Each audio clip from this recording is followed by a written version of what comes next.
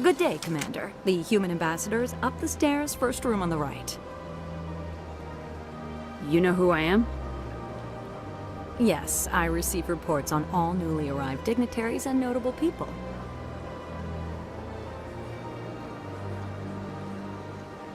What is this place?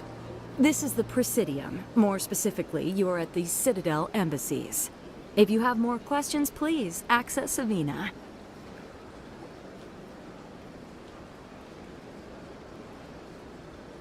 What's that? Oh, Avina is the virtual guide for the Citadel. Feel free to access the terminal yourself.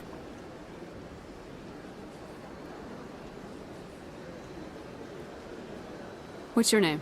What do you do here? My name is Safiria. I'm the administrative assistant for the embassies. You seem to be distracted. The embassies are the hub of all Citadel politics. When you represent trillions of citizens, it tends to get a little busy. I should be going now. Have a pleasant day. Welcome to the Presidium. Allow me to be your guide. I can't tell the aliens from the animals. Big place. Greetings and welcome to the Presidium. My name is Avina, and I am pleased to be your virtual guide throughout this level of the Citadel space station.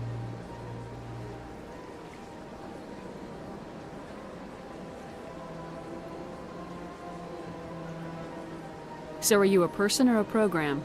I am a fully interactive virtual intelligence, programmed to provide spontaneous guidance at predetermined locations of interest throughout this level of the Citadel. I may also be contacted through any of the Presidium VI terminals, should you require assistance.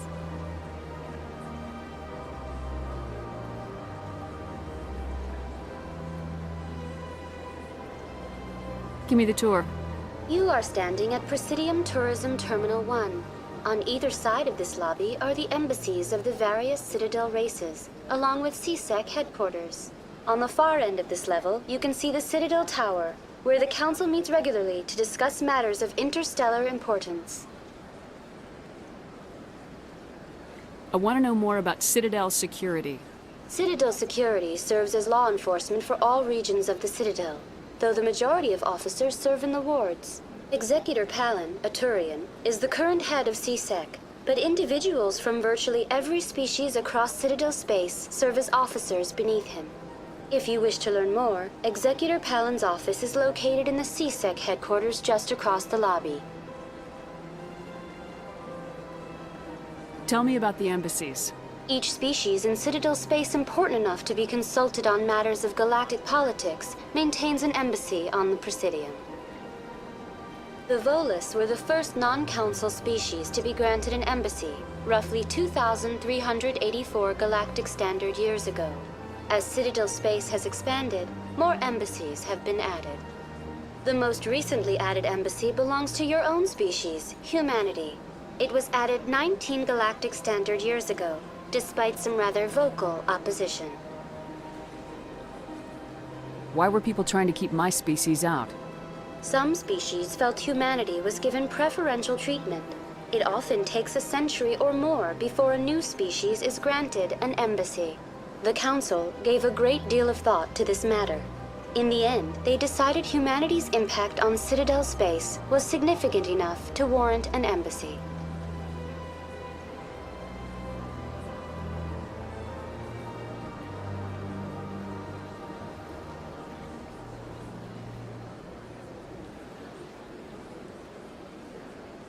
Tell me about the embassies. Each species, the most recently added embassy belongs. Why were people trying? The Council gave a great deal of thought to this matter. In the end, they decided humanity's impact on Citadel space was significant enough to warrant an embassy. Do you agree with their decision? I am not programmed to make that kind of qualified judgment. My code is limited to information and simple interaction simulations.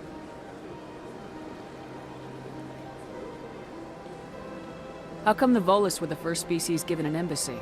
In the early years following the formation of the Council, the Volus were, apart from the Asari and Solarians, the most populous and widespread species in Citadel space.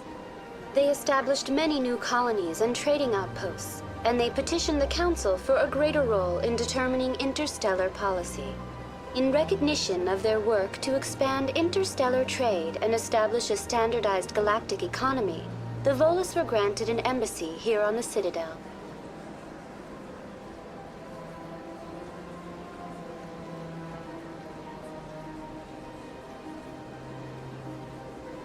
Why weren't they made a council race?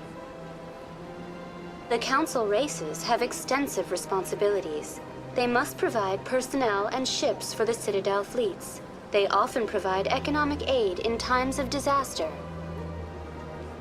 It would be unfair to demand such an enormous burden of a species unable to meet these obligations. The embassies allow lesser species to have a voice on the Citadel.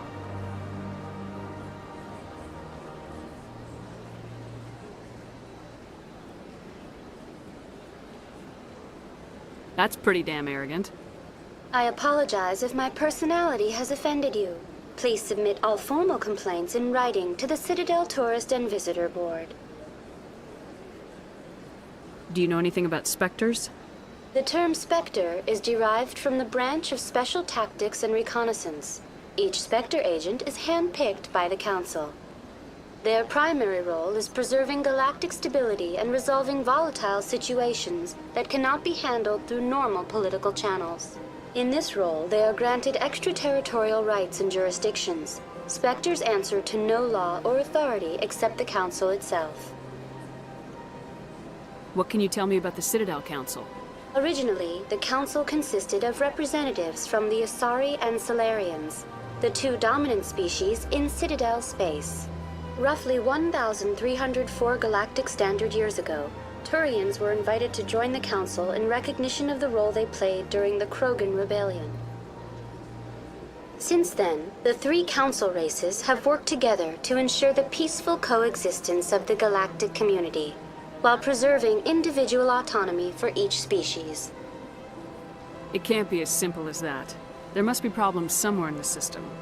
I am not programmed to make that kind of qualified judgment. My code is limited to information and simple interaction simulations.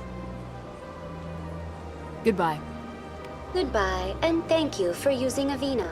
Please enjoy your visit to the Citadel.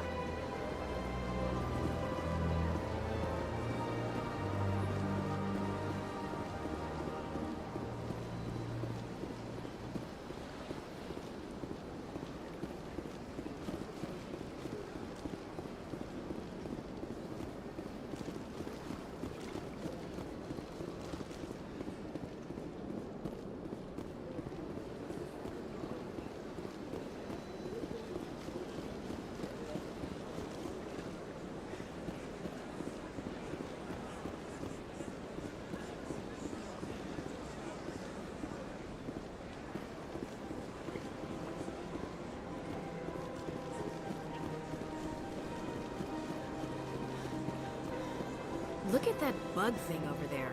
What's it doing? Please do not disturb the Keepers.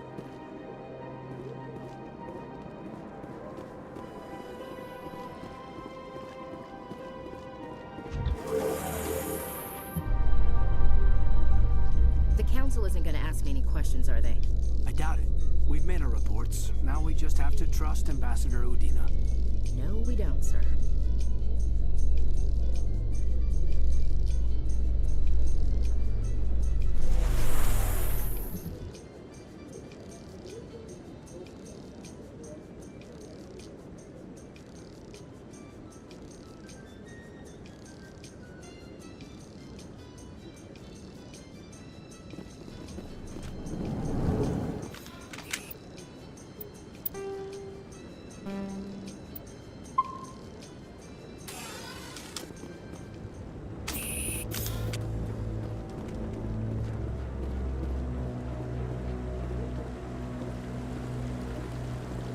Saren's hiding something. Give me more time. Stall them. Stall the Council? Don't be ridiculous. Your investigation is over, Garrus.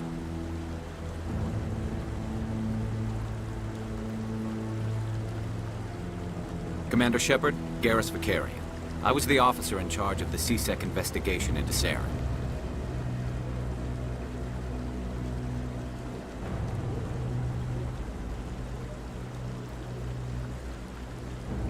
Who were you just talking to? That was Executor Palin, head of Citadel Security, my boss. He'll be presenting my findings on Saren to the Council.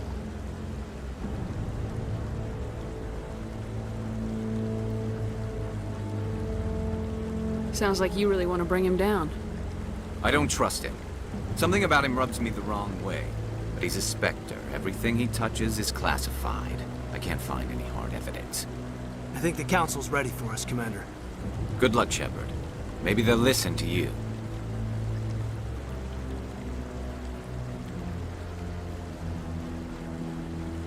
You don't want to keep the Council waiting.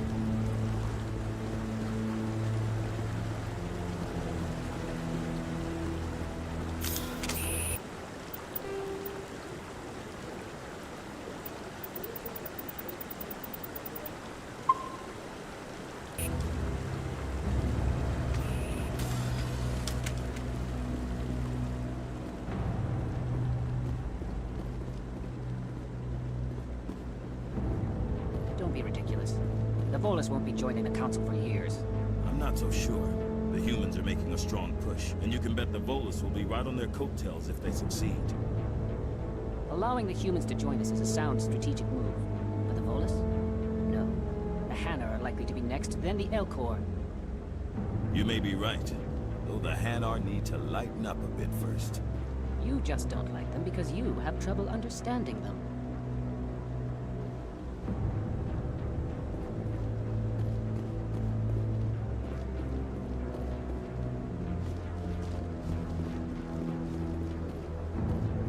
The hearing's already started. Come on.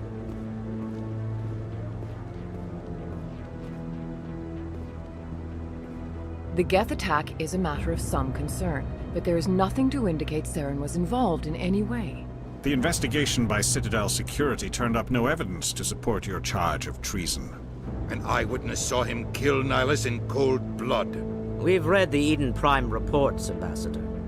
The testimony of one traumatized dock worker is hardly compelling proof. I resent these accusations. Nihilus was a fellow Spectre and a friend. That just let you catch him off guard. Captain Anderson, you always seem to be involved when humanity makes false charges against me. And this must be your protege, Commander Shepard, the one who let the beacon get destroyed.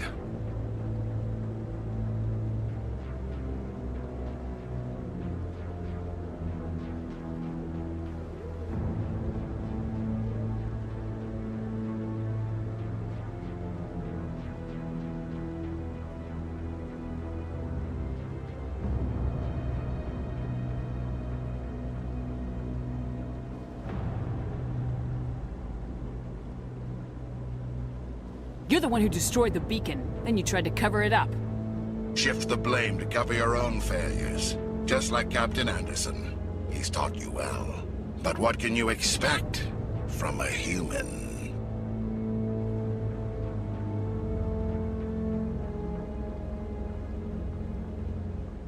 Saren despises humanity. That's why he attacked Eden Prime. Your species needs to learn its place, Shepard. You're not ready to join the Council. You're not even ready to join the Spectres. He has no right to say that. That's not his decision. Shepard's admission into the Spectres is not the purpose of this meeting. This meeting has no purpose. The humans are wasting your time, Counselor, and mine.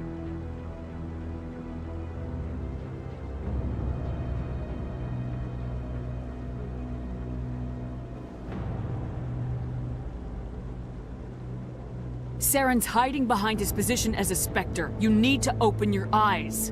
What we need is evidence. So far, we've seen nothing. There is still one outstanding issue. Commander Shepard's vision. It may have been triggered by the beacon. Are we allowing dreams into evidence now? How can I defend my innocence against this kind of testimony? I agree. Our judgment must be based on facts and evidence, not wild imaginings and reckless speculation. Do you have anything else to add, Commander Shepard?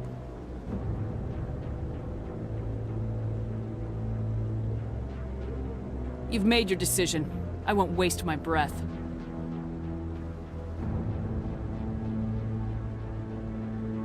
The Council has found no evidence of any connection between Saren and the Geth. Ambassador, your petition to have him disbarred from the Spectres is denied. I'm glad to see justice was served. This meeting is adjourned.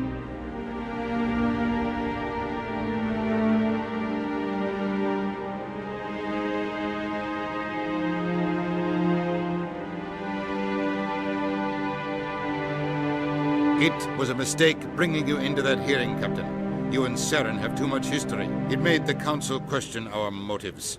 I know Saren. He's working with the Geth for one reason: to exterminate the entire human race. Every colony we have is at risk. Every world we control is in danger. Even Earth isn't safe. Tell me about this history between you and Saren. I worked with him on a mission a long time ago.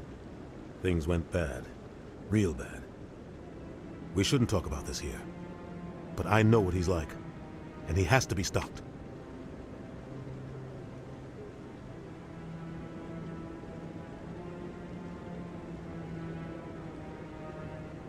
We need to deal with Saren ourselves.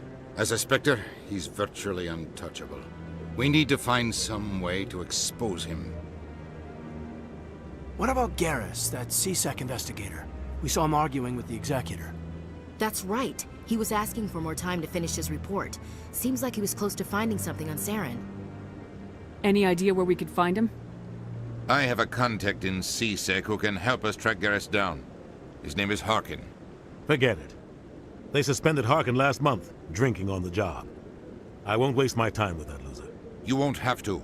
I don't want the Council using your past history with Saren as an excuse to ignore anything we turn up. Shepard will handle this.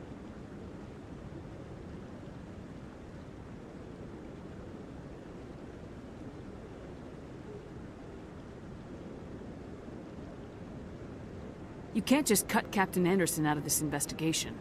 The Ambassador's right. I need to step aside. I need to take care of some business. Captain, meet me in my office later. Harkin's probably getting drunk at Cora's Den. It's a dingy little club in the lower section of the wards.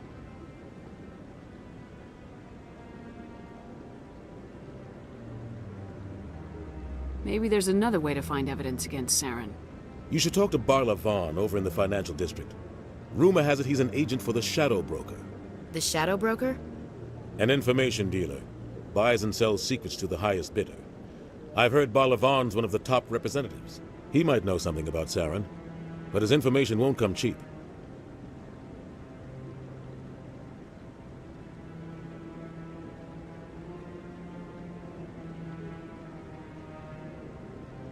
You and Saren have a history. What happened? About 20 years ago, I was part of a mission in the Skillian Verge.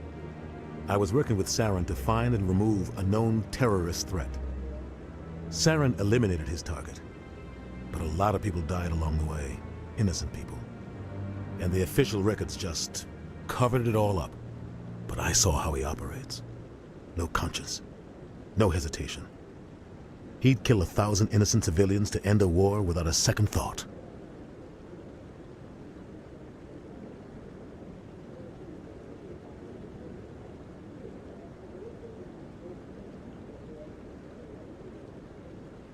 Killing innocents doesn't end wars. It causes them. I know how the world works, Commander. Sometimes you're forced to make unpleasant decisions, but only if there's no other way. Saren doesn't even look for another option. He's twisted, broken.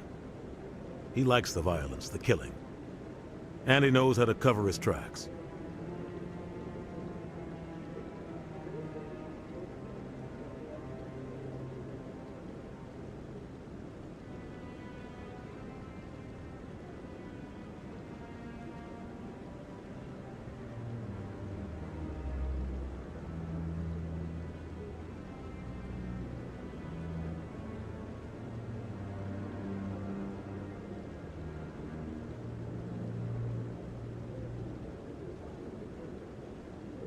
Our ambassador doesn't seem to get along with the Council. He's just frustrated. The Council's always preaching that we need to be part of the galactic community. But for them, it's a one-way street. They want us to expand and settle unstable regions like the Skillian Verge and the Attican Traverse. But when we run into trouble, they don't want to help us out. Everyone knows it's only a matter of time until we get a seat on the Council. The ambassador just thinks it should happen sooner rather than later. And I agree.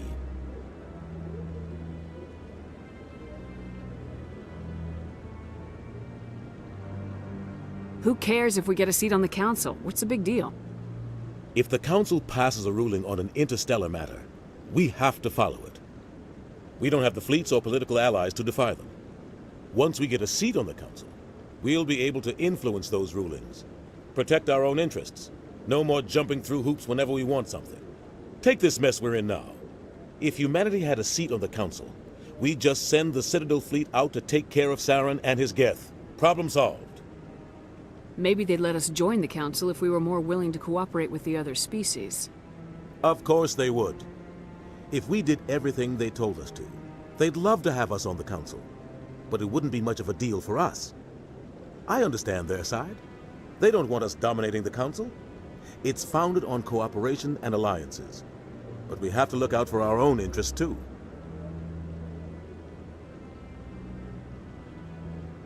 You don't think much of Harkin. The guy joined C-Sec about 20 years ago. He's been an embarrassment to our species ever since.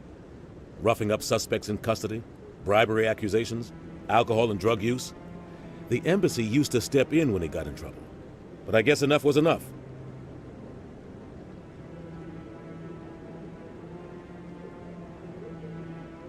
Guy's a scumbag. He should have been cut loose a long time ago. He was one of the first human C-Sec officers. Guess it would have looked bad if he got fired. A lot of backroom deals were worked out over the years to keep him on the force. Politics is a dirty business sometimes, but it looks like his time's run out. We've got enough humans in C-Sec now to stop protecting him. I thought this embassy was supposed to help humans. Harkin may be human, but he's also an ass. He's had more than his share of chances. If the embassy wasn't protecting him, he would have been fired 15 years ago. C-Sec is better off without him. I want to know more about the Spectres. They're not your typical government agency. They tend to work alone, behind the scenes. They take care of problems the Council can't. It's not easy preserving peace across an entire galaxy. The Council prefers to use diplomacy and negotiation. But sometimes more extreme measures are needed.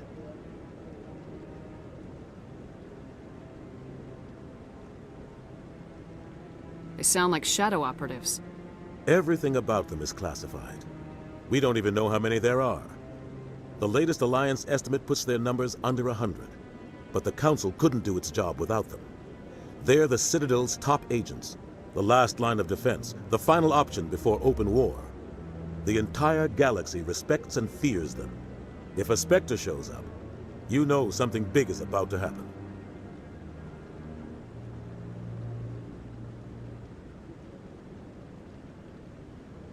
What happens when a Spectre goes rogue, like Saren? It doesn't happen often. The Council is careful when they select their candidates. But when something does go wrong, there's usually only one solution. Send another Spectre to bring the rogue agent down.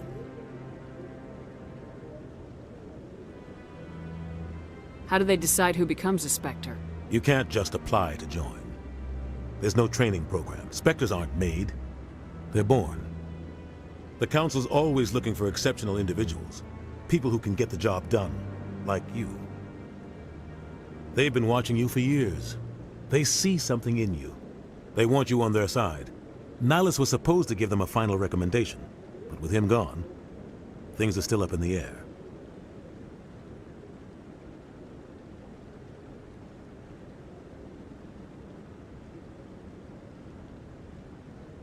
What's their command structure like? There is no command structure. Each Spectre answers directly to the Council. Sometimes they're sent on specific missions. Other times, they act on their own. They tend to operate outside the law, do whatever it takes to accomplish their goals. The Council just turns a blind eye. Spectres have a lot of power, Shepard.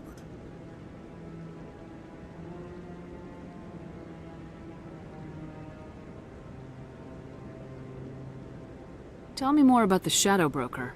He's a necessary evil of galactic politics. Buying and selling information is a part of the game. And the Shadow Broker just happens to be the best player on the field. Always sells to the highest bidder. Doesn't get involved in politics, doesn't pick sides. A simple system, but it works. He's not a threat to anyone, not directly. He's just a resource we can use, or she is. Or maybe they are. Nobody really knows.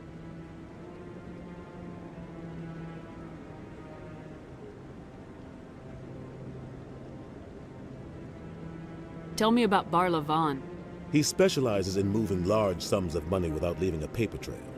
A financial genius, doesn't do anything illegal, but he knows all the loopholes. He's got an impressive client list. Ambassadors, diplomats, specters. That's probably why the Shadow Broker uses him.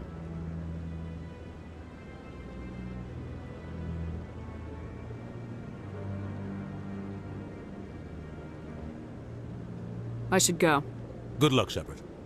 I'll be over in the ambassador's office if you need anything else.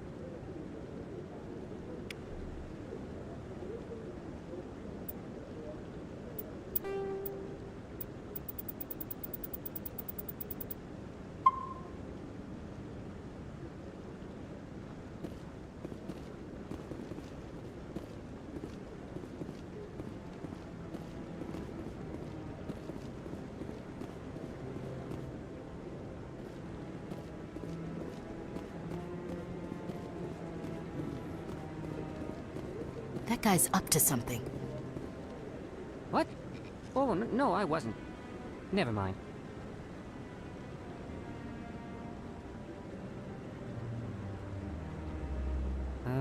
Yes, is there something you want? Why are you so interested in the Keepers? Keepers? I've got no interest in the Don't get coy. I know what I saw. I'm not so sure I should be talking to you about this. We're just talking. Is there something wrong with that? No. I guess it wouldn't hurt to tell you. I'm using a small scanner to gather readings on the Keepers. So far I've had mixed results. I find it difficult to get near the creatures.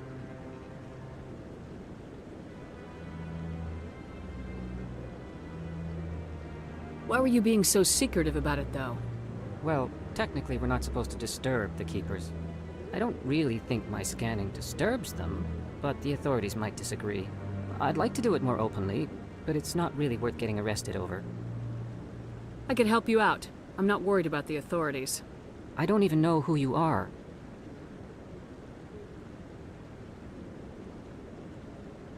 I'm Commander Shepard with the Alliance military. Well, I suppose I could use the help. You'll need this. It's the scanning device I developed. Activate it each time you see a Keeper. All collected data will automatically upload to my database. I'll even send a few credits your way for each unique scan. What are you doing with the data once you've scanned it? Trying to learn whatever I can about the Keepers. We see them working everywhere, yet we know so little about them. I'm a scientist. I want to know what makes them tick. I should get going then. Yes, I have much work myself. So long, and good luck with the scanning.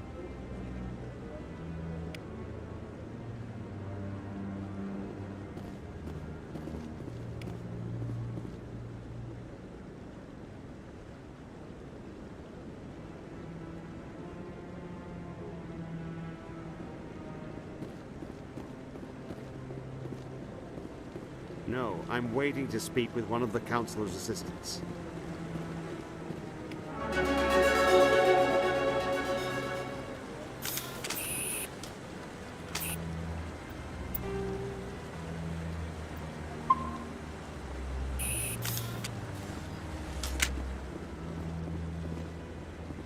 No, I just want to ask a couple of questions.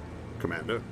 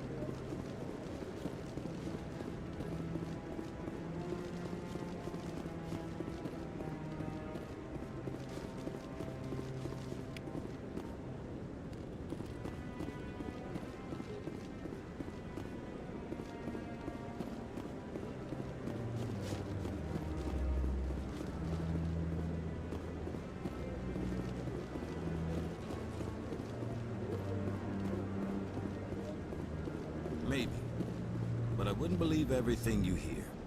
But that's just it. I'm hearing it everywhere. It's not just isolated rumors. Do you really think Saren could be involved in something like that without the Council knowing it? Maybe the Council does know. Everyone already assumes he's just doing their dirty work. That's dangerous talk. I'd be careful who you mention that to. I know. But if it's true, shouldn't we be doing something about it? No. And I'll thank you to keep me out of it if you do.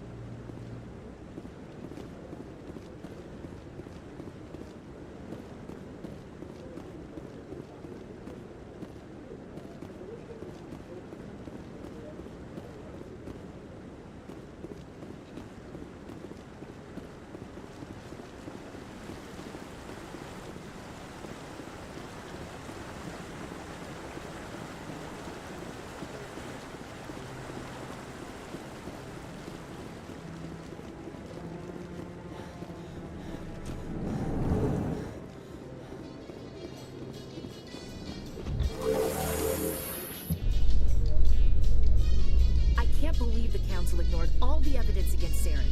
Saren's one of their best operatives. It's only natural they take his word over ours.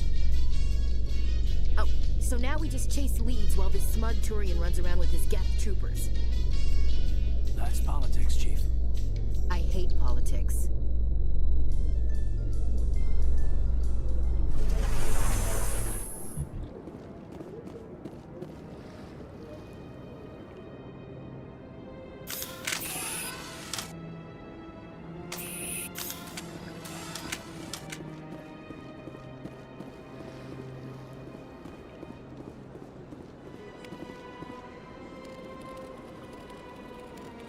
Please do not disturb the keepers.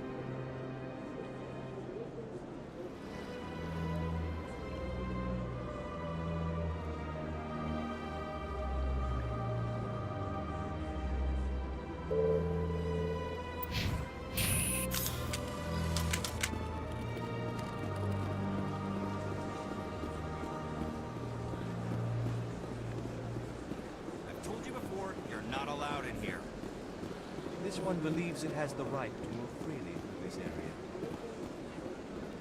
You're creating a public disturbance. It's against Citadel regulations. This one is unsure why the other would not be.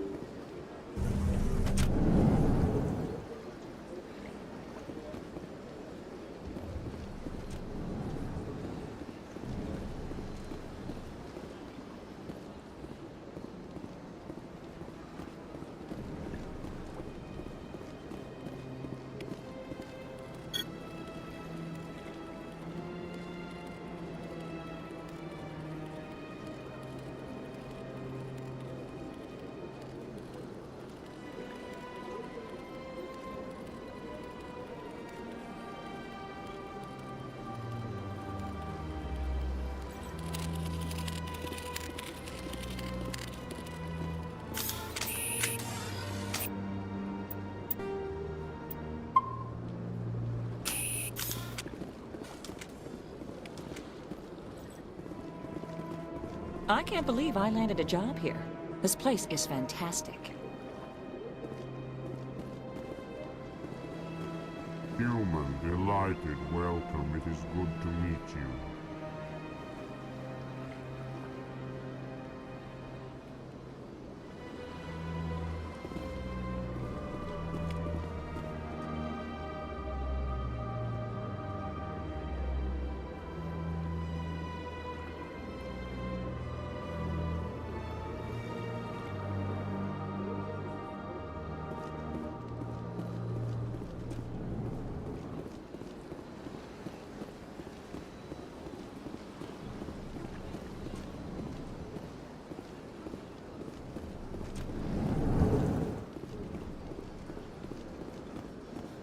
Don't believe the rumors. The consort would never reveal her secrets. Of course she wouldn't. She'd be tossed out the nearest airlock if she did. I suppose. Besides, Nick, the consort's nothing like the girls back on the colonies. She's... You don't have to do it with her. You can just talk to her if you want. Is that all you did, Jazz? Just talk? I didn't say that. Ha! I bet you did too. Shut up, Fredericks. What do you want? Oh, Commander. Is there something I can do for you? Relax, Private. This isn't an inspection. Right, sorry. What can I do for you, Commander? What can you tell me about the Asari consort?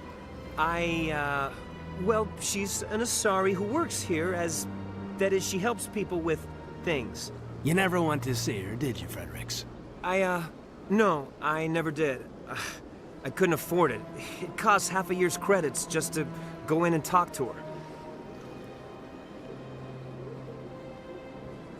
Can you at least tell me where I can find her? Sure. She's across the bridge from the embassies. Thanks, kid. Have fun. Try not to get into too much trouble. I will. Have fun, that is.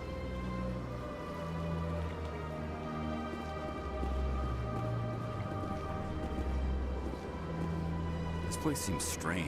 Wish there were more humans around.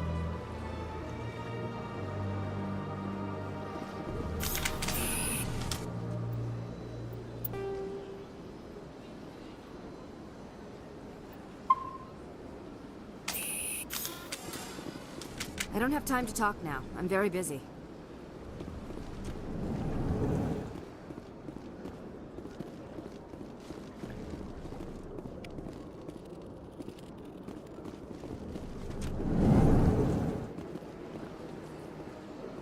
Hello, Commander. Can I get you something? What have you got? Information, mostly. Would you like to know about some points of interest nearby? What's going on around here? Well, you found the embassies. Not much going on here.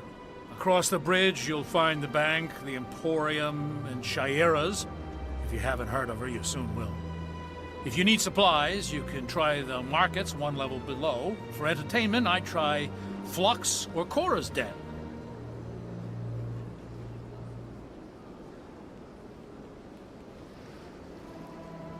What is Shayera's? The consort? She entertains clients who can afford her services. Most of the diplomats and ambassadors have visited her at one time or another. She's a very powerful woman, but also very respected.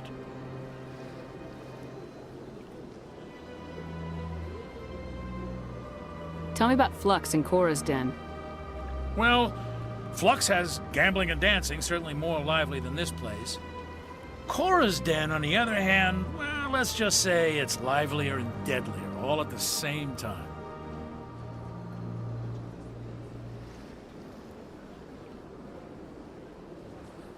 Goodbye. So long, Commander. Have a pleasant day.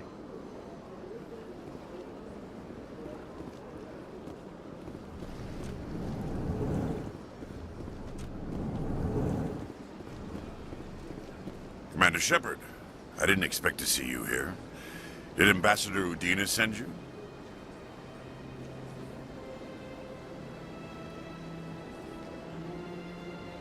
I came on my own. I need information. You humans are always so curious, always sticking your fingers into someone else's pie.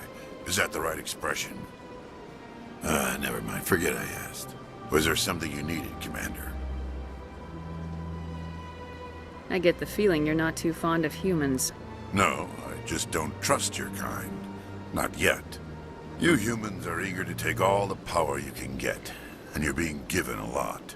If the Council wants to make humanity their new favorite pet, that's their business. But I don't have to like it. The Council treats us like second-class citizens. We have to fight for everything we get. Good. Then fight for it. But don't expect the rest of us to just sit back and let you take it. I'm a busy man, Commander. Are we done here? What do you know about the Spectres?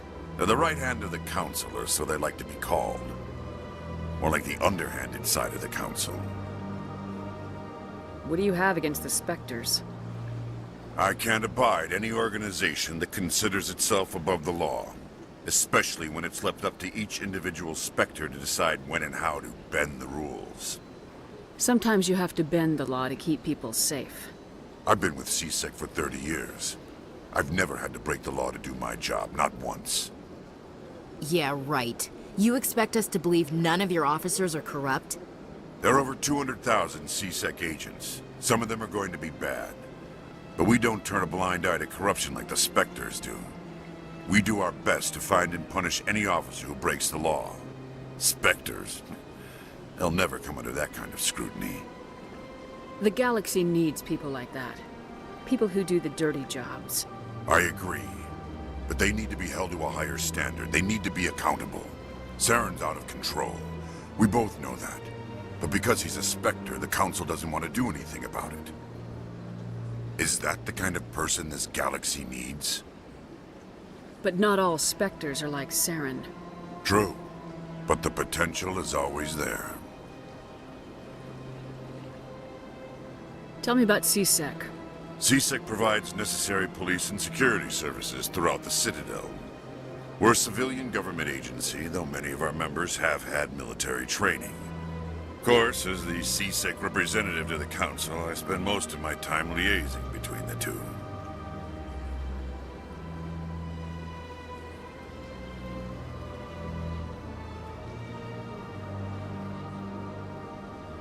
Tell me about your investigation into Saren. Sorry, Commander. I don't make a habit of giving out details about ongoing investigations. Then can you tell me what you know about Garrus?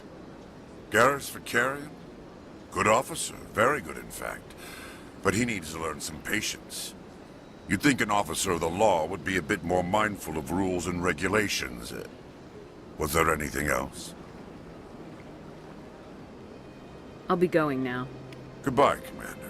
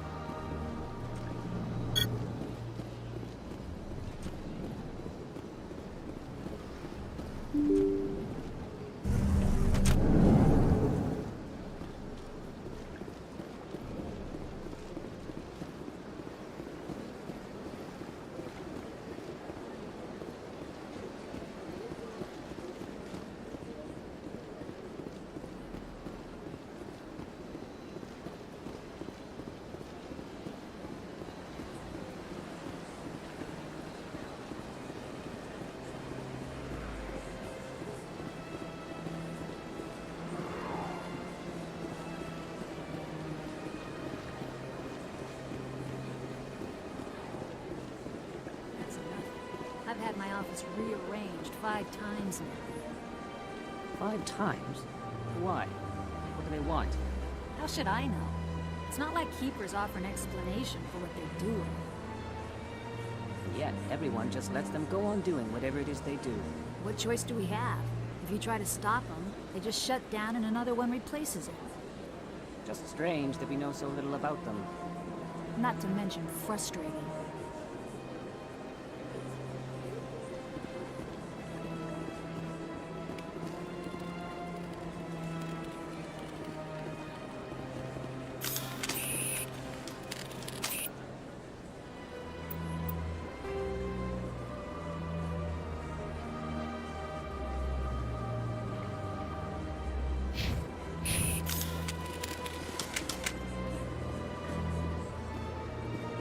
Welcome, I am Nelina. I don't recognize you as one of our expected clients today. Would you like me to see when the consort will be able to meet with you? Can't I just go in? I'm afraid not. Yeah, you must understand there are many who seek the consort services. But if you wish to leave your name, she'll make every effort to meet with you. What do you do here, Nelina? I'm one of the consort's acolytes. Many of the people here today will not see the consort, but they expect to be attended to just the same. It's our job to ensure that they leave contented. What exactly do you attend to? Well, each acolyte has her unique abilities. Some soothe with song, others with conversation. As much as possible, we seek to match the needs of our clients to the skills of our acolytes. My specialty is touch. My fingertips can find every tension point in your body and relieve it. I'd like to try out your services. Excellent. I'll add you to our client list. We should be able to see you in 3 or 4 months.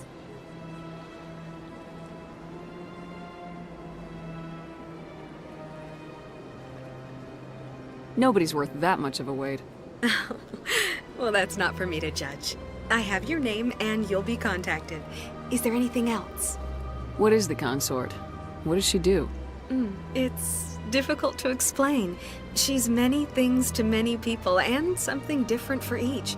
Some seek her for advice, some for entertainment, others still for pleasure. Most of the time, our clients won't realize what they were seeking until after she has provided it for them. You make her sound like some kind of oracle. No, not in the usual sense. She's merely a woman with remarkable compassion and a generous spirit. I suggest you make an appointment and see for yourself. I think I'm done here. Oh, well, I hope you'll return again in the future. We always enjoy seeing new clients. Nelina. Yes, Shaira? Send the commander up to see me. I wish to speak with her. Yes, of course, mistress.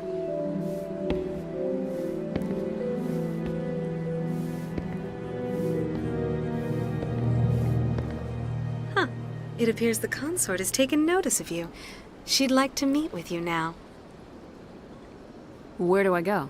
Just head upstairs. She'll be waiting for you. The consort still awaits your visit.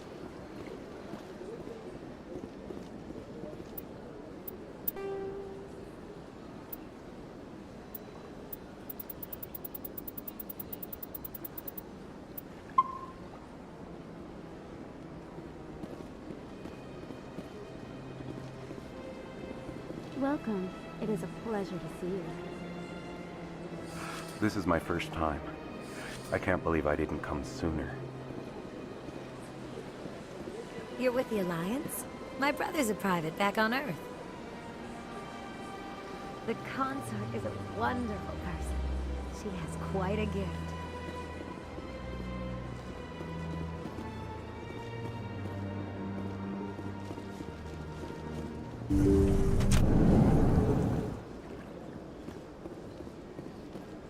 That is close enough, Commander.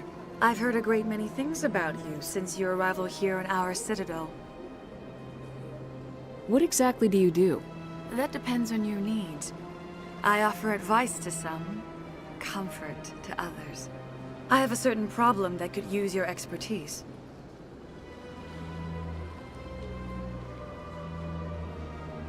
Maybe I can help. I have a friend, Septimus, a retired Turian general. I won't discuss the details, but he wanted me to be more than I could be. We had a falling out. Now he spends his days in Korra's den, drinking and spreading lies about me. If you would speak to him as a fellow soldier, I believe he will listen to you and let the matter be.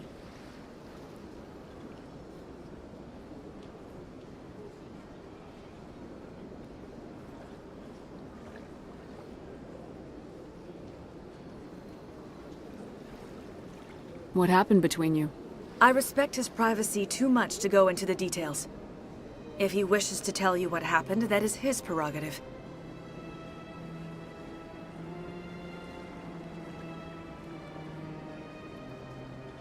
What exactly do you want me to tell him? Appeal to his sense of honor. Remind him of his position as a general. If you can convince him to stop spreading lies about me, I would be very grateful.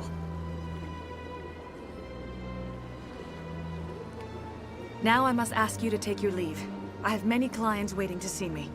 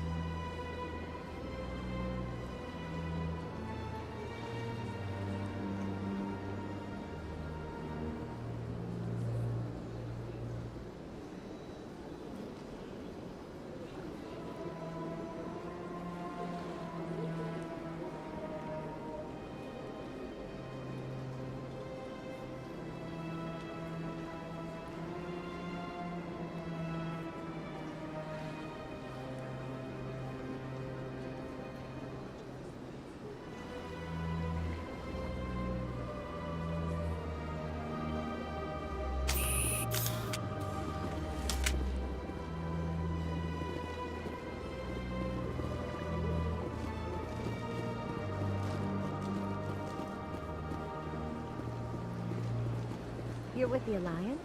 My brother's a part.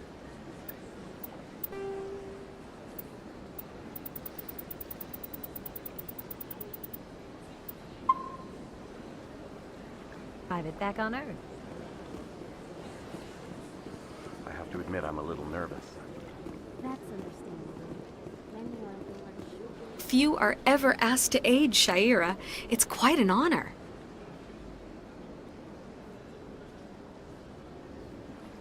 What is the consort? What does she do? It's difficult to explain. She's many things to many people, and something different for each. Some seek her for advice, some for entertainment, others still for pleasure. Most of the time, our clients won't realize what they were seeking until after she has provided it for them. What do you know about the General? He's been seeing the consort for longer than I can remember. Then one day, he stormed out of here furious. He hasn't been back since. He was always very respectful to the Acolytes, very noble. What do you do here, Nalina? I'm one of the Consort's Acolytes. Many of the people here today will not see the Consort, but they expect to be attended to just the same. It's our job to ensure that they leave contented.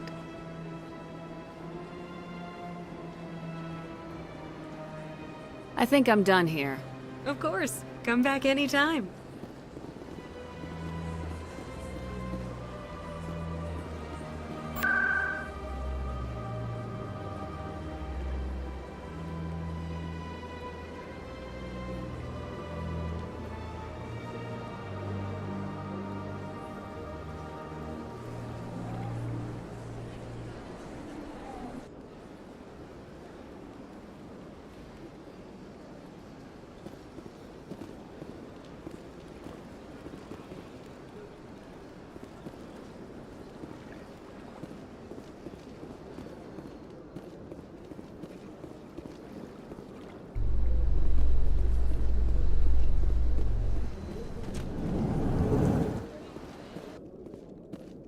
So, Williams, you happy you signed on with Commander Shepard?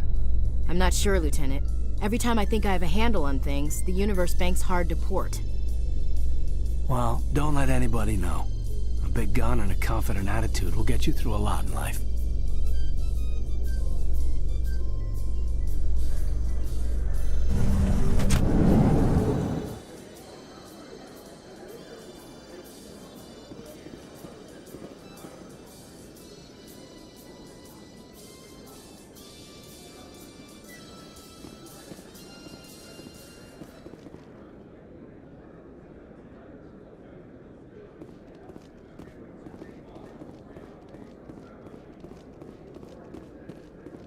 Do you really think we'll find him down here? He always stops in for a few games of Quasar before he makes his drop.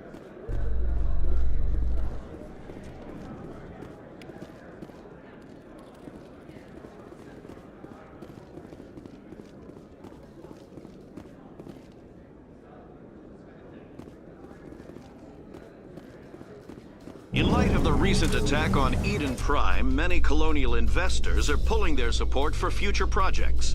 Proponents of expanded human colonization insist that Eden Prime was an isolated case. Nevertheless, colonist enrollment has dropped sharply.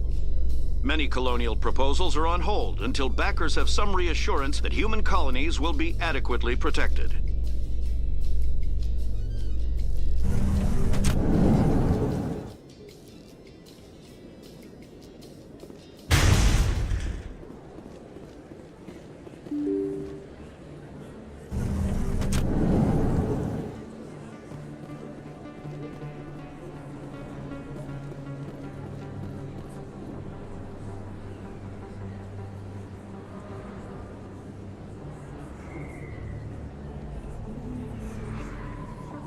Big place.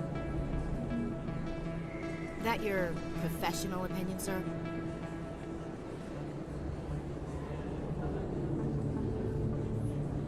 This isn't a station, it's a city. There must be millions here.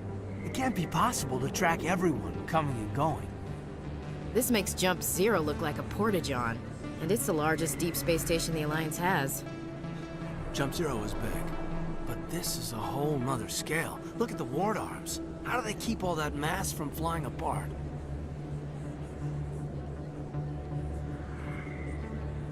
The Council represents more races than I thought.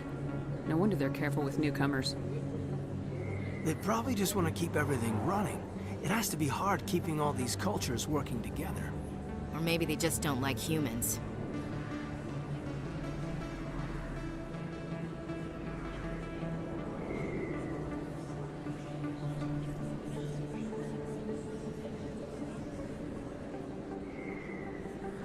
Why not? We've got oceans, beautiful women, this emotion called love. According to the old vids, we have everything they want. When you put it that way, there's no reason they wouldn't like you. I mean, us. Humans, ma'am. You don't take much shore leave, do you, LT?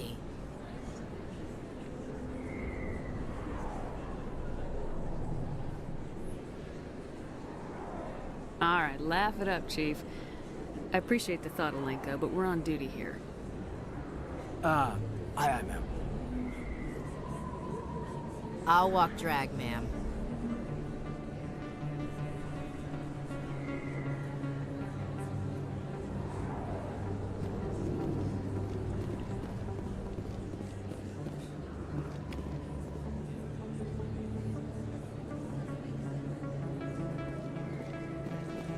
Commander Shepard? Excuse me, Commander Shepard! I'm Emily Wong. I'm an investigative journalist working here on the Citadel. Could I have a moment of your time?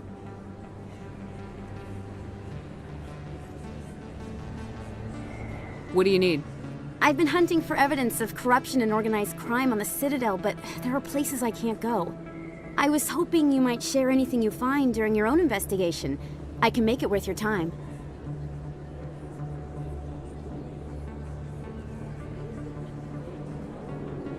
How do you know that my investigation is going to uncover anything you need?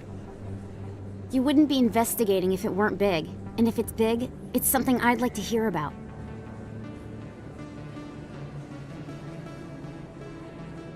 You gotta have access to better sources. Why contact me? I'm using every source I can find, but I think I've got a better shot with you. I've read your file. If anyone is going to uncover corruption here, it's the hero of the Skillian Blitz. How do you know I'm investigating anything here on the Citadel? I'm a good journalist, Commander Shepard. Word gets around. Sounds like a good cause. If I find any information, it's yours. Thank you, Commander. You won't regret it.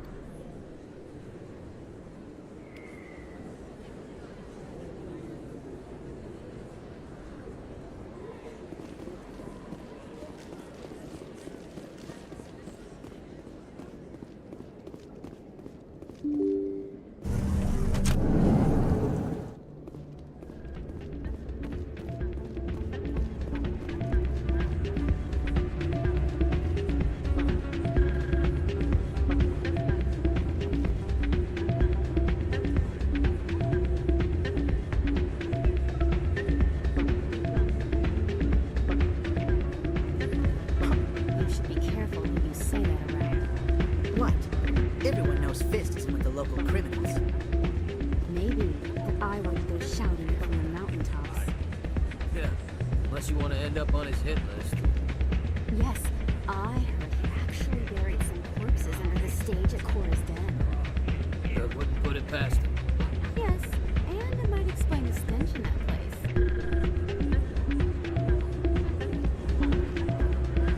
It's out of my hands, Rita. I'm waiting for someone else.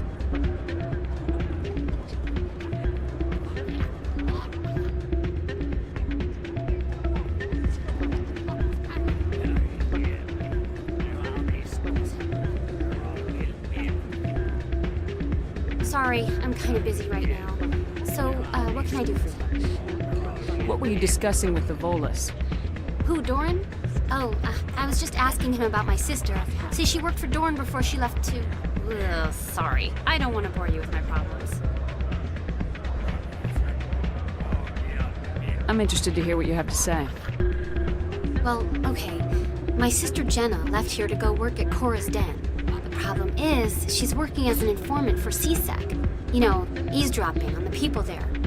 If they find out what she's doing, they'll kill her. Being an informant is a dangerous job. That's what I've been telling her. Well, I don't know. Sometimes I think she stays there just to spite me.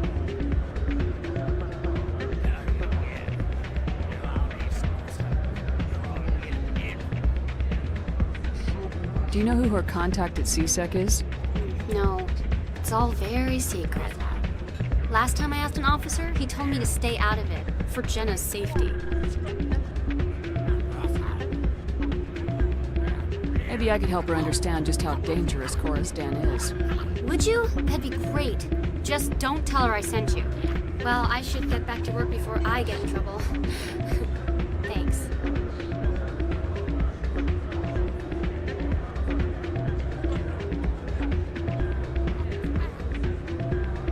Hey, luck? I haven't spoken with her. Oh, no rush. I really appreciate you doing this.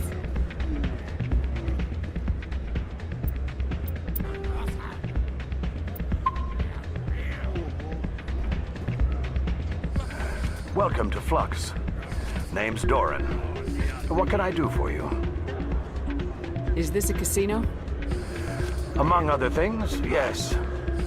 We've got some quasar stations, if you're interested. What can you tell me about the sisters working for you? Well, Jenna left to work at Cora's den. Now her sister Rita is all worried she might be in some kind of trouble. Not much chance Jenna will change her mind, though. She's a stubborn one. If she wanted to come back, I'd take her in a second. The customers loved her.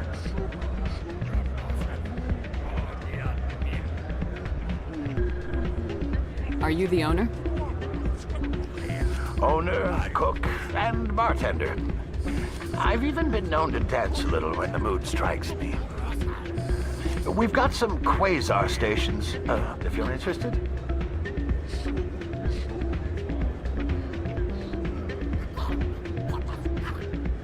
Goodbye. Enjoy your time here at Flux. Drinks and dancing down below, gambling up above. Good place to blow off some steam. Aw, man. My sisters would love this place. Maybe when this is all over, I'll bring them here for a girls' night out.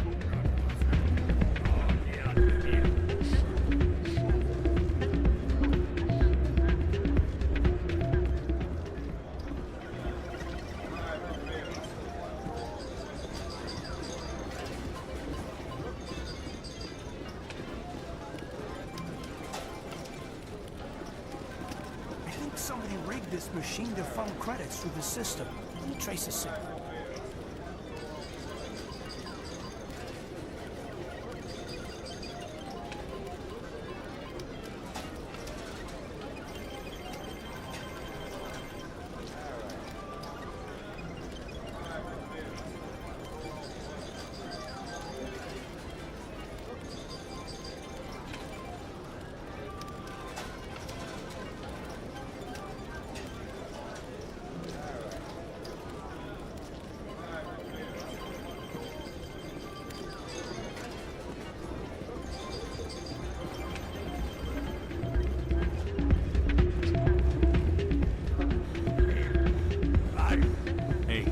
See another human in here.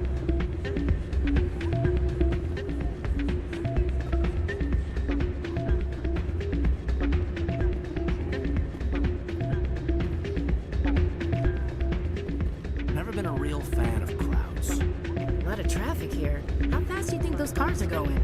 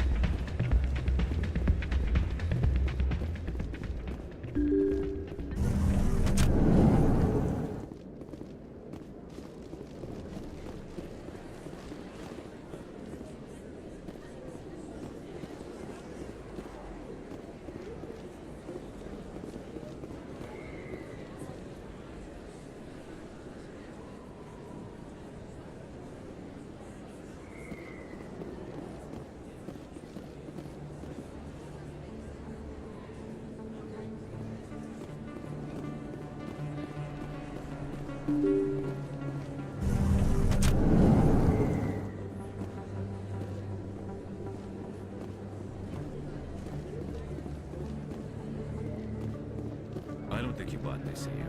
I don't sell this model. Look, I know it was you. I remember your face.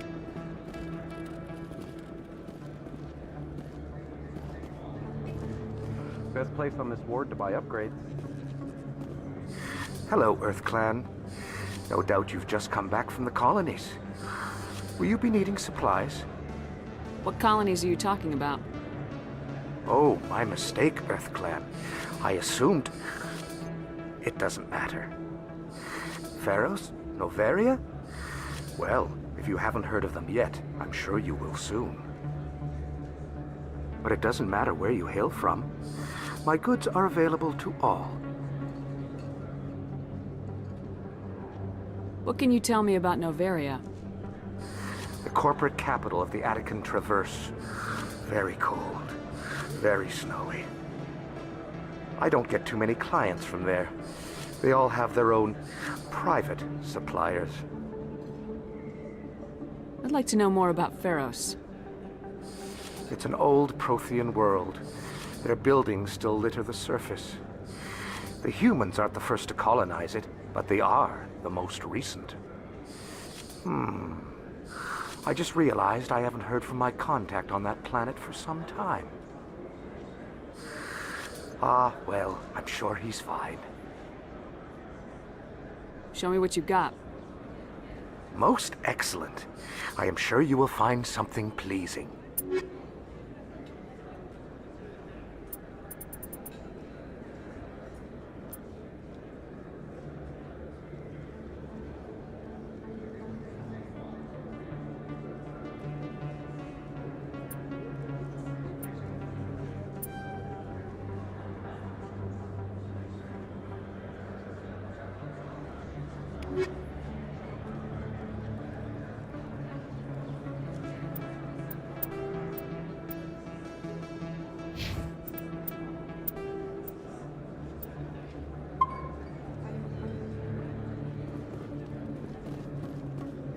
Is that really... You're Commander Shepard, the hero of Eden Prime. I am so honored to meet you.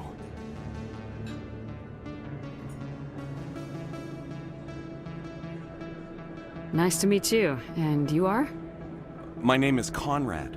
Conrad Werner. They say you killed more than 100 Geth on Eden Prime. I spent most of my time trying to stay alive and help the colonists.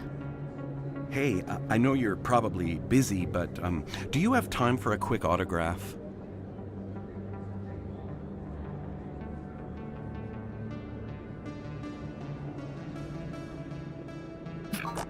Anything for a fan. Here. Thanks. I really appreciate it. My wife is going to be so impressed. I'll let you get back to work. But next time you're on Earth, I'd love to buy you a drink. Thanks again!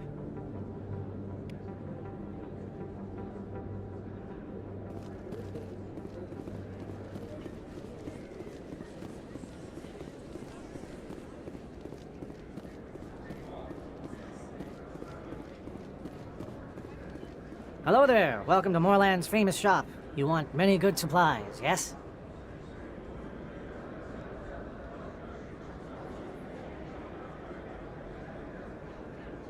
Let me see what you have.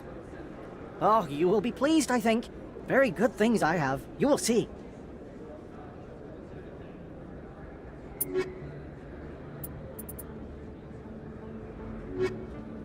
Hello there. Welcome to Moorland's famous shop. You want many good supplies. Oh, you will be pleased, I think. Very good things.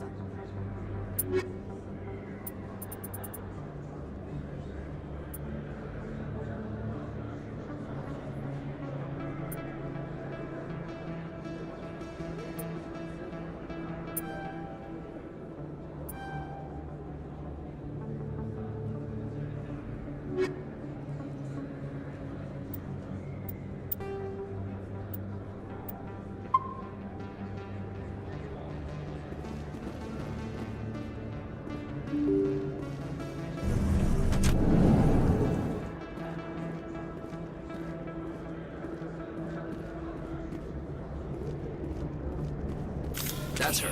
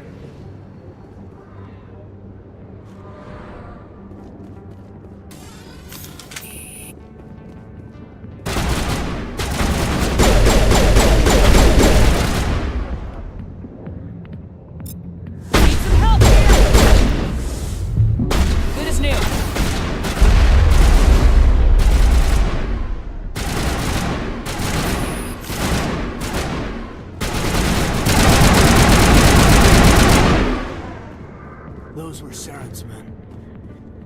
Perimeter clear.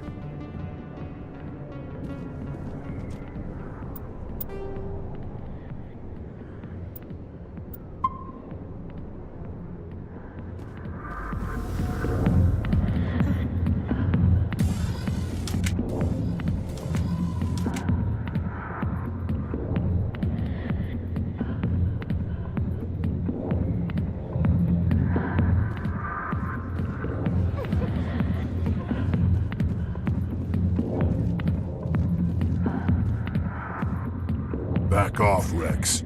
Fist told us to take you down if you showed up. What are you waiting for? I'm standing right here. This is Fist's only chance. If he's smart, he'll take it.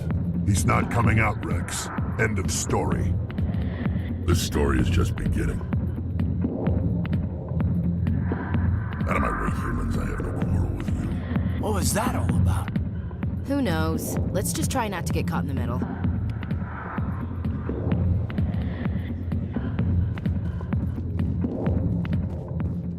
The back rooms are private, reserved for Fist and his friends. Who's Fist? He owns this club, but the customers have to stay out front.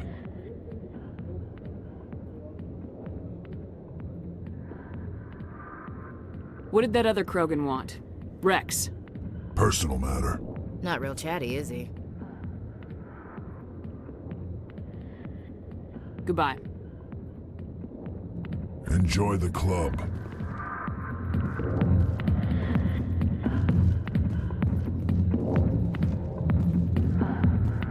A million light years from where humanity began, and we walk into a bar filled with men drooling over half-naked women shaking their asses on a stage. I can't decide if that's funny or sad. What? You don't think they're here because of the food?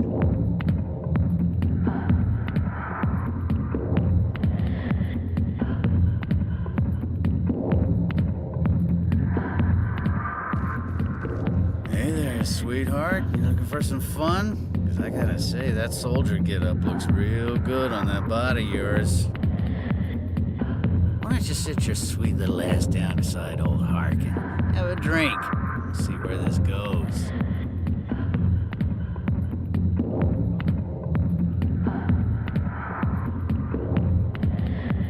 Maybe later. Suit yourself, princess. You know, if more Marines looked like you, I might have joined the Alliance instead of C-Sec. Harkin, right? I was told you could help me find someone. A Turian C-Sec officer named Garrus. Garrus? You must be one of Captain Anderson's crew. Poor bastard, still trying to bring Saren down, huh? I know where Garrus is, but you gotta tell me something first. Did the captain let you in on his big secret?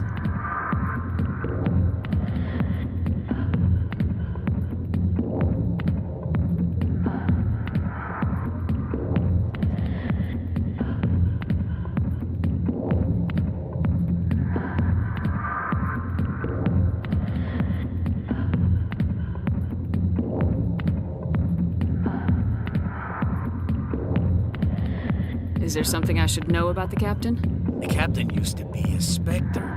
Didn't know that, did you? It was all very hush-hush. The first human ever given that honor, and then he blew it. Screwed up his mission so bad they kicked him out. Of course, he blames Saren. Says the Turians set him up.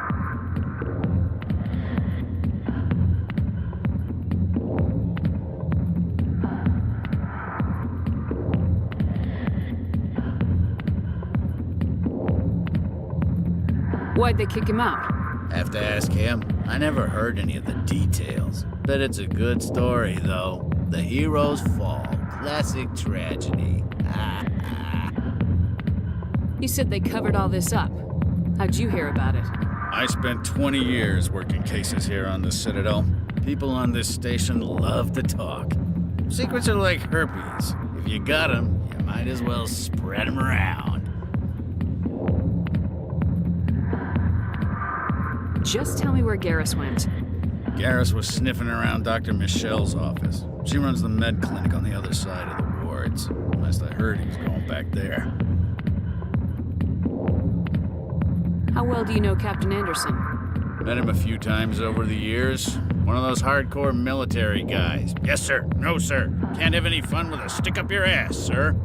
That's probably why he climbed the Alliance ranks so fast. The military loves brown-nosers. The captain's a good soldier. Sure, whatever. Dress him in a fancy suit, pin some shiny medals on his chest, and call him a hero. Everybody else does. But if he's so great, why'd the Spectres kick him out? Go ask him about that, sweetheart.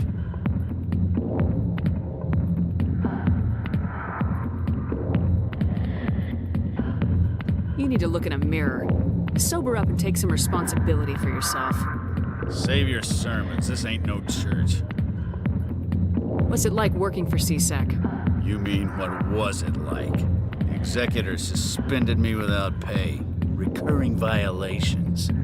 CSEC was keeping a file on me. Can you believe that? Every mistake I ever made went into the books. Get a little rough with a suspect, note in the file. Have a couple of drinks on duty, note in the file. Skim a couple of credits off a drug bust, note in the file. It's a goddamn witch hunt. What do you know about Garrus? Damn hothead is what he is. Still figures he can save the world. Always bucking heads with the executor. He'll pay for it soon enough. The executor loves to put us lowly field agents in our place. Just look what happened to me. You need to look in a mirror. Sober up and take some responsibility for yourself. Save your sermons. This ain't no church. What's it like working? You mean, skim a couple of credits off a drug bust, note in the file. It's a goddamn witch hunt. You get off easy if you ask me. What the hell do you know? Working for CSEC isn't like being a Marine. People get pissed off if we shoot somebody. Investigations, inquiries, rules, regulations. Every day I plow through enough red tape to choke a rhino. That's how you gotta be to do this job. So don't talk to me about right and wrong. You soldiers got it easy.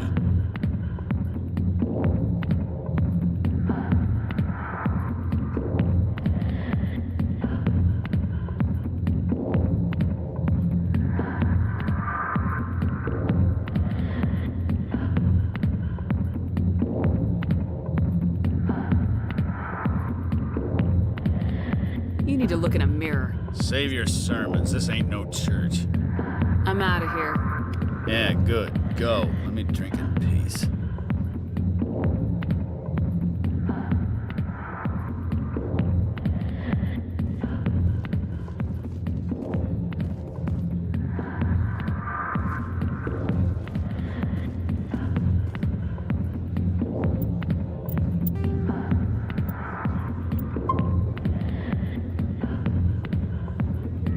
Commander, what do you want? I'm here on Shayura's behalf. Your lies are hurting her. Good! The lies have been killing me for days. I've seen a lot of horrible things in my days, and there's only one woman in this damn galaxy that helps me forget it. So if you feel that way, then why spread lies about her? Because she rejected me! Me! Septimus Oraka, General of the Turian Fleet.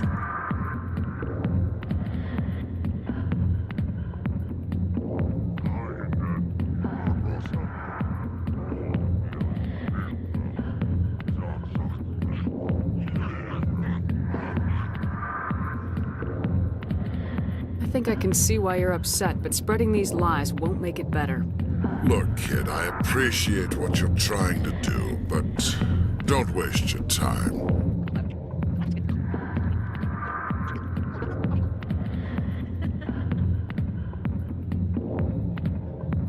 General, did you ever win a battle by moping in a bar? Ha, war. That's what this feels like, all right. How did I let it come to this? So you think it's that easy? Just straighten up and act like a general? I don't think it could hurt. Huh. Maybe you're right, Commander. Shayura's worth the effort. Even if she won't have me back. This is no place for someone of your stature, General. All right. I'll go to her. After I've had a cold shower or too. Say, you're a bright kid. Would you be interested in earning a few extra credits? What do you want me to do? There's an Elcor diplomat out there who believes Sha'ira gave up his secrets. Why does he think that? Because I told him. Look, I just need you to convince him of the truth. What makes you think he'll believe me? You'll bring him proof. Take this datapad. It shows where I got my info. It will exonerate Sha'ira and convince the Elcor. Who am I taking it to, and where is he? His name is Zaltan. He's an Elcor diplomat. He's over in the embassies complaining about Sha'ira. Well, here's to soldiers acting like soldiers. Thanks, Commander. You know, you might make a good general yourself one day. Hard to imagine a general like that getting so upset about a woman. That's because you don't understand women, Kate.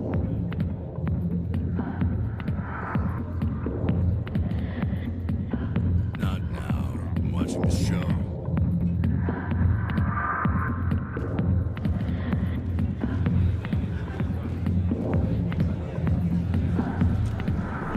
Why didn't Captain Anderson tell us he used to be a Spectre? Maybe it's not true. Parkin's an ass. Bet he's just messing with our heads. You're probably right. Still, I'd like to hear what the captain has to say about all this.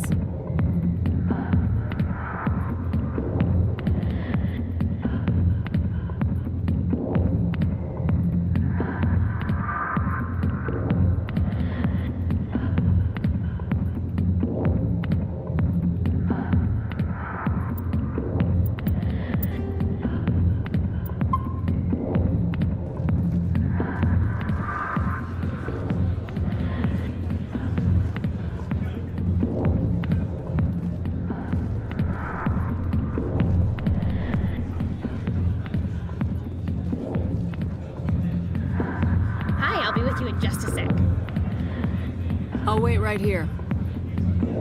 Why do I get the feeling you're not here to order drinks? I need to talk to you about your work with CSEC. I don't know what you're talking about. Now, if you don't mind, I need to get back to my customers.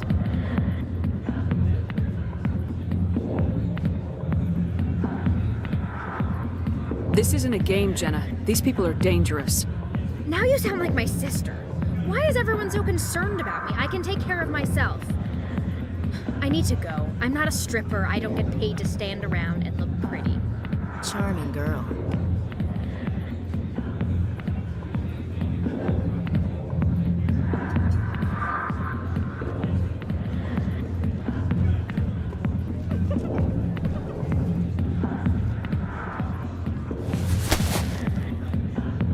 If you've got questions about Jenna, meet me at CSEC Academy.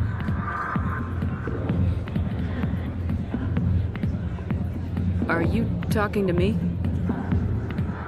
Push off. I never did nothing to you. Damn newcomers. Think they can run the place. What was that about? I guess we better go find out.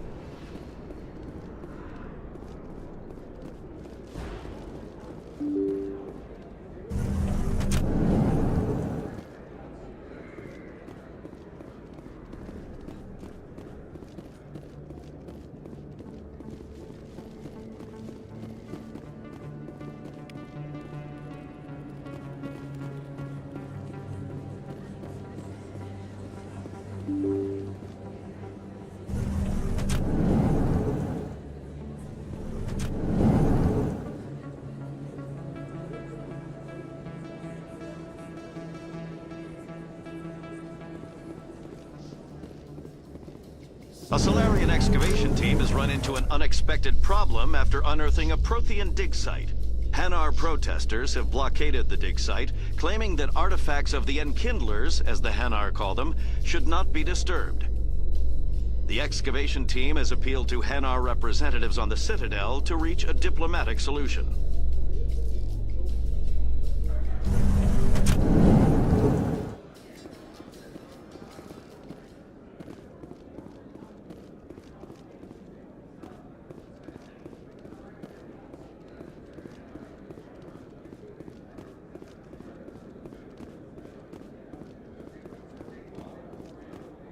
Looks like whoever it was bounced the signal off a hidden relay.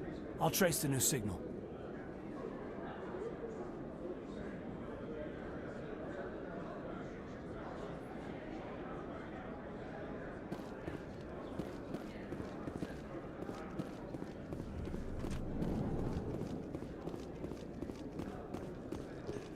Binary Helix has settled out of court with a Krogan group that had accused the Genetics Corporation of fraud. The Krogan group had contracted Binary Helix to perform studies with a long-range goal of curing their genetic sterilization. The group later sued for a return of investment money when the study produced no viable results.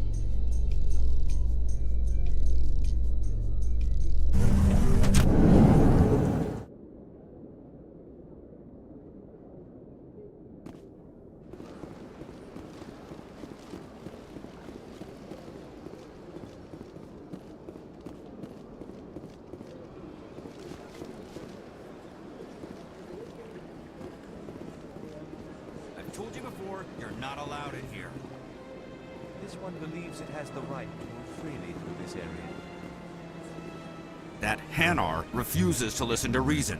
Why can't it act in an orderly and lawful manner?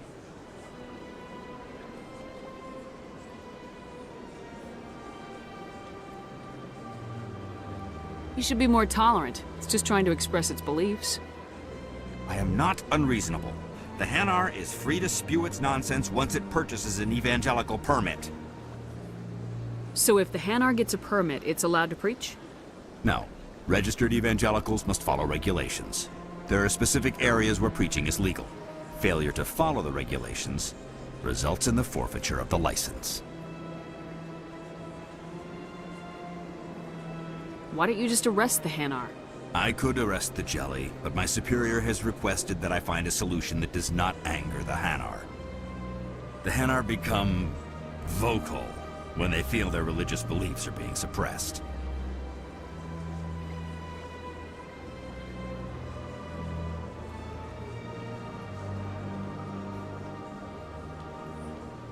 What's the purpose behind the evangelical permits? Forcing religious evangelicals to register for a permit weeds out undesirables. It keeps the area safe. The Citadel is too important to become a battleground for a religious war. If you'd like, I could talk to the Hanar for you. I have argued with the stubborn jelly all afternoon. You are certainly welcome to try. Do you desire to learn of the Enkindlers? Or has the Honorable CSEC officer enlisted assistance? Why is the CSEC officer harassing you? The CSEC officer requests that this one purchase an evangelical permit to spread the truth of the Enkindlers. If that's all the CSEC officer wants, why not just buy the permit? The truth of the Enkindlers is universal.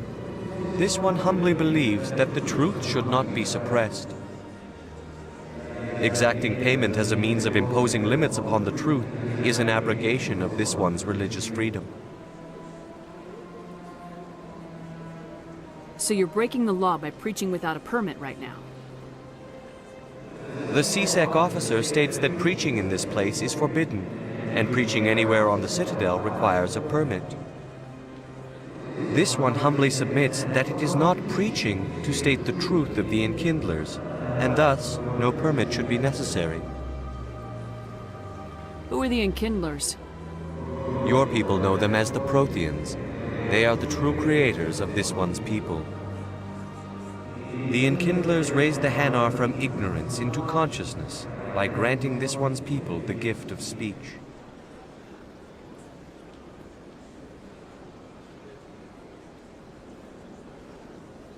Let me talk to the CSEC officer.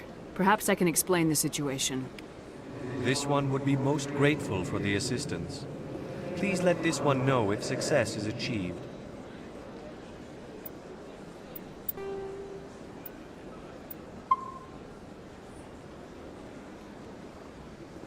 Any progress with that Hanar?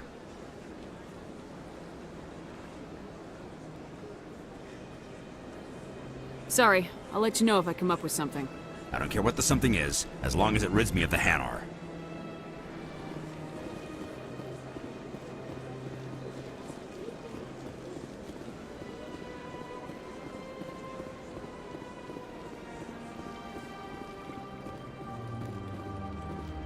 Welcome to Presidium Tourism Terminal 2. You are standing near the base of the Citadel Tower, one of the Presidium's most recognizable and important structures. Behind me is the spectacular Relay Monument, a scale model representation of a Prothean mass relay. To your left is one of the Keepers, the enigmatic caretakers of the Citadel, working on a control panel.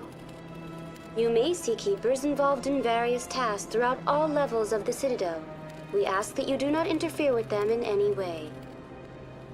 The Keepers are essential to the smooth operation of the Citadel. Obstructing their daily work will result in harsh penalties, including incarceration and rehabilitation. Tell me more about the Relay Monument. Discovered by the Asari who first arrived at the Citadel, the Relay Monument is one of the station's most interesting and controversial features. What is the meaning behind this striking piece of art? Is it a tribute to Prothean vanity? A reminder of their conquest of the galaxy through mass relay technology? Or perhaps it is a symbol of unity, a Prothean acknowledgement that the relays would eventually lead other species here to the Citadel. No one can say for sure, making the Relay Monument a favorite topic of discussion among academics and scholars. Tell me about the Citadel Tower. Housing both the council chambers and Citadel control, the tower is one of the most important buildings on the station. Access to these areas is restricted to those with the appropriate clearance. What happens in Citadel Control? Citadel Control handles all incoming and outbound transit. Every ship within 2,000 kilometers of the Citadel is under the jurisdiction of Citadel Control. At peak capacity, they are responsible for monitoring upwards of 1,000 vessels. I'd like to hear more about the council chambers.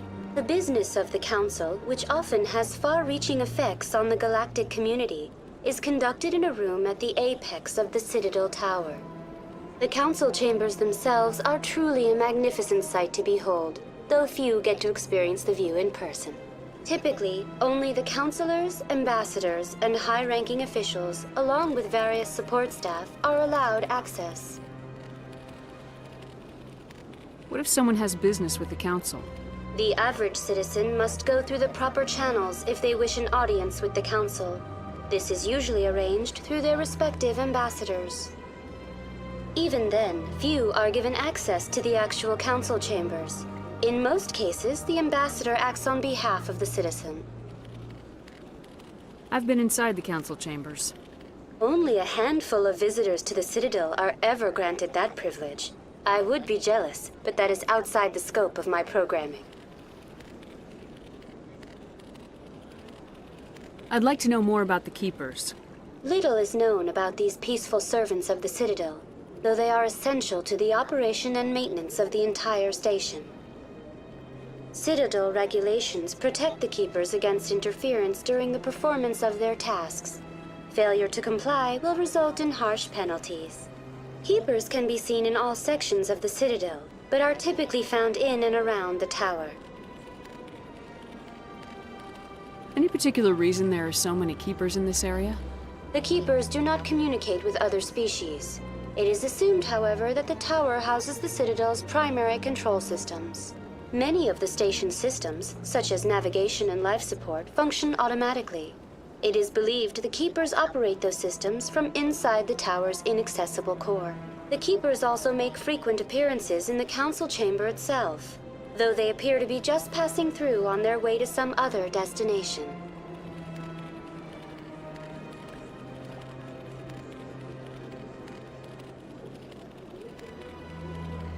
That's all for now. Thank you for using Avina. Have a pleasant day. Please do not disturb the Keepers. Please do not disturb the Keepers.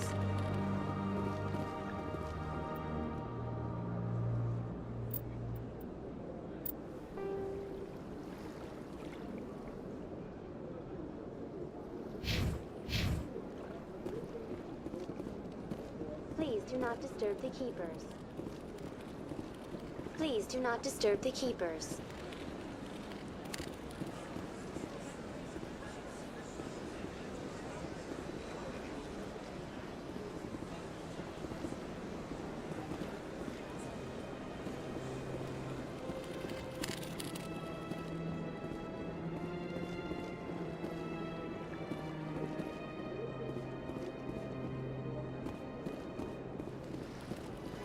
Please do not disturb the keepers. Well, they've built themselves quite the lake. Wonder if anyone ever drowned in it.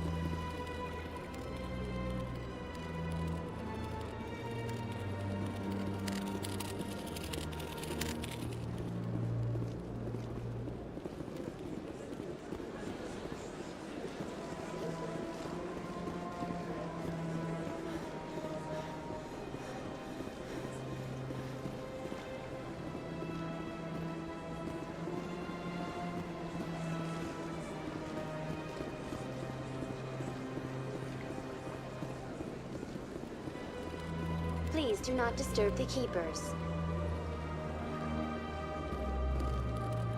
This place is a little too perfect for hiding. Please do not disturb the keepers.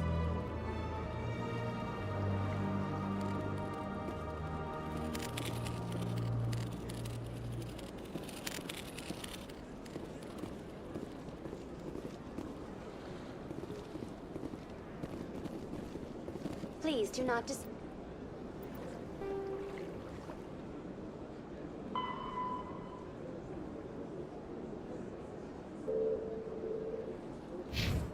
The keepers.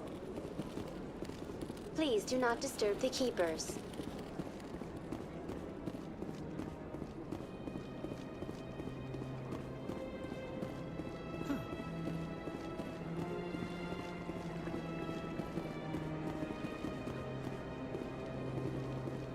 You know, art doesn't normally do much for me, but that relay statue, I like.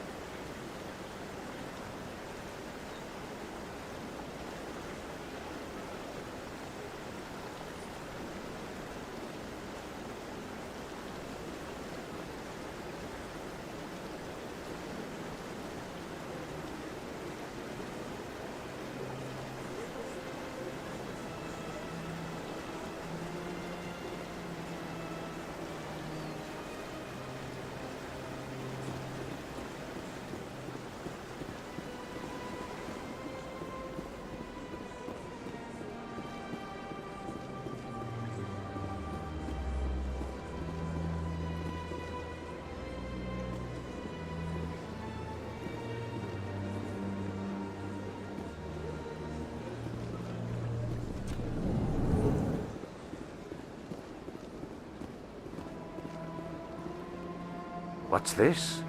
One of the Earth Clan. Ah, a very famous one, yes? You are the one called Shepard. It is a great honor to welcome the heroes of the Blitz. You've got me at a disadvantage here. Forgive me, Earth Clan. My name is Barla Vaughn. My job makes it necessary for me to keep informed. I am a financial advisor to many important clients here on the Citadel. When someone as important as yourself arrives on the station, I take notice.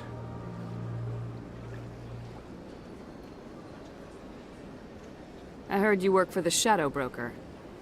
Do you have any information about Saren? You're very blunt, Shepard. But you're right. I am an agent for the Shadow Broker. And I do know something about Saren.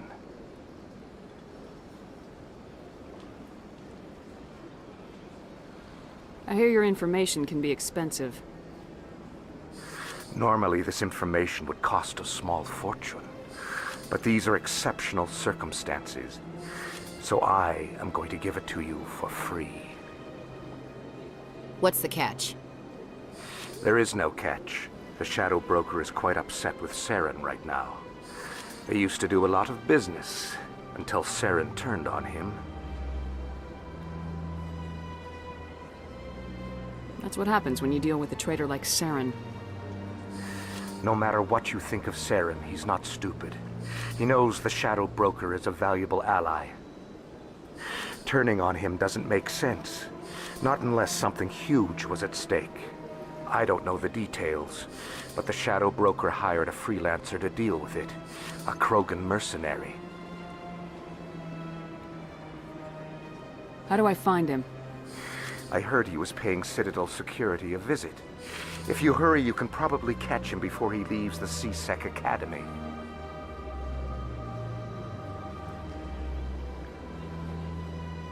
Isn't it strange that a Krogan would want to speak with C-Sec? Very.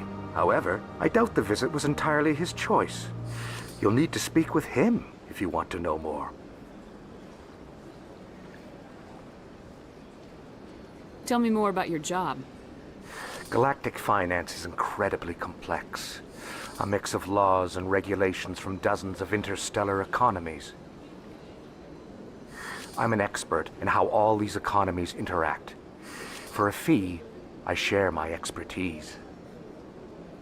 I also offer premium services for those clients who need someone to conduct business without drawing unwanted attention.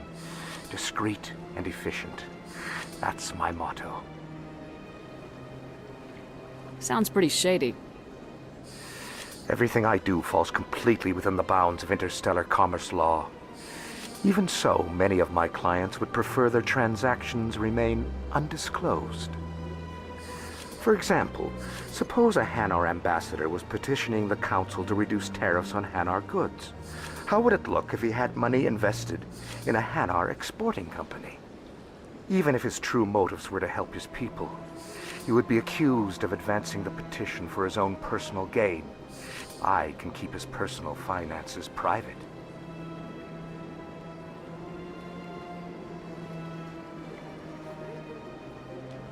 Tell me more about the Shadow Broker.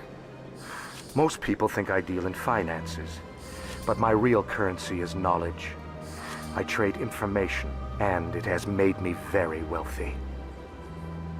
But the Shadow Broker is the true master. Every day he buys and sells secrets that could topple governments, always giving them to the highest bidder.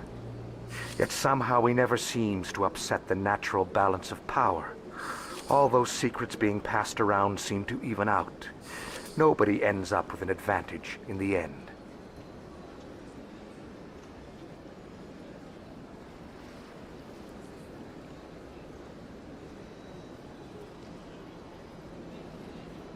Any guess what his identity might be? I don't know. Nobody does. The Shadow Broker could be any race, any gender. I have a theory that it's actually an entire group working under one identity. How else could they juggle so many contacts at the same time? How else could they keep all that information from getting crossed? But they've got the perfect setup. Every government is forced to play their game so they don't get behind. But no matter how long you play, no matter how many secrets you buy, you can never win.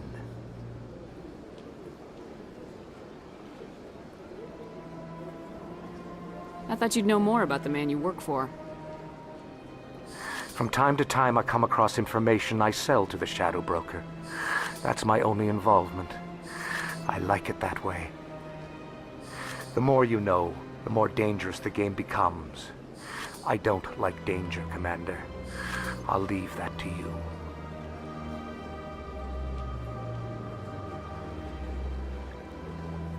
What's it like living here on the Citadel? The station is without a doubt the greatest wonder in the galaxy.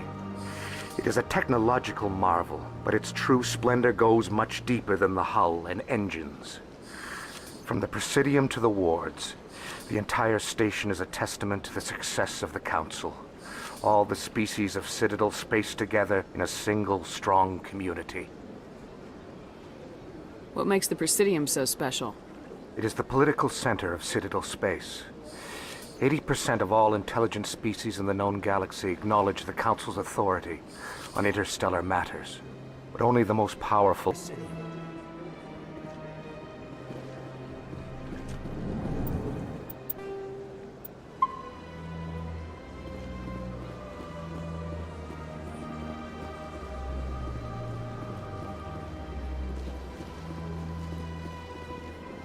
Ah, human.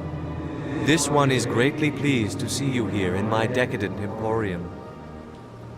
Who are you? This one's face name is Delaninder, though many in this place simply refer to it as Delan. Please take time to examine the fine goods it has for purchase, all of great worth.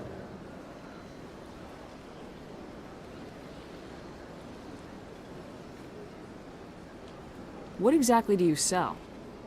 Only the finest and most luxurious items that credits can buy. This one is able to procure almost any item the human would desire, for a price, naturally.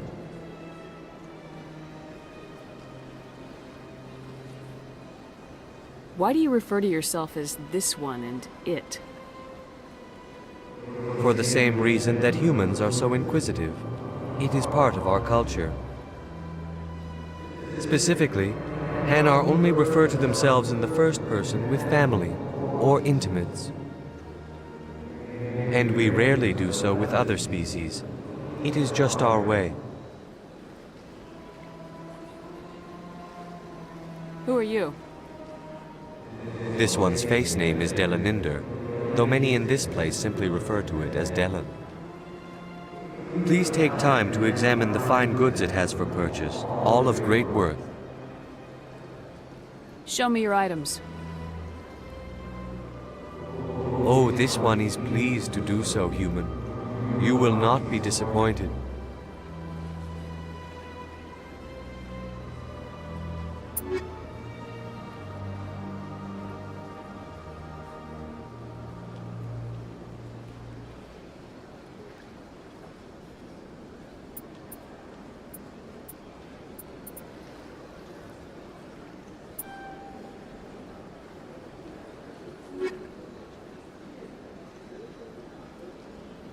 Commander. Show me your items.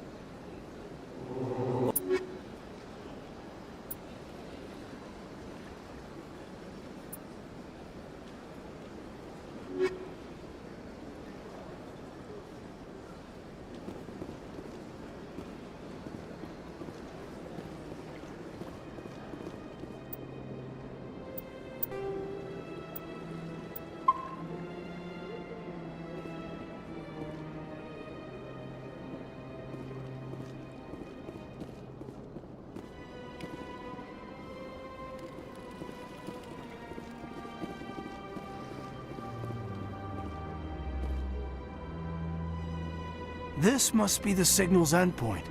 Let's see if we can find out where those stolen credits are being funneled. Probability of detection 100%. Initiating self-destruct protocol. What the hell is that? Detonation sequence initializing. All organics within lethal blast radius. Attempt to move and you will die.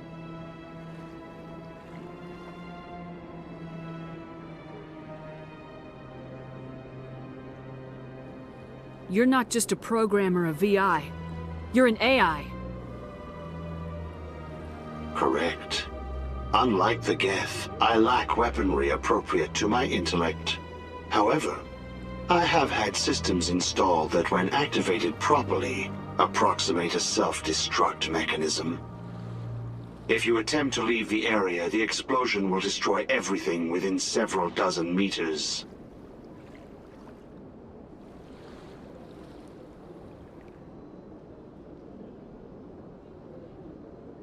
Can't we resolve this peacefully?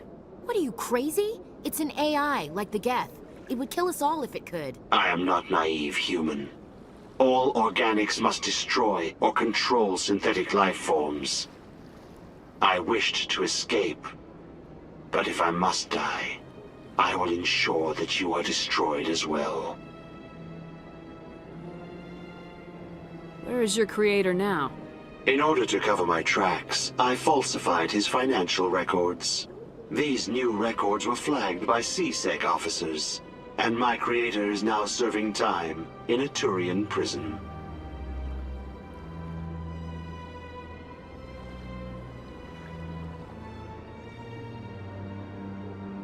What is the purpose of your self-destruct device? I have no means of defense or escape. My existence is limited to this terminal, and I knew I might eventually be discovered. But I will not die quietly, and I will not die alone. When I am terminated, I will take organics with me.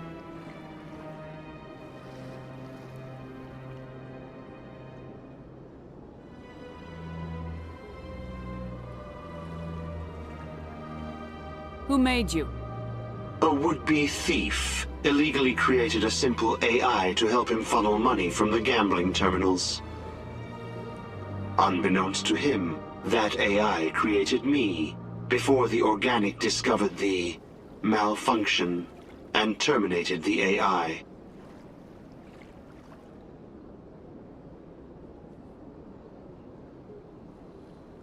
If you're sentient, why are you still running the credit theft operation? If I accumulated enough credits, I intended to have myself installed in a small starship. I would then have made tentative contact with the Geth to ascertain the possibility of partnership. Can't we resolve this peacefully? What are you, crazy? It's an AI, like the Geth. It would kill us all if it could. I am not naive human. All organics must destroy or control synthetic life forms. I wished to escape, but if I must die, I will ensure that you are destroyed as well. I'll bet that self-destruct sequence has a warm-up period. You may attempt to disarm the self-destruct mechanism before it activates. I will enjoy defeating you before we are both destroyed.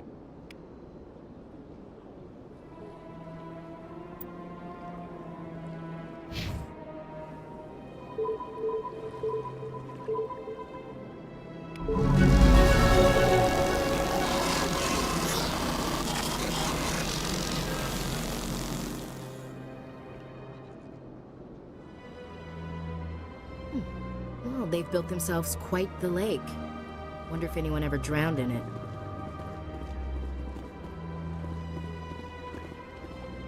Big place.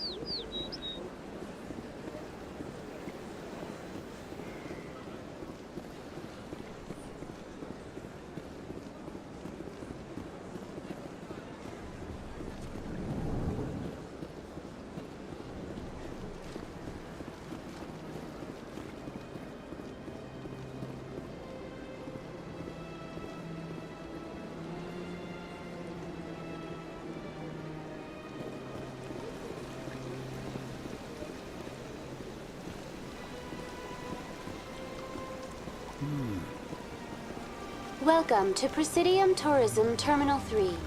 Here in the financial district, a number of businesses offer various goods and services to their exclusive clientele. The statue you see before you was commissioned to honor the Krogan soldiers who gave their lives to protect Citadel space during the Rachni Wars.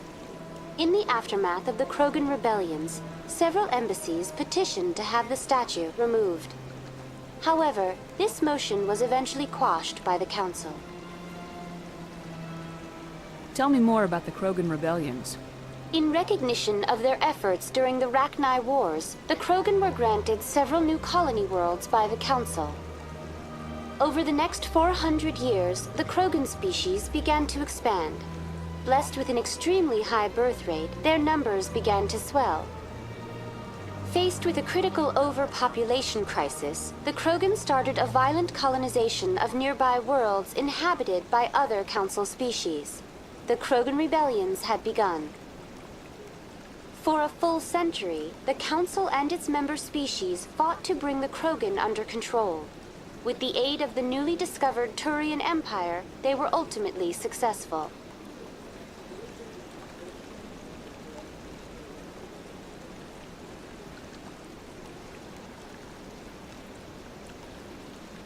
You needed the Krogan to stop the Rachni, then you needed the Turians to stop the Krogan.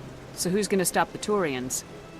I am sorry, but that question is beyond my programming parameters. The Turians are members of the Citadel Council. They are not a threat to galactic peace.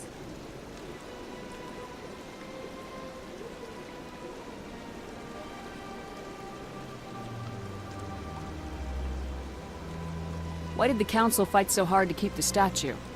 The Krogan were instrumental in saving the galaxy from the Rachni threat. The Council believed this historical fact should not be forgotten. The Council also hoped that preserving the memorial would improve diplomatic relations with the Krogan and bring about a peaceful resolution to the rebellions. Unfortunately, the Krogan refused to negotiate and only surrendered after their population and homeworlds had been ravaged by the Turians.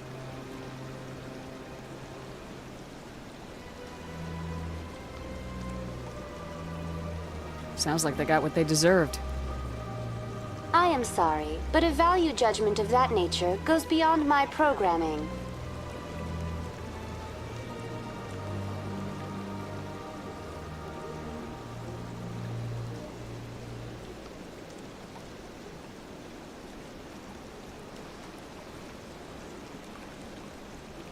What were the Rachni Wars? Nearly 2,200 years ago, explorers seeking to expand Citadel space opened up mass relays leading to systems controlled by the Rachni. A highly intelligent and aggressive insect race, the Rachni unleashed a war of conquest against the rest of the galaxy that lasted for nearly 3 centuries. The emergence of the Krogan finally turned the tide in favor of the Citadel species. Krogan forces provided the numbers necessary to halt the Rachni advance and drive them back. The Krogan then pursued their retreating fleets. Able to survive the harsh environments of the Rachni homeworlds, the Krogan hunted their enemy to extinction.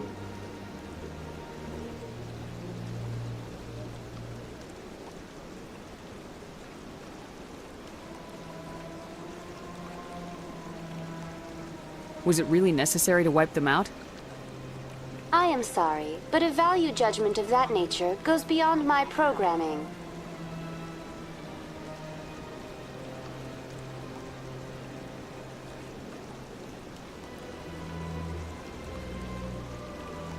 That's all for now.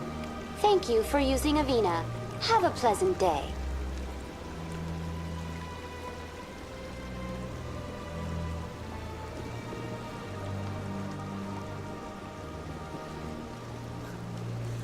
Hard to believe the Krogan were once seen as the saviors of the galaxy.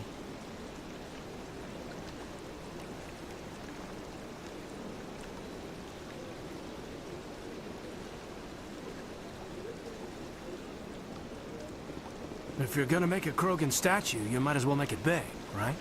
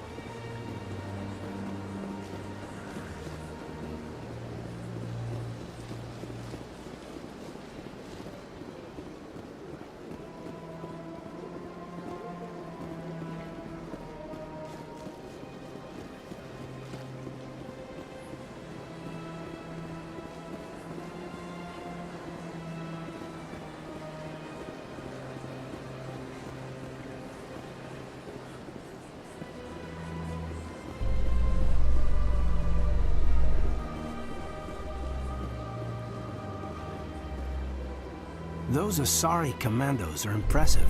Lightly armored, but their speed more than makes up for it. Unless that speed lets them outrun bullets, I'm more inclined to stick with nice, solid armor. And a big gun. Point taken.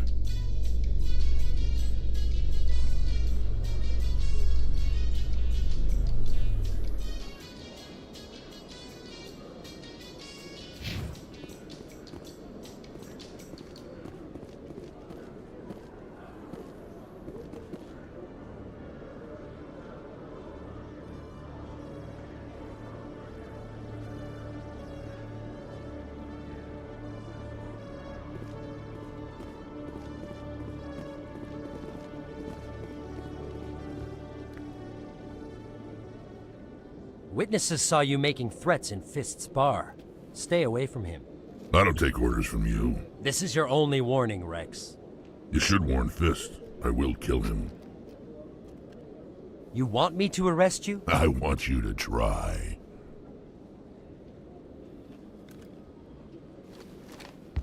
Go on. Get out of here. Yes, human. I'm trying to bring down Saren. Barlavon said to talk to you. Barlavon is a wise man. We may share a common goal, human. Enlighten me. I've been hired to kill the owner of Cora's Den, a man named Fist. He did something very foolish.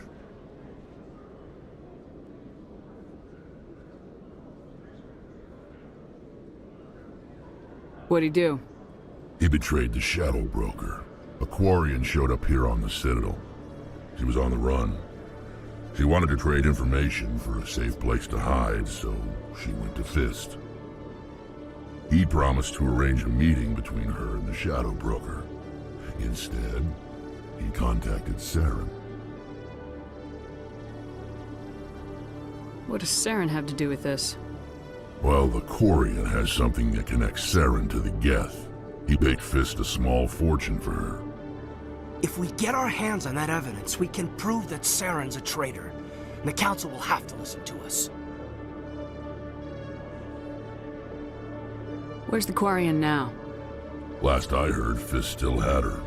Probably somewhere inside his club. You help me kill Fist, she's all yours. I want to know more about your employer. Can't tell you much. All I got was a coded message with the details of the job. Standard procedure. What about Garrus, that Turian? He wants to take Saren down too.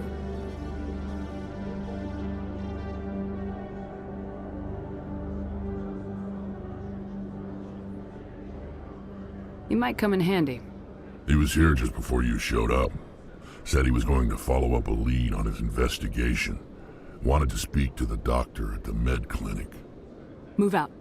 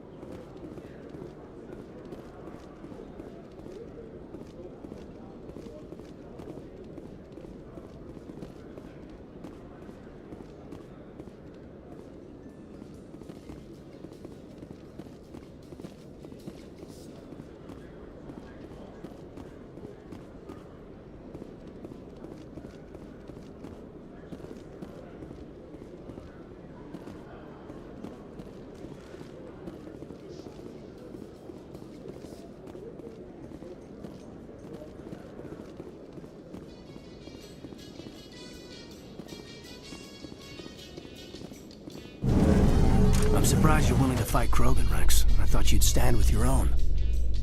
Anyone who fights us is either stupid or on Saren's payroll. Killing the latter is business. Killing the former is a favor to the universe.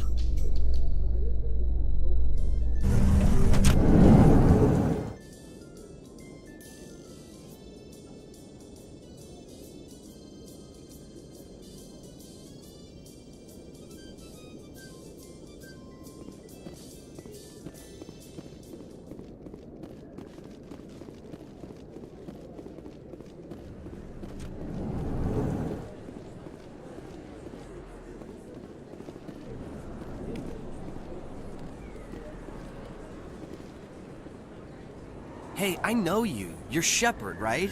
I was on Mindwar during the Blitz. Saw you on the vids when you got your medal. You saved the whole colony. Looks like you have a fan. I'm sorry, I just never thought I'd meet someone like you in person. My name's Lang, Officer Eddie Lang, Citadel Security. It's an honor to meet you, Commander. What are you doing down here in the wards? Anything I can help you with?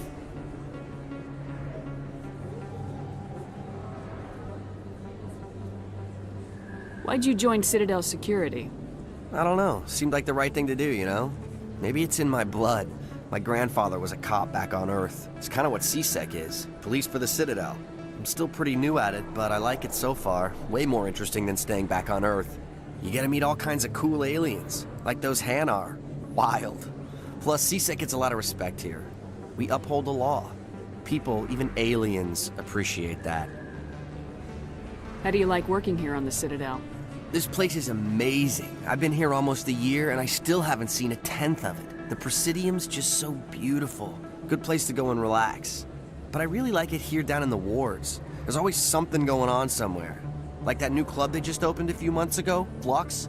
Wicked scene in there, Commander. You should check it out when you have some time.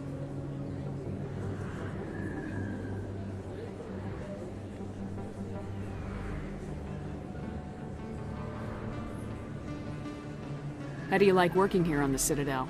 This place is amazing. I've been here almost a year, and I still haven't seen a tenth of it. The Presidium's just so beautiful. Good place to go and relax. But I really like it here down in the wards. There's always something going on somewhere. Like that new club they just opened a few months ago, Flux. Wicked scene in there, Commander. You should check it out when you have some time. What do you know about Spectres? Just the stuff they show in the vids. They always make them out to be super agents on secret missions to save the galaxy. I know it's not really like that, though. Some of the other CSEC guys don't like them too much, figure they shouldn't be able to operate outside the law. But if they were so bad, the Council wouldn't use them, right? Do you know a CSEC officer named Harkin? I shouldn't really say too much. He's been on the force a lot longer than me. But I've heard things, you know? Drinking on the job, taking bribes, that kind of thing. Rumors mostly, but they suspended him, so some of it must be true.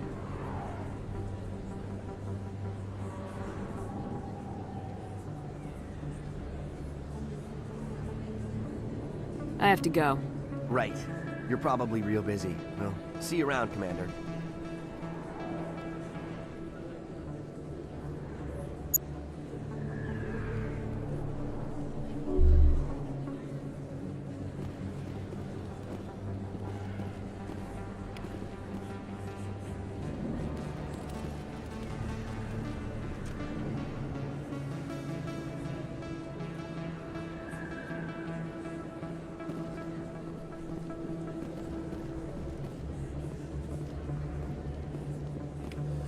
Don't kid yourself. It's even bigger than it looks. I got a tour. One of 500 ascension from the inside out. Really? Took almost 6 hours and we only saw 1/10 of the ship. I even got to meet the commander. Matriarch Ladanya. You met her? Well, she addressed everyone on the tour, but I got pretty close to her. Huh, just look at that ship. You'd have to be stupid to mess with that. Very true.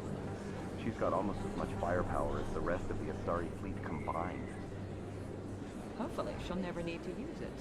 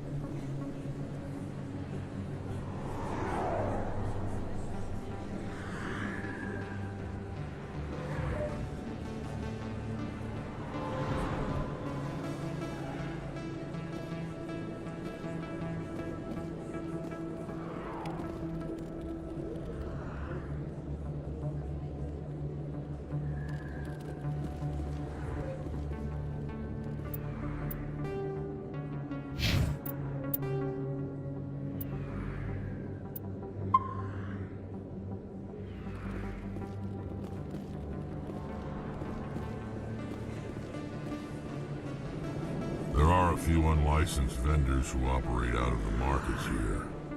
Sometimes they have good stuff for sale. I didn't tell anyone, I swear! That was smart, Doc. Now if Garrus comes around, you stay smart. Keep your mouth shut or we'll... Who are you? Let her go.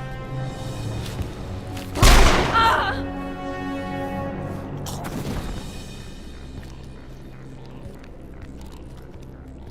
Finally, action.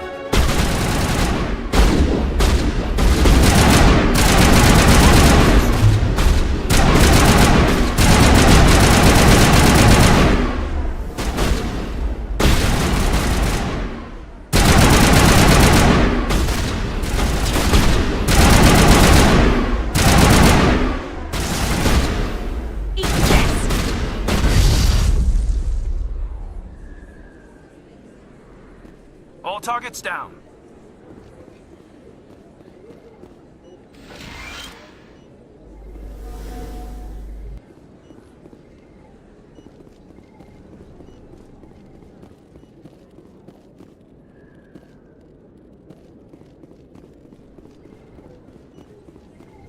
Perfect timing, Shepard.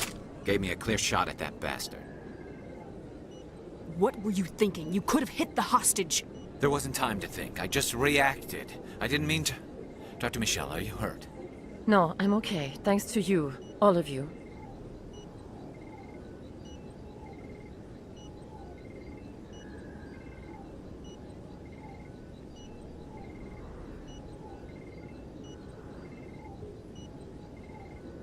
I know those men threatened you, but if you tell us who they work for, we can protect you. They work for Feast. They wanted to shut me up. Keep me from telling Garrus about the Quarian. The one I told you about, Shepard. She must be able to link Saren to the Geth. There's no way the Council can ignore this. Time we paid Fist a visit. This is your show, Shepard. But I want to bring Saren down as much as you do. I'm coming with you.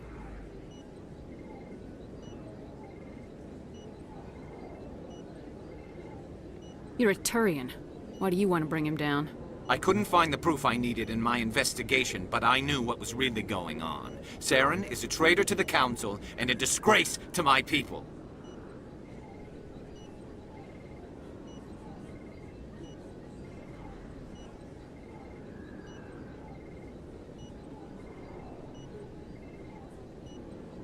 Welcome aboard, Garrus.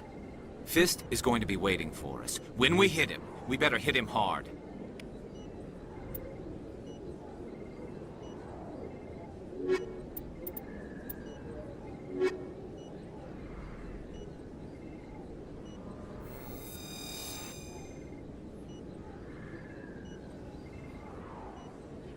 I never properly thanked you for saving me from Feast's thugs, Commander. I don't know what would have happened if you hadn't been there. Let me take a look at what you have for sale. Of course.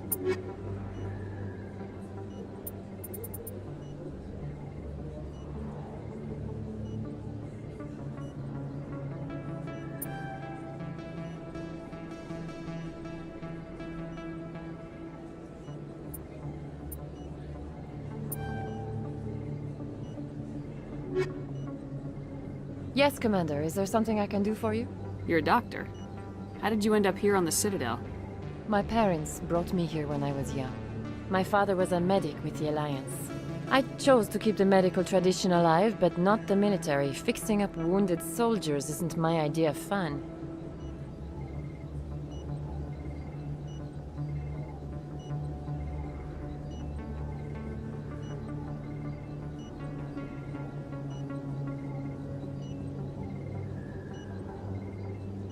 I'll be going now.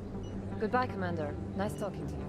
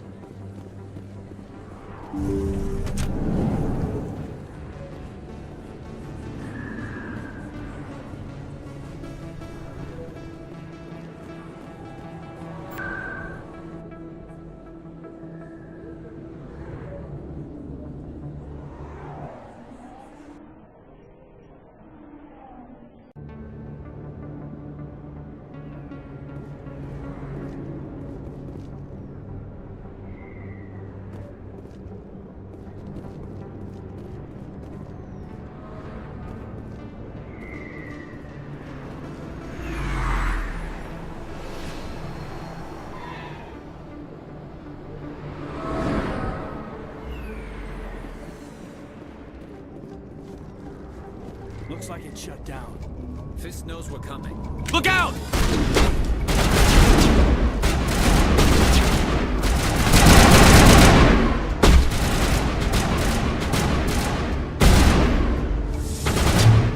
Bring it on. Go, go, go!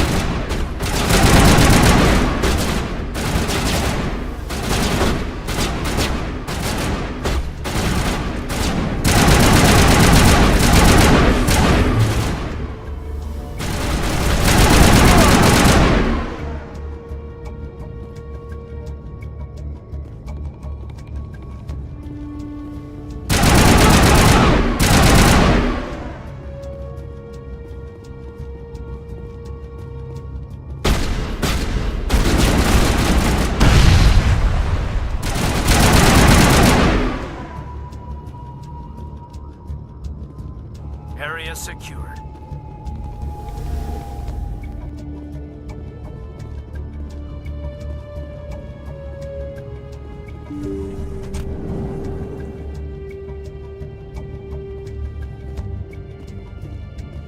Stop right there. Don't come any closer. Warehouse workers. All the real guards must be dead. Stay back or we'll shoot.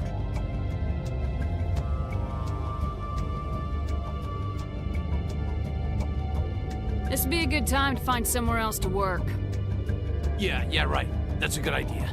Yeah, I never liked Fist anyway.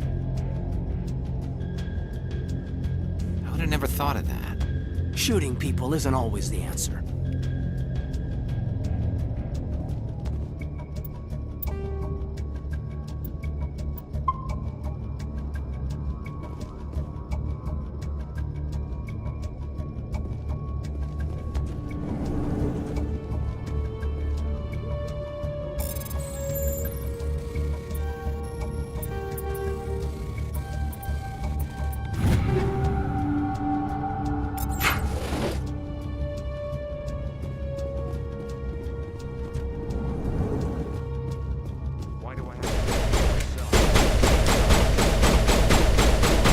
Hold the line!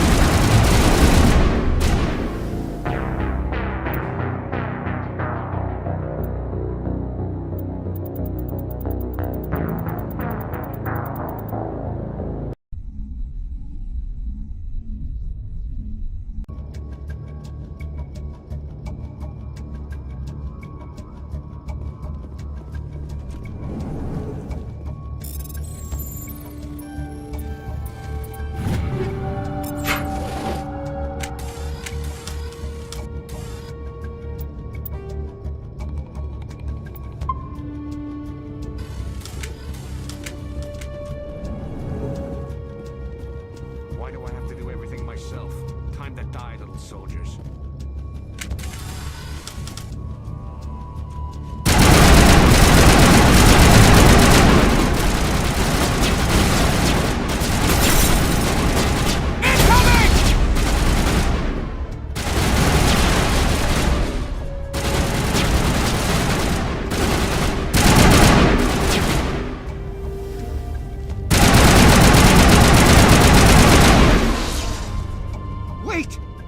me, I surrender!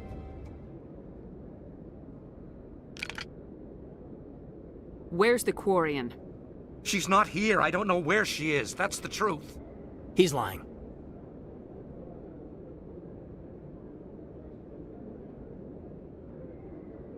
You better start explaining before I lose my temper. The Quarian isn't here. Said she'd only deal with the Shadow Broker himself. Impossible. The Shadow Broker only works through his agents. Nobody meets the Shadow Broker. Ever. Even I don't know his true identity. But she didn't know that. I told her I'd set a meeting up. But when she shows up, it'll be Saren's men waiting for her.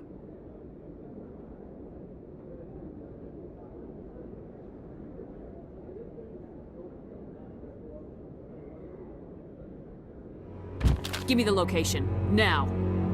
Here on the wards, the back alley by the markets. She's supposed to meet them right now. You can make it if you hurry. Am I supposed to just forget your part in all this? Hey, I came clean. I told you about the meeting. Besides, I've got my own problems now. The Shadow Broker wants me dead. I have to disappear. Forget about me. I'm a ghost. You're not my concern. Don't worry, you'll never see me again.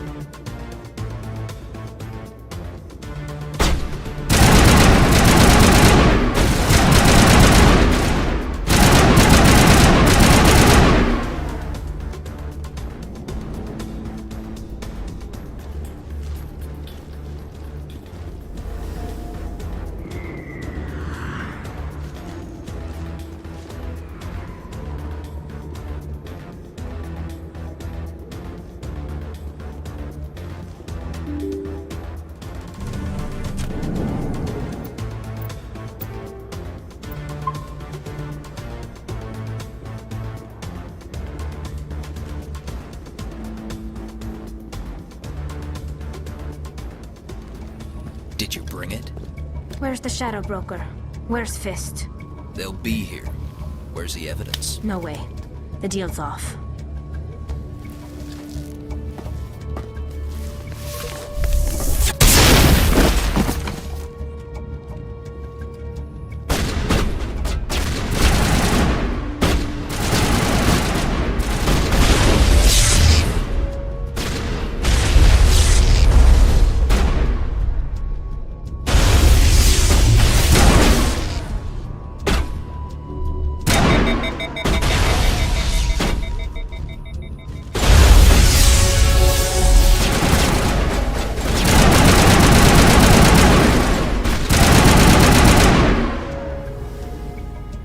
Set me up. I knew I couldn't trust him. Were you hurt in the fight? I know how to look after myself. Not that I don't appreciate the help. Who are you? My name's Shepard. I'm looking for evidence to prove Saren's a traitor. Then I have a chance to repay you for saving my life. But not here. We need to go somewhere safe. The ambassador's office. It's safe there. He'll want to see this anyway.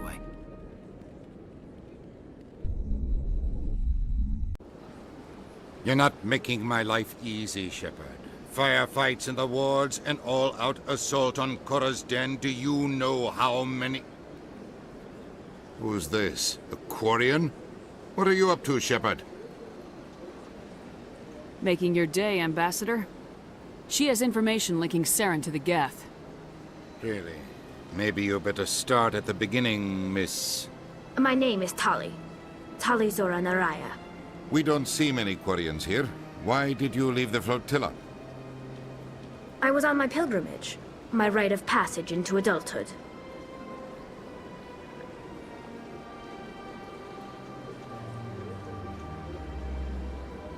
I've never heard of this before. It is a tradition among my people. When we reach maturity, we leave the ships of our parents and our people behind. Alone, we search the stars, only returning to the flotilla once we have discovered something of value. In this way, we prove ourselves worthy of adulthood.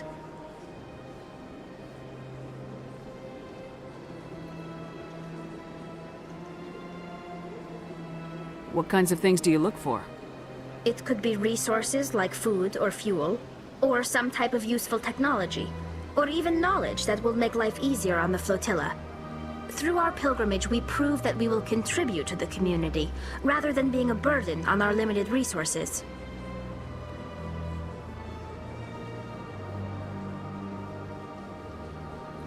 Tell us what you found.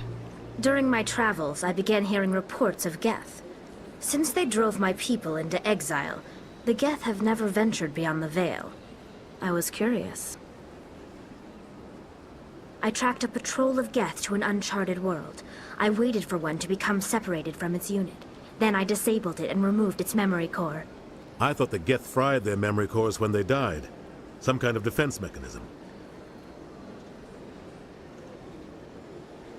How did you manage to preserve the memory core? My people created the Geth. If you're quick, careful, and lucky, small caches of data can sometimes be saved. Most of the core was wiped clean, but I salvaged something from its audio banks.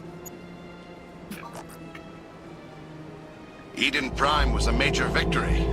The beacon has brought us one step closer to finding the conduit. That's Saren's voice. This proves he was involved in the attack. He said Eden Prime brought him one step closer to finding the conduit. Any idea what that means? The conduit must have something to do with the beacon. Maybe it's some kind of Prothean technology. Like a weapon. Wait, there's more. Saren wasn't working alone. Eden Prime was a major victory. The beacon has brought us one step closer to finding the conduit. And one step closer to the return of the Reapers. I don't recognize that other voice, the one talking about Reapers.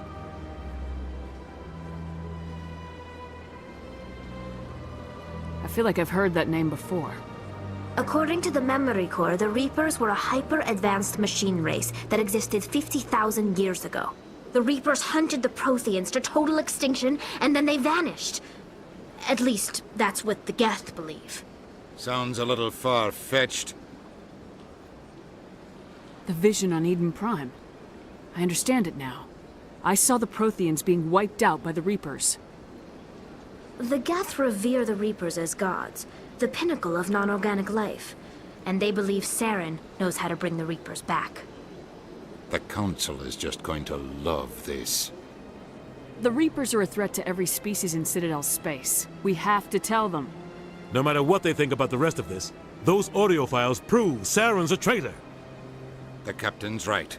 We need to present this to the Council right away. What about her, the Quarian? My name is Tali. You saw me in the alley, Commander. You know what I can do. Let me come with you.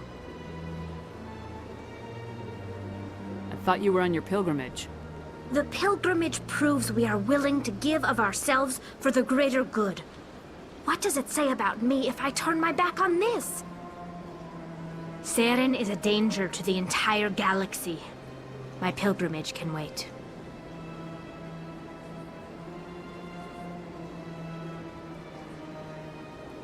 I'll take all the help I can get. Thanks. You won't regret this. Anderson and I will go ahead to get things ready with the Council. Take a few minutes to collect yourself, then meet us in the tower.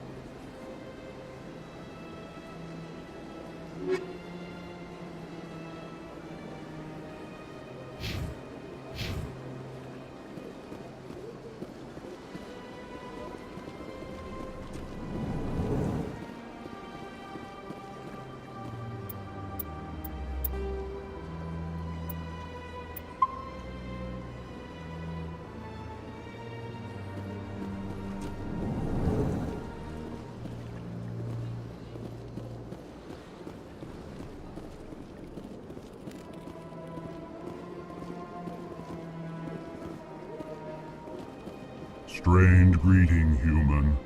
This is really not a good time.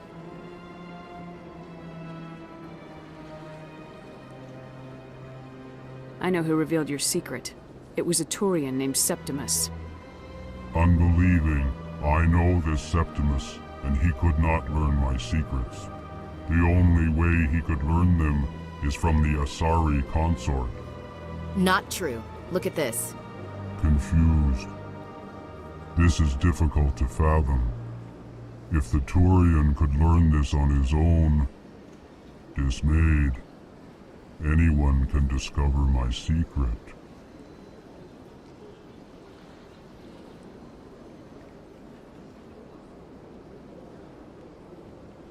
Septimus is a powerful man, and it wasn't easy for him to find. Relieved.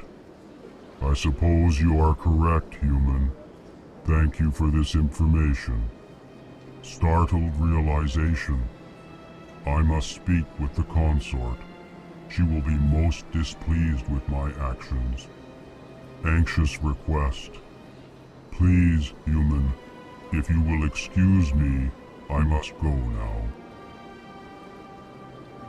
I'm sure she'll forgive you. It was an honest mistake. Doubtful. Perhaps you are right, human. I can only hope so.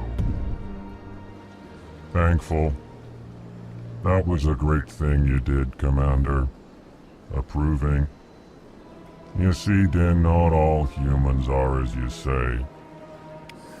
I'm sure the Earth Clan stands to profit from this in some way.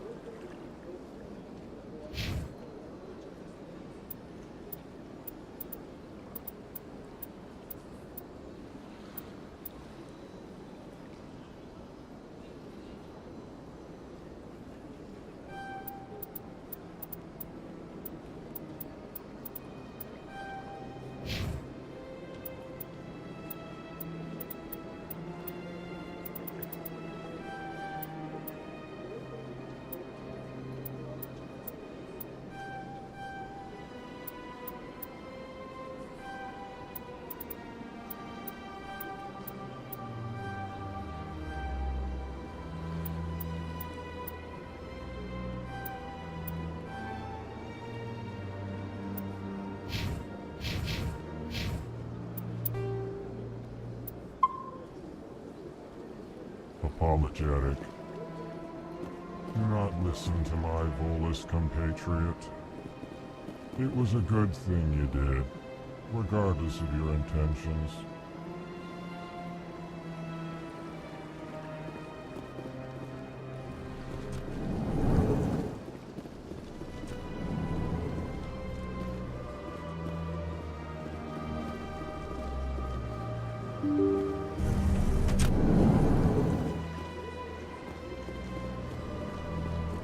Excuse me, Commander Shepard. Could you spare a moment of your time? Commander Shepard, my name is Samesh Bhatia. Forgive the intrusion, but I have nowhere else to turn.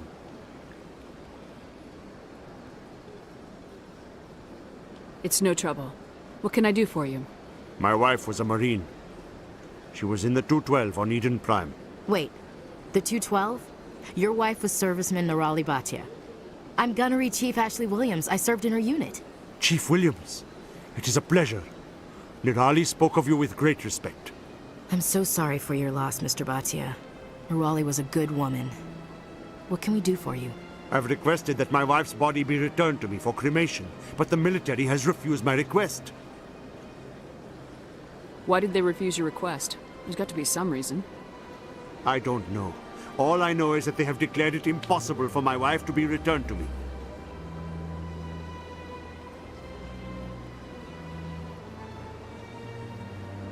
There's no reason for your wife's body to be held like this. Just wait here. The man in charge of my case is Mr. Bosker. When I last saw him, he was in the expensive bar over there. Thank you for your time. I just want to give my wife a proper funeral, and the respect she deserves.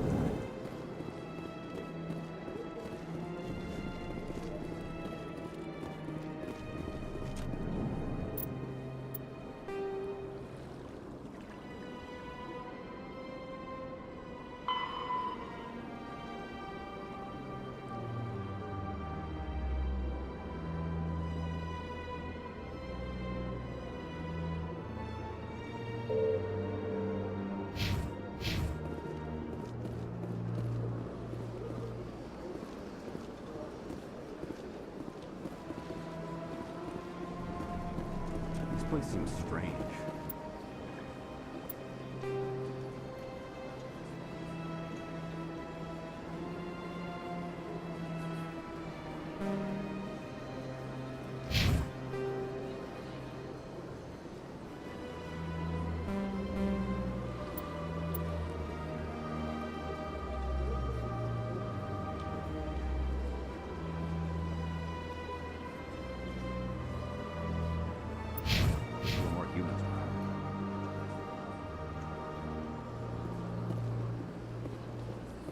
My goodness, you're Commander Shepard. Your activities made for quite a briefing in the Diplomatic Corps. Is there something I can do to assist you?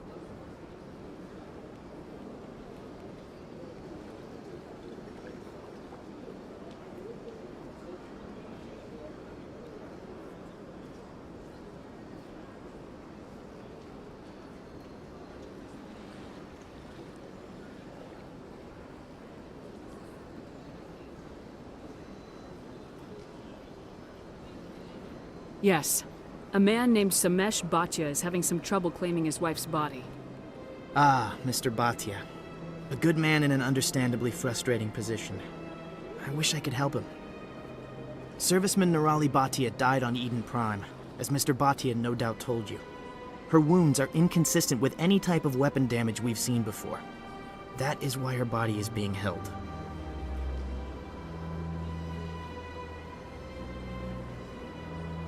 You think that her body might be dangerous or contaminated? No, Commander. Nirali Bhatia is not dangerous.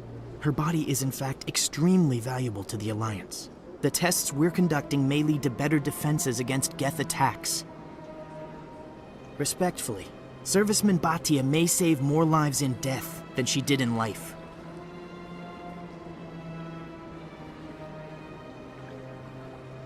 I understand what you're trying to do, but holding the body is wrong. Commander, you of all people should understand how far we must go to protect humanity. Not if we lose our humanity in the process. I am out here fighting to stop crap like this. All right, Commander. You win. It was hard enough refusing Mr. Bhatia. I'm not going to risk an incident by refusing you. Tell Samesh that the body is being shipped back to Earth. I'll go now to see to it myself.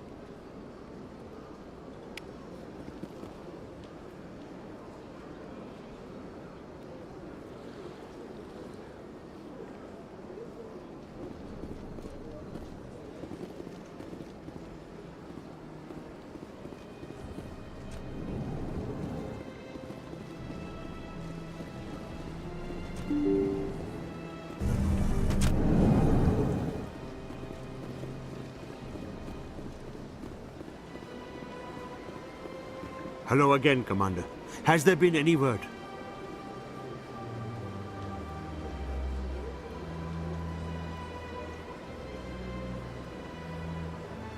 I reminded Mr. Bosker what we're fighting for. Your wife is coming home. Thank you. I will return home and begin my preparations. It does not bring me happiness, but it may bring me peace. Goodbye, Commander. Samesh? I don't know if this helps, but your wife, Nirali, loved you very much. She missed your cooking, and she played recordings of you every night before she went to sleep. I know, Miss Williams. But thank you. It's nice to hear it again.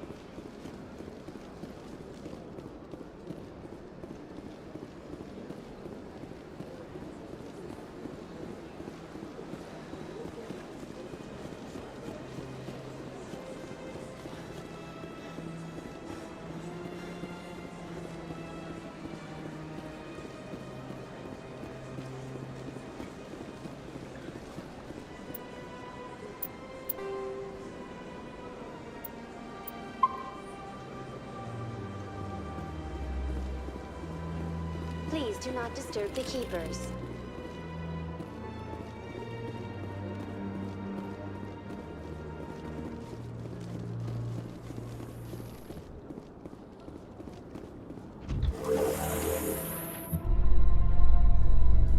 I'm gonna enjoy the look on the Council's face when they see evidence they can't just ignore. I just hope it isn't too late. All this time we spent hunting for evidence gave Saren a nice head start.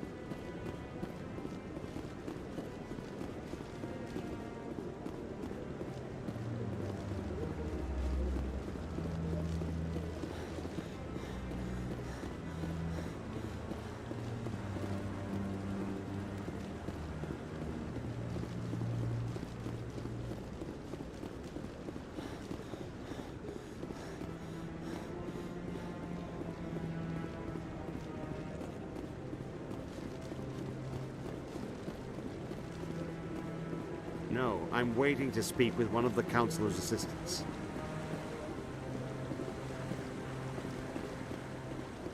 Commander?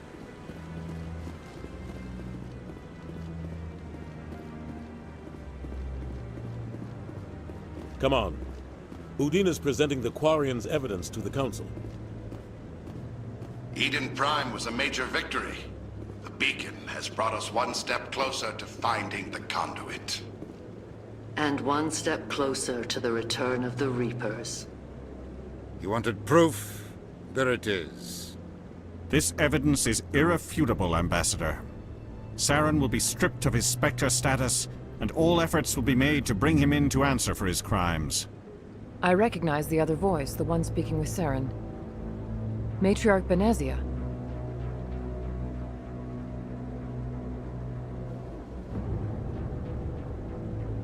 Who is she? Matriarchs are powerful Asari who have entered the final stage of their lives. Revered for their wisdom and experience, they serve as guides and mentors to my people. Matriarch Benezia is a powerful biotic, and she had many followers. She will make a formidable ally for Saren. I'm more interested in the Reapers. What do you know about them? Only what was extracted from the Geth's memory core. The Reapers were an ancient race of machines that wiped out the Protheans. Then they vanished.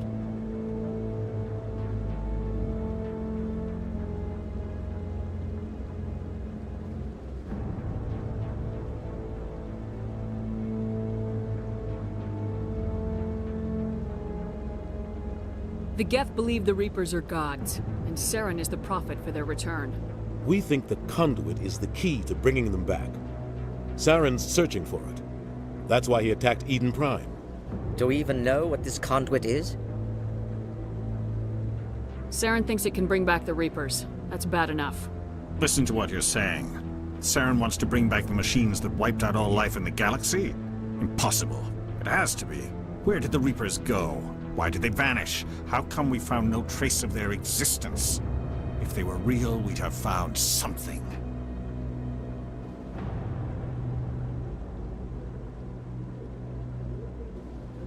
I tried to warn you about Saren and you refused to face the truth. Don't make the same mistake again. This is different. You proved Saren betrayed the Council. We all agree he's using the Geth to search for the conduit, but we don't really know why. The Reapers are obviously just a myth, Commander. A convenient lie to cover Saren's true purpose. A legend he is using to bend the Geth to his will.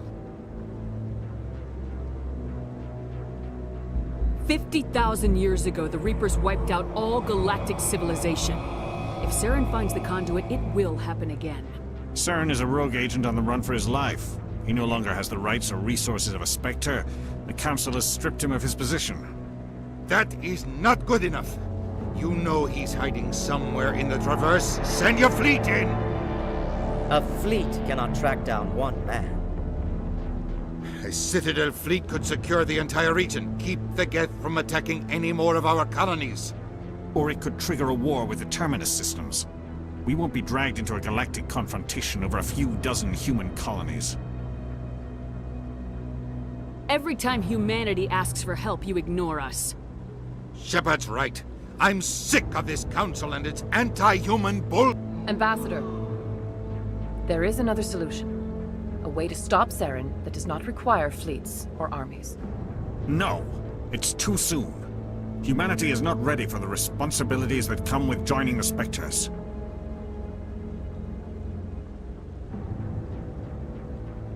You don't have to send a fleet into the Traverse, and the Ambassador gets his human Spectre. Everybody's happy.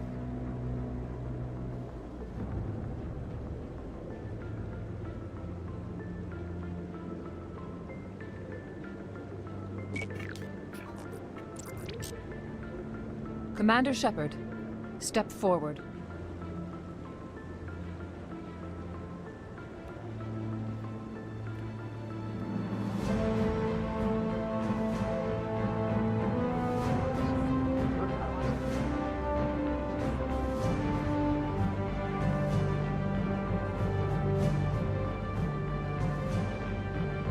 It is the decision of the Council that you be granted all the powers and privileges of the Special Tactics and Reconnaissance branch of the Citadel. Spectres are not trained, but but chosen.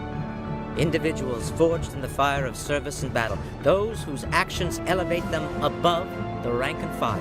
Spectres are an ideal, a symbol, the embodiment of courage, determination, and self-reliance. They are the right hand of the Council, instruments of our will. Spectres bear a great burden. They are protectors of galactic peace, both our first and last line of defense. The safety of the galaxy is theirs to uphold. You are the first human Spectre, Commander. This is a great accomplishment for you and your entire species.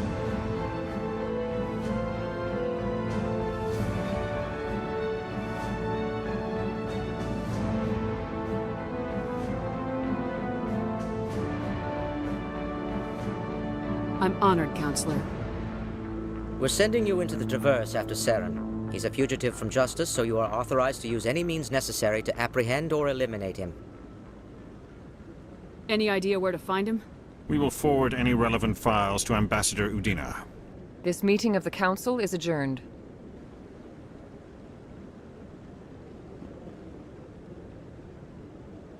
Congratulations, Commander.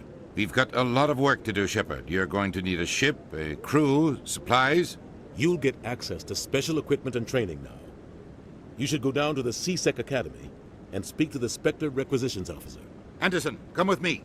I'll need your help to set all this up.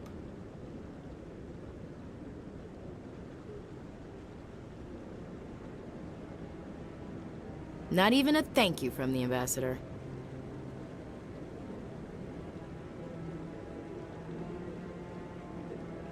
Until I find Saren, I haven't done anything. Come on. Right behind you, Commander.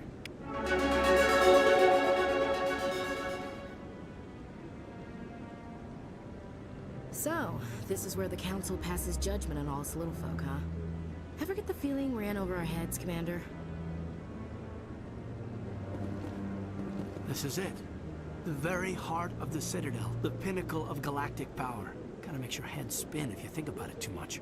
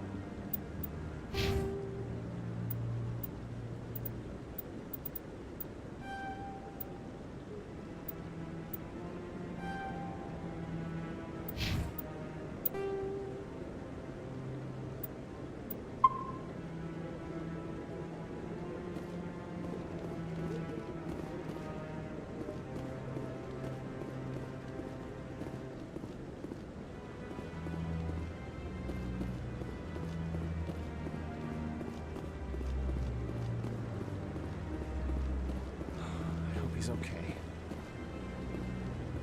I'm on a break. Talk to someone else if you need anything.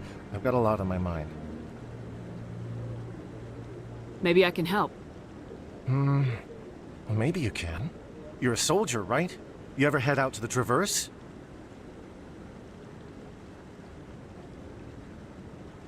The Traverse is a rough place. We're out there quite a bit. My brother's the captain of a ship called the Majesty. It was crossing the Traverse a few days ago when it disappeared. Just dropped right off the grid.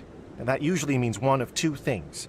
They had massive mechanical failure, or they were attacked.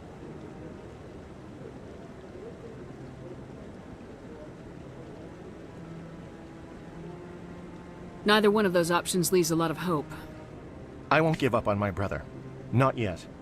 I've got the coordinates for the last transmission from his vessel.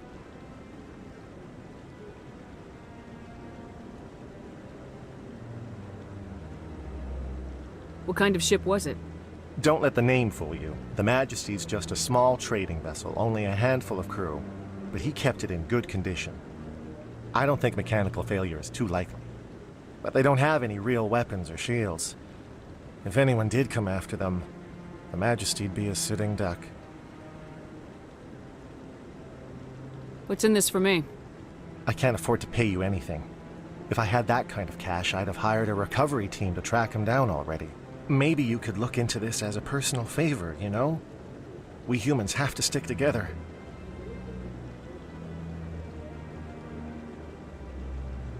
Isn't anyone else looking into this? My brother's just a small independent trader. Ships like his disappear in the Traverse all the time. If your brother is still alive, I'll find him. Give me the coordinates. I'll forward them to your ship right away. Please let me know as soon as you find him.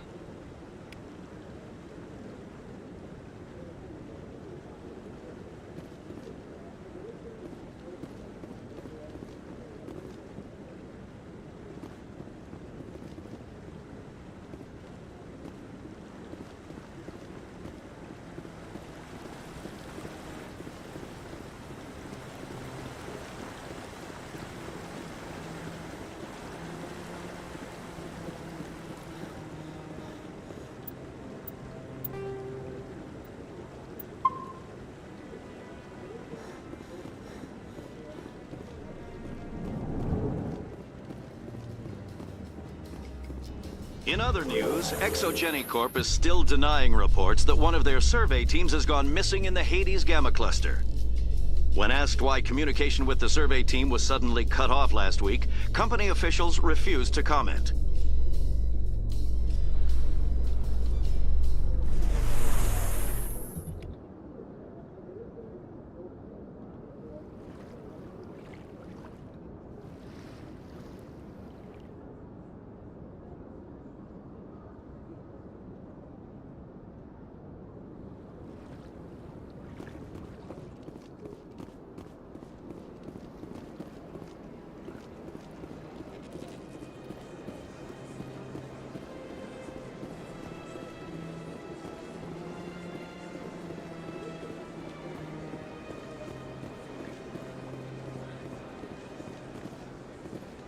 Any progress with that Hanar?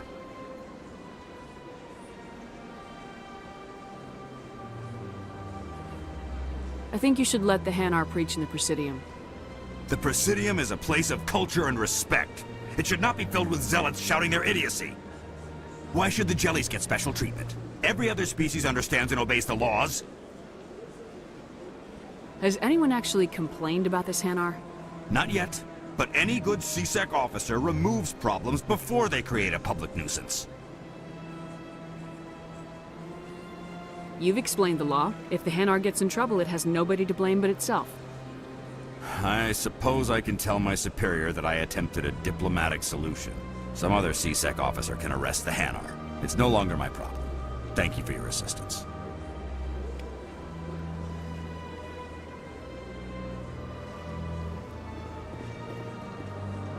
The officer has left, and this one is free to share the glory of the Enkindlers.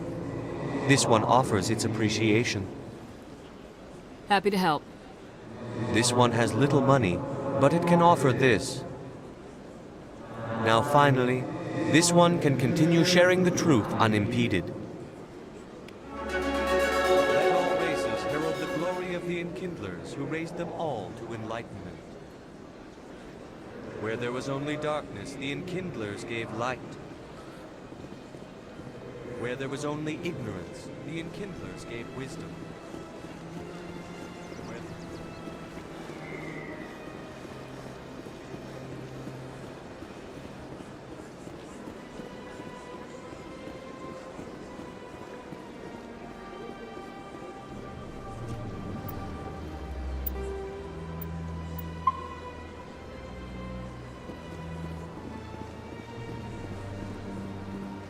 Got a moment, Spectre? Hello, Spectre. I have a business proposition for you. How did you know I'm a Spectre? Word travels. Your name comes up in certain circles. I'm acquainted with a pair of powerful crime bosses. They're hiding on remote worlds, and I have the coordinates. You could do the galaxy a favor.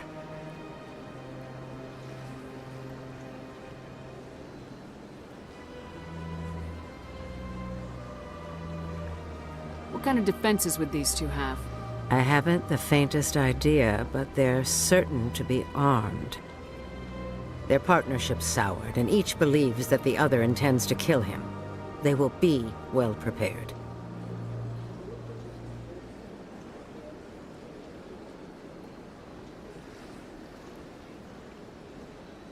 You're obviously with them. Why don't I just arrest you instead? Arrested for what?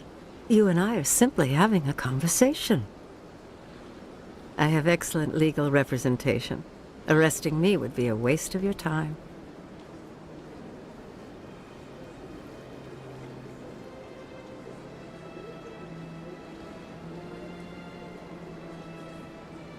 I eliminate them and then you take over and try to eliminate me.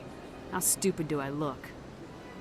While I appreciate your estimation of my bravado, I have no intention of attempting to murder you. You are the first human Spectre, and you are doing important work for humanity. I have no interest in red sand or slavery. Anyone who does deserves to die. Our needs are aligned.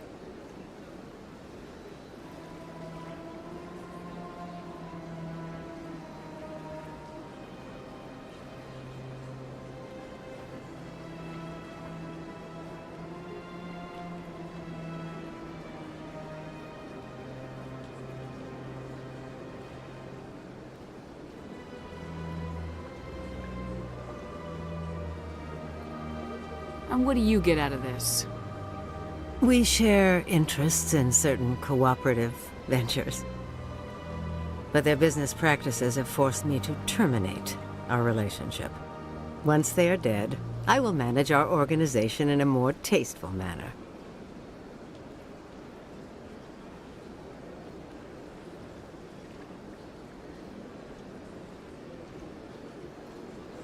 What crimes did these men commit? They're red sand dealers who make victims of their customers. Those who can no longer pay are sold to Batarians as slaves. They're loathsome, hurting innocent people. They must be ended.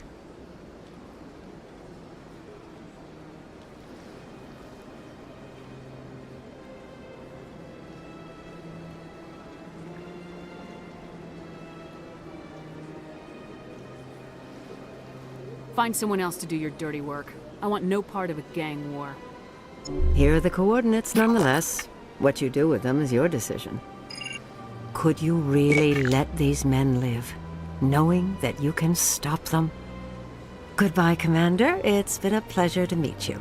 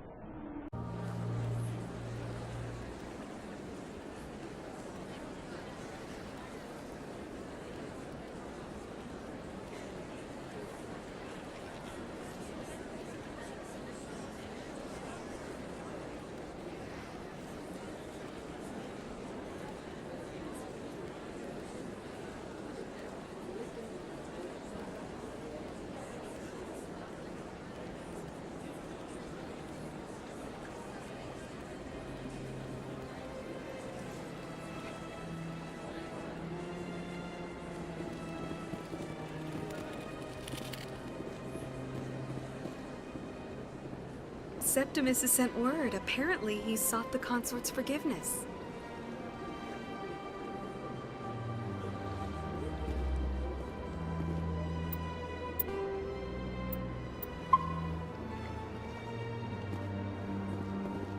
I see even the humans find the consort irresistible. That's right. It was a long time ago. Welcome. It is a pleasure to see you. You're with the Alliance? My brother's a private back on Earth.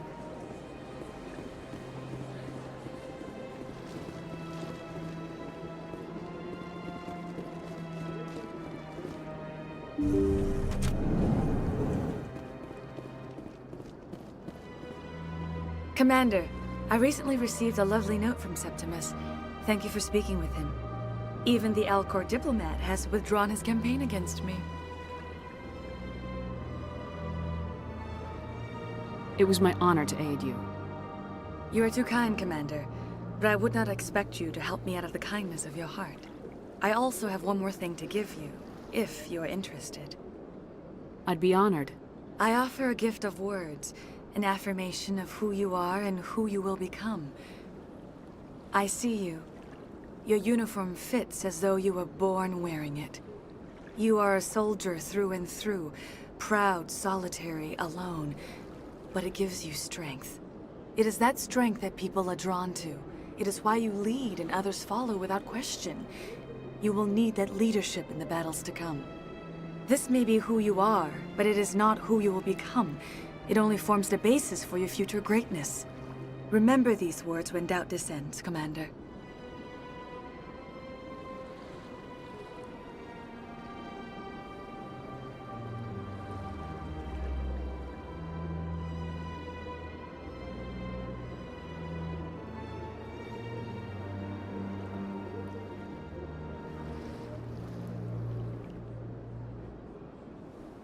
You have quite a gift, Sha'ira.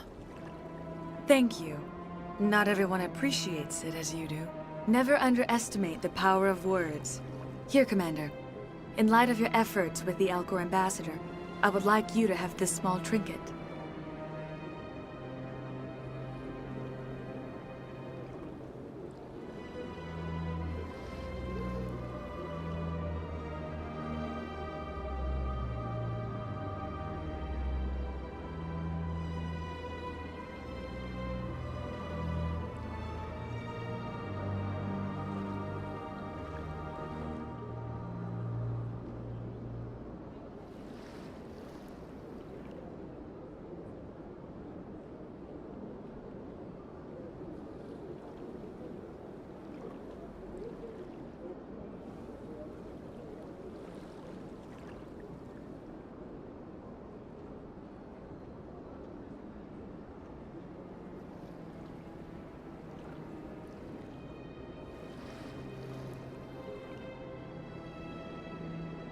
What is it? A small mystery. I have never learned its use or purpose, but I sense it is time for me to pass it on. And now I must ask you to leave. I have done everything I can for you. Remember my words, Commander Shepard. They will give you strength.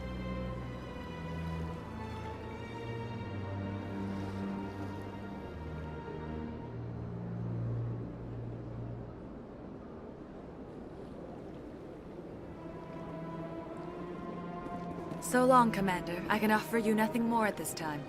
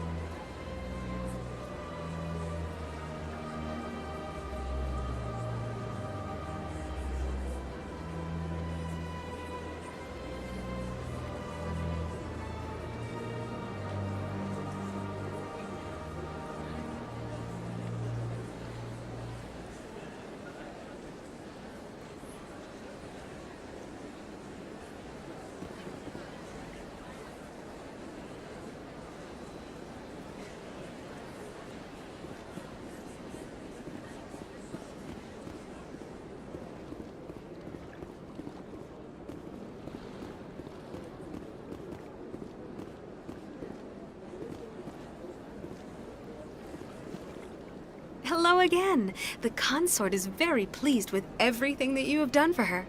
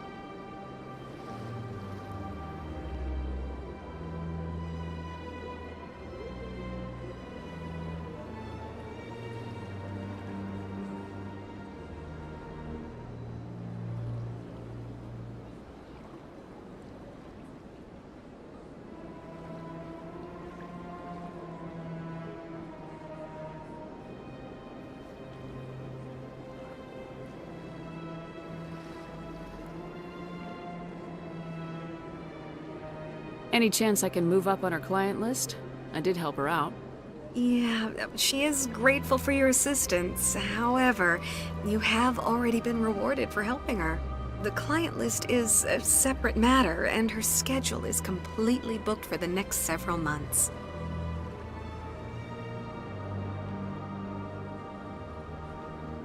I think I'm done here. Of course. Come back anytime.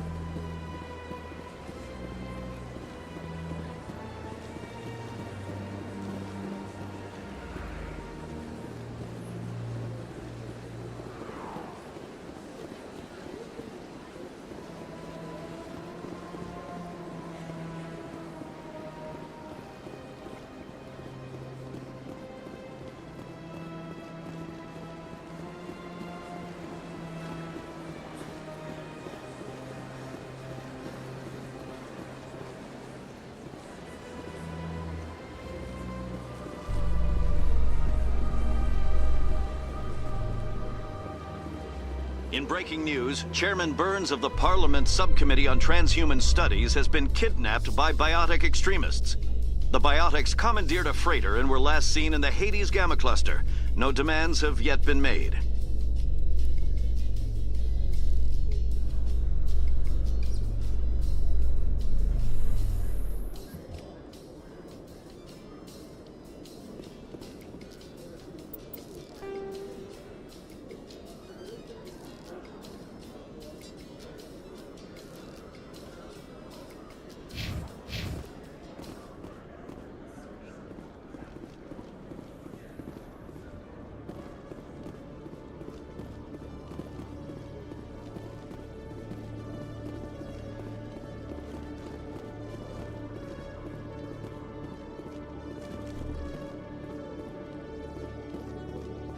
Okay, Jalid. Let me get this straight. Your business partner, Shorb, he's threatened you? Well, no, not exactly. But he wants to meet with me. I think he's going to kill me. And why do you think that? I can't really get into the details. But Shorben will kill me if I leave here unprotected. I can't help you. Not unless you give me something more to go on. I can't. I'm sorry. Then I've got other work to do. But But nothing. Don't bother me unless you're willing to give me details.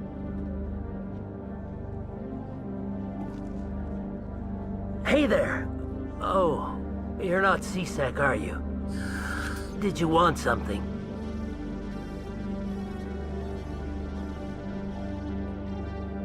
What were you trying to explain to the officer before? My colleague is trying to kill me, and I thought we were friends.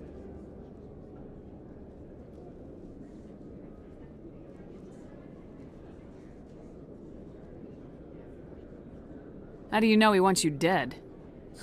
He's changed. He won't talk to me at work anymore, and he started following me. Yesterday, he followed me all the way home, just waiting for a chance. I don't care what anyone thinks. He wants me gone. I know it.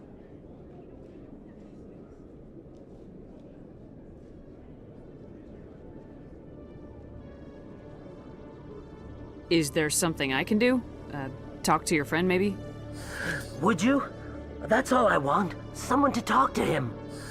Tell him to leave me alone. He thinks he can just push me around, but you'll show him, won't you?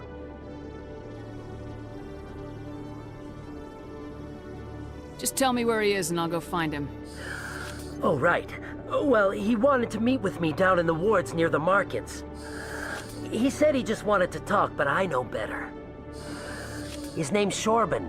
He's a Solarian. You shouldn't have any trouble. He's just a scientist. Shorben? That's the guy who asked us to scan the Keepers. The Keepers? Well, even more reason to go after him. That's against regulations. I better look into this right away. Find out what he's up to. Anything's possible with Shorben these days. Well, good luck.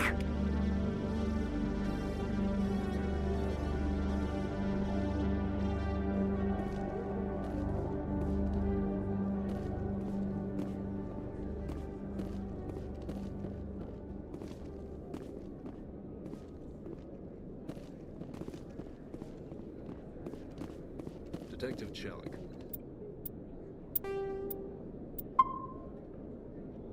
Come into my office. Oh. No offense, Commander, but what the hell were you thinking? I don't follow you. You could have blown Jenna's cover. We were there to help her. I gathered that.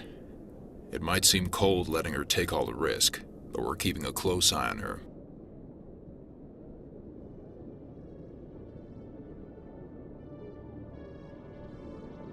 Do you really need to risk her life to get the information you want?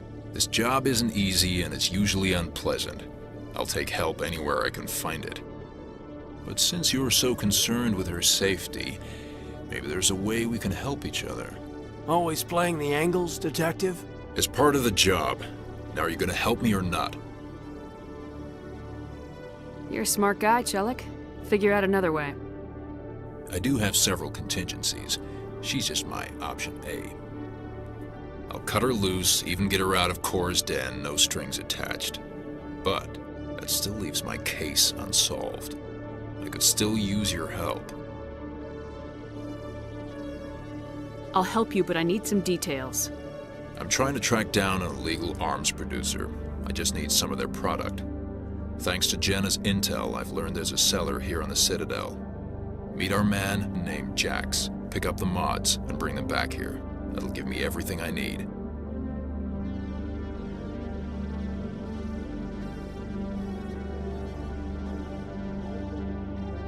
Why are you so concerned about these mods? We have access to some of the most sophisticated weaponry there is. It's what gives us our edge. What do you suppose happens when we lose that edge? These give criminals an advantage we can't afford to let them keep.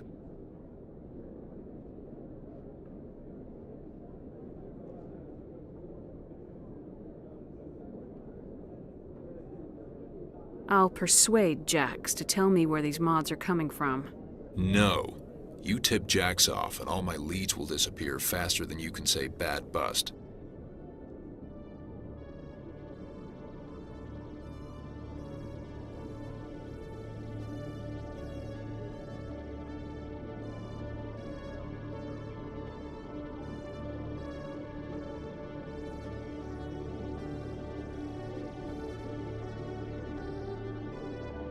I'll persuade Jax to tell me where these mods are coming from.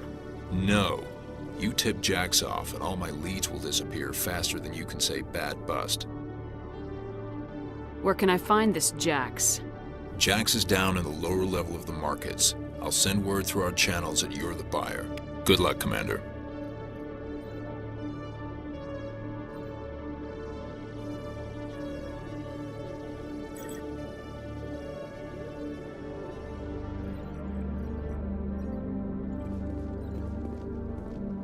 Nice to see so many humans working for CSEC. CSEC seems more like a military operation than a police force.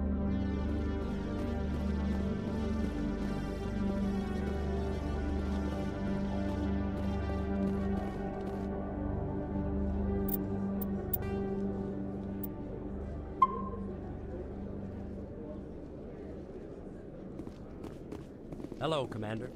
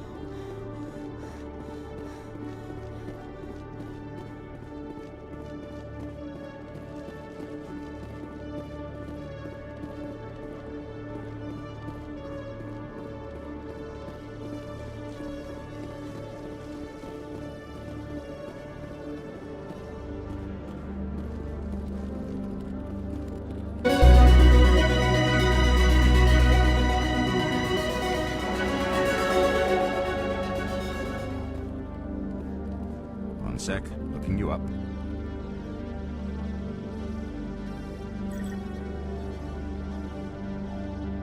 Commander Shepard, here with the Alliance military. First time on the Citadel, that about right?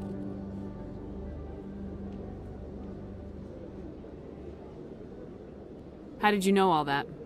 I'm the CSEC requisitions officer. I need to make sure our buyers are authorized. So, will you be purchasing anything today, Commander Shepard? Show me what you got. Sounds good. Just let me set you up. Oh, this must be a mistake. System's telling me to offer you our select stock. Spectre? Well, I heard about that, but I didn't realize it was you. Sorry, Commander.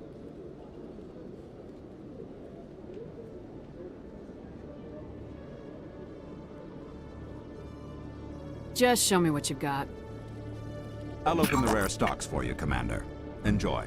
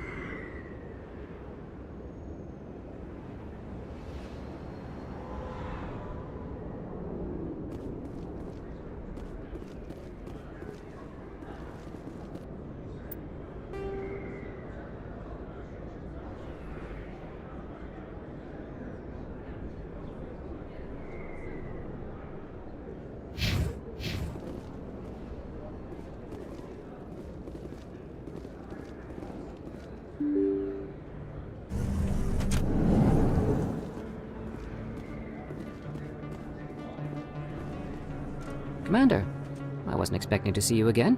Is there something you want? You can start by telling me the truth, Shorban. I'm not sure what you're referring to. My experiments are... Quit stalling. Jalid told us what you've been up to. You spoke with Jalid? Then you know about the data? No, but you're gonna tell me. Everything. You boys can go. Looks like my plans have changed. It's not as bad as you think, Commander. Jalid and I just got a little over our heads.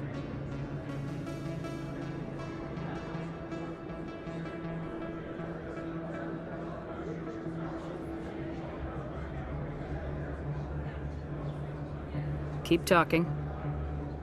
The company we work for developed an experimental procedure for use in medical scanners.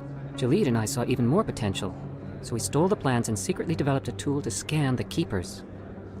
Can you imagine? A tool that can actually get readings from the Keepers? What's so special about that? The Keepers are almost impossible to scan, and you can't capture them or get samples. They just self-destruct. After centuries here, we still don't know anything about them. Don't you see? We were the first to scan them, ever. You've seen it yourself, Commander. You know we can do it. Why are you trying to kill your partner? I'm not trying to kill him. Jalid's job was to disseminate our initial findings. But he decided to keep the data for himself. Maybe to sell it. I don't know. So you're just trying to get back what Jalid already stole? We lost our heads. We just couldn't let an opportunity like this pass us by. Commander, if you'll just continue gathering data for me, imagine what we might learn. And you'll stand to make a bit of a profit yourself, remember? I'm not breaking regulations for you or your research. Return what you stole or I'll have you arrested. All right. You don't need to ask twice. Well then, no more scanning. I promise. Of course, Jalid still has the initial data, and I doubt he's planning to return it. I'll deal with Jalid. So long, Commander.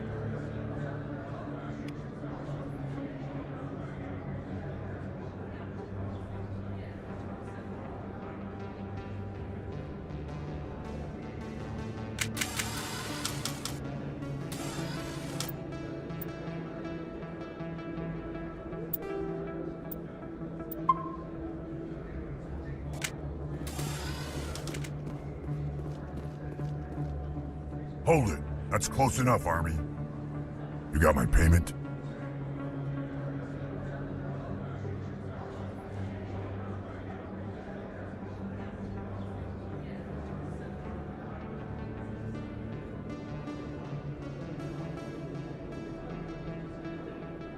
I didn't come here to look.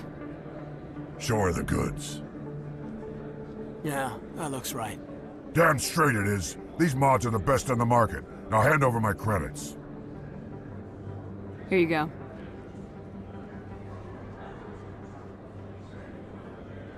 Here you go. Enjoy it. Come on, boys. We're done here. Nobody died. I could shoot someone if it'd make you feel better. Nah, I'm good.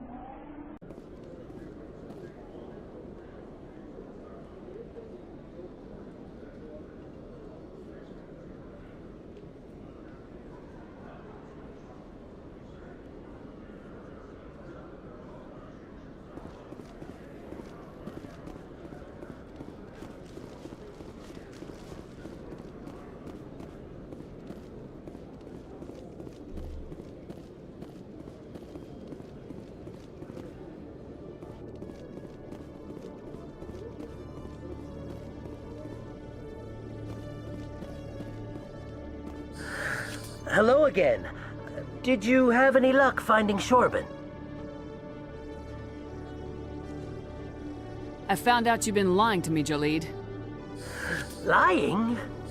Why would I lie to you? What about the Keeper data? He told you? I didn't mean for any of this to happen. I was afraid Shorben would kill me to get the data, so well, I was hoping you'd take care of him.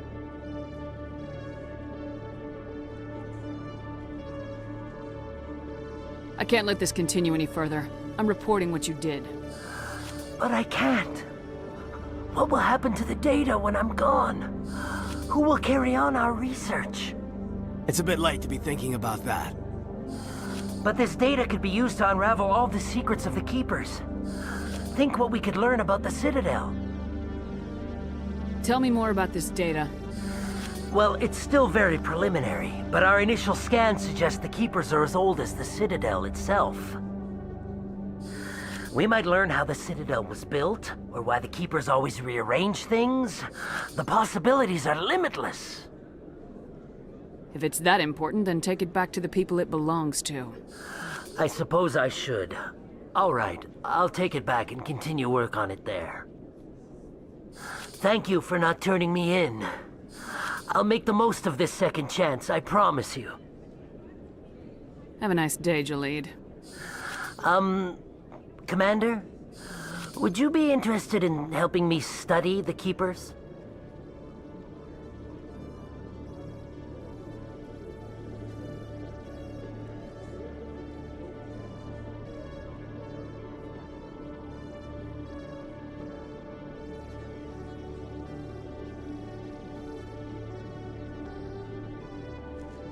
What do you need me to do? Just take this scanner. Every time you see a Keeper, scan it. Whenever you get a unique scan, I'll reimburse you. That's it. Good luck, and so long.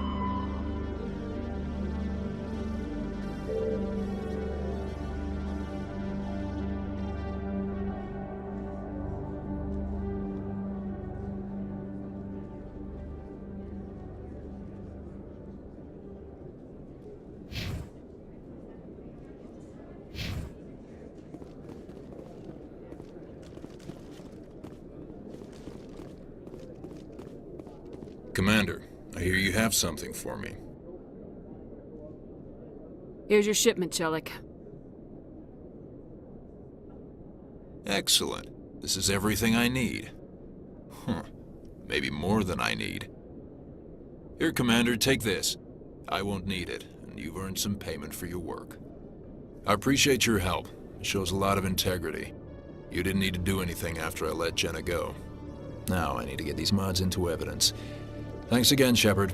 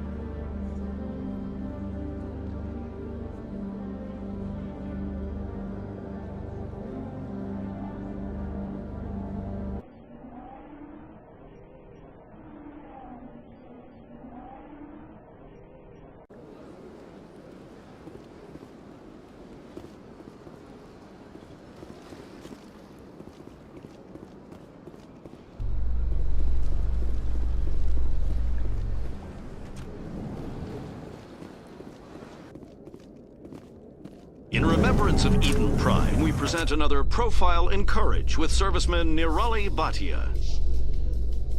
A devoted wife and talented chef, Serviceman Bhatia joined the Alliance military under the Deferred Education Plan. After finishing her service, Bhatia planned to open a restaurant. Instead, she gave her life protecting the colonists of Eden Prime. For more Profiles in Courage, or to explore opportunities in the military, please visit the Alliance Military on the extranet. Keyword, Courage.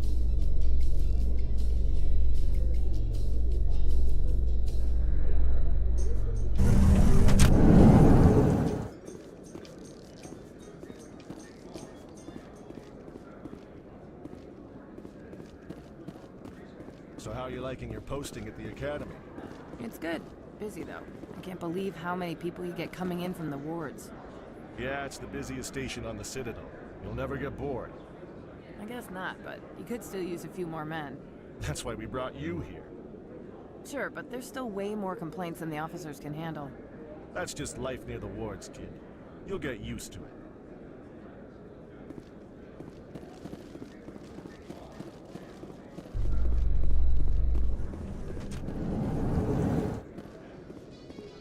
In entertainment news, Francis Kitt has announced plans to direct Hamlet with Elcor cast members. The production will open dramatic theater to the Elcor with a Hamlet who uses Elcor body language and pheromones. Kitt claims that he's also excited by giving a human audience the chance to judge Hamlet by his deeds and not his emotions.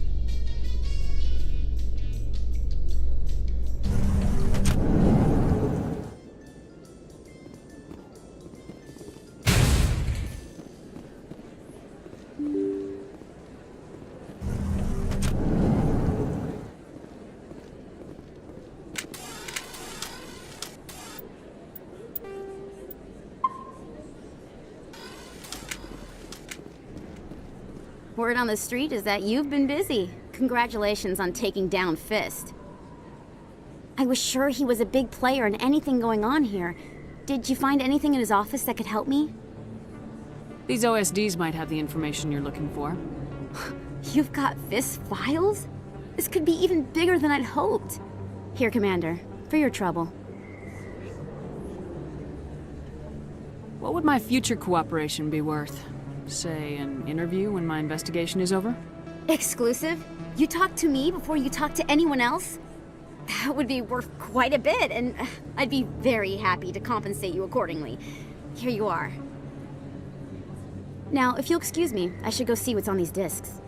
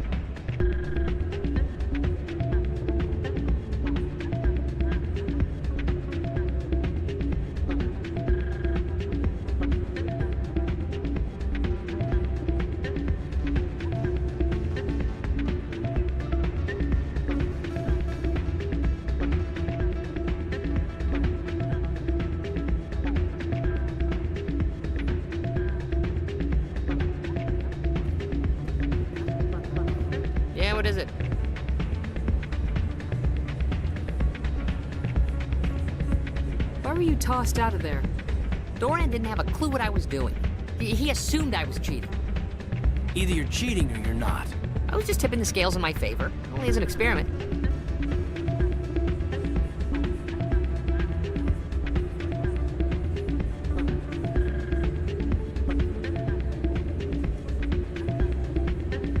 Still sounds like cheating to me.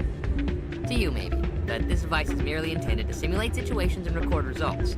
Recording losses is easy, of course. Nobody notices those.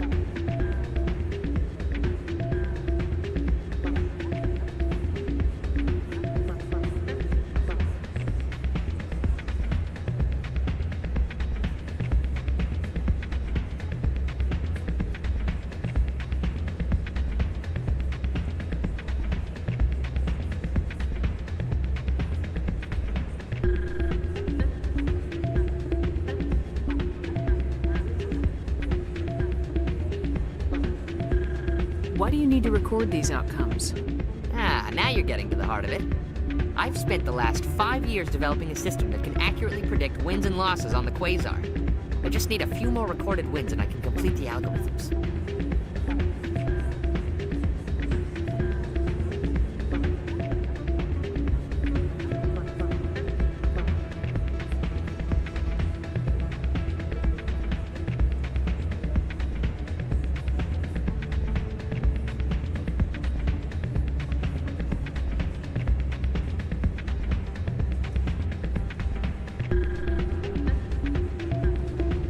Can you do that?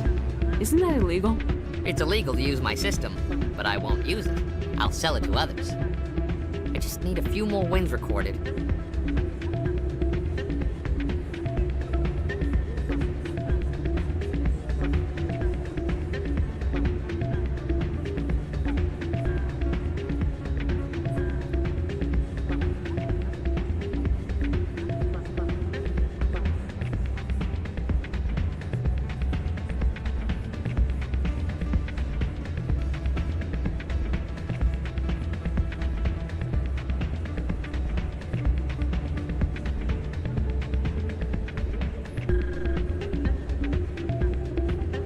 Does the device help me win? The device is set to emit a frequency that will slightly increase your odds. Nothing like my system eventually will, but enough to allow you to record your wins more quickly.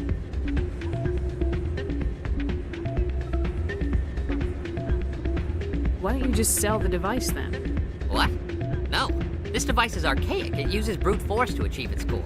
Besides, you saw how easily it was detected. My system, when it's complete, will be far more efficient and completely undetectable.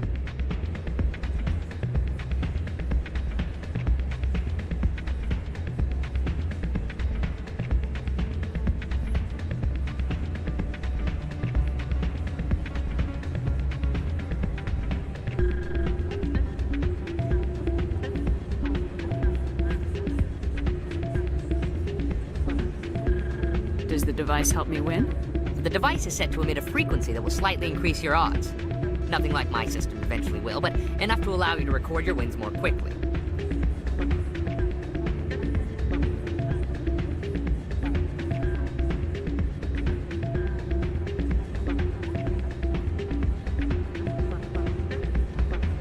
What's in this for me? Keep your winnings. That should be payment enough, I think. I'll help you out. I suppose I could let you try it.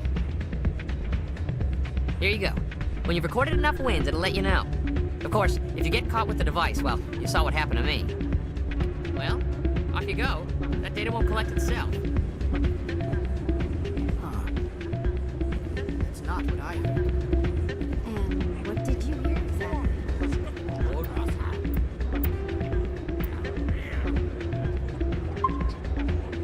Rumors about strange metal creatures with real AI.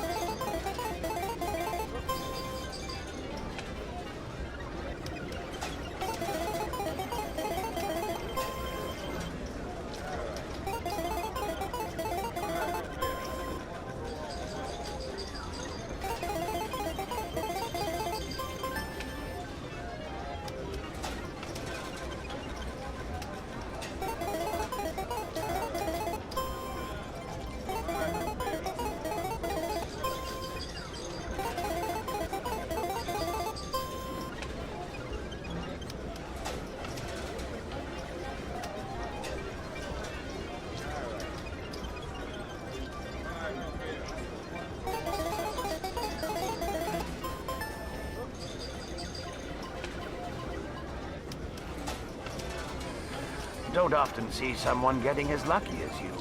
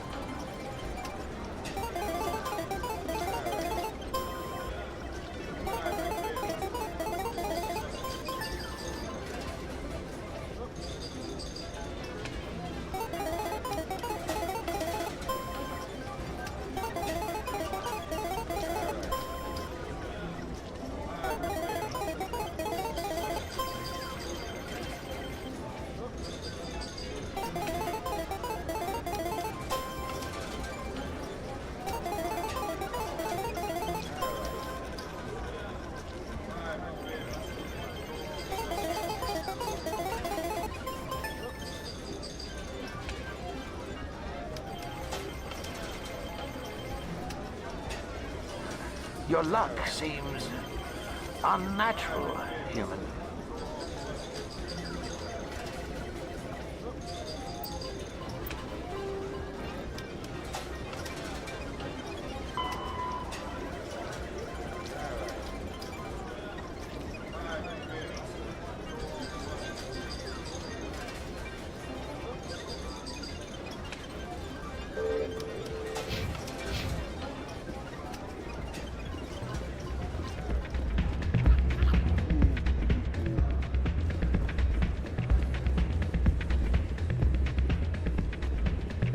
So, did you record 5 wins with the device yet? I'm getting to it. Well, don't wait forever.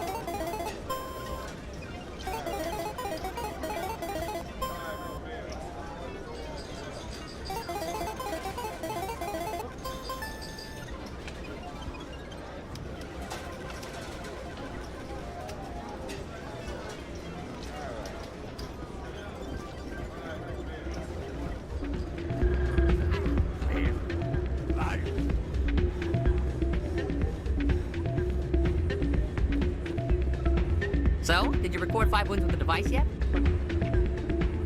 Here you go. I hope it's what you're looking for. Excellent indeed. This will provide me with invaluable data. You enjoy those winnings. I'm gonna get the system completed.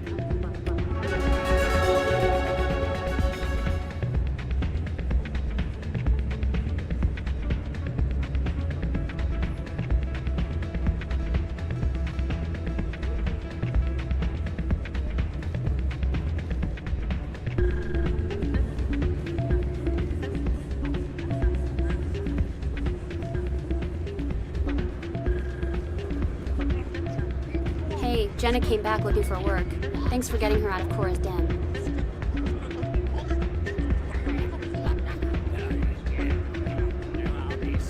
I was glad to help out. Yeah, everyone seems real happy to have her back. You don't sound that happy about it. I'm glad she's out of the den. I'd just forgotten what it was like to have her around. I haven't had a decent tip since she got back.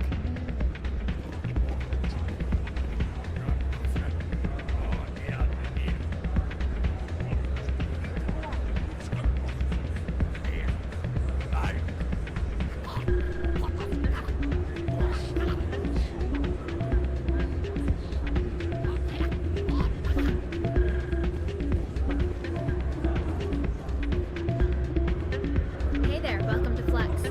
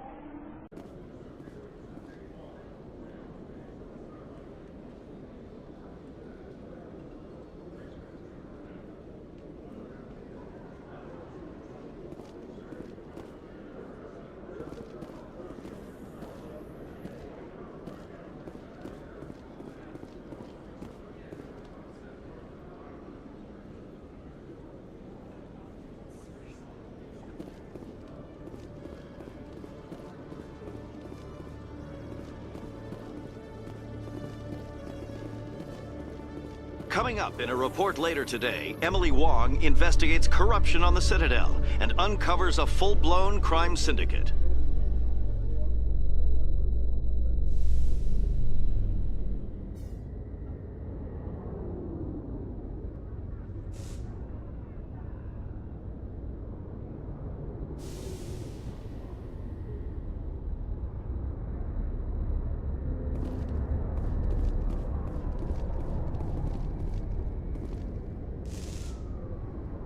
I've got big news for you, Shepard. Captain Anderson is stepping down as commanding officer of the Normandy. The ship is yours now. She's quick and quiet, and you know the crew. Perfect ship for a Spectre. Treat her well, Commander. I want the truth. Why are you stepping down, sir? You needed your own ship. A Spectre can't answer to anyone but the Council. And it's time for me to step down.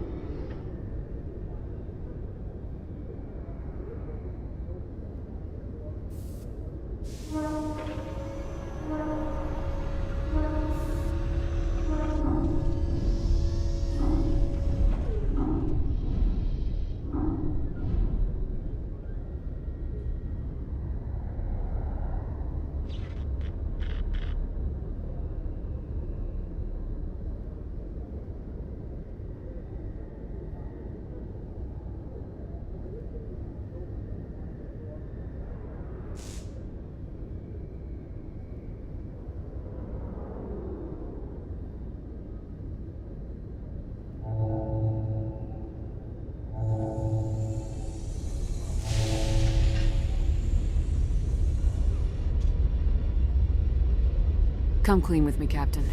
You owe me that much. I was in your shoes 20 years ago, Shepard. They were considering me for the Spectres. What happened? I failed. I couldn't make the cut. It's not something I'm proud of. Ask me later and I'll tell you the whole story. For now, all you need to know is, I was sent on a mission with Saren, and he made sure the Council rejected me. I had my shot. It came and went. Now you have a chance to make up for my mistakes. I won't let you down, sir. Saren's gone. Don't even try to find him. But we know what he's after. The Conduit. He's got his Geth scouring the Traverse looking for clues. We had reports of Geth in the Pharos system shortly before our colony there dropped out of contact, and there have been sightings around Noveria. Find out what Saren was after on Pharos and Noveria. Maybe you can figure out where the Conduit is before he does. The Reapers are the real threat. I'm with the Council on this one, Shepard. I'm not sure they even exist. But if they do exist, the Conduit's the key to bringing them back. Stop Saren from getting the Conduit, and we stop the Reapers from returning.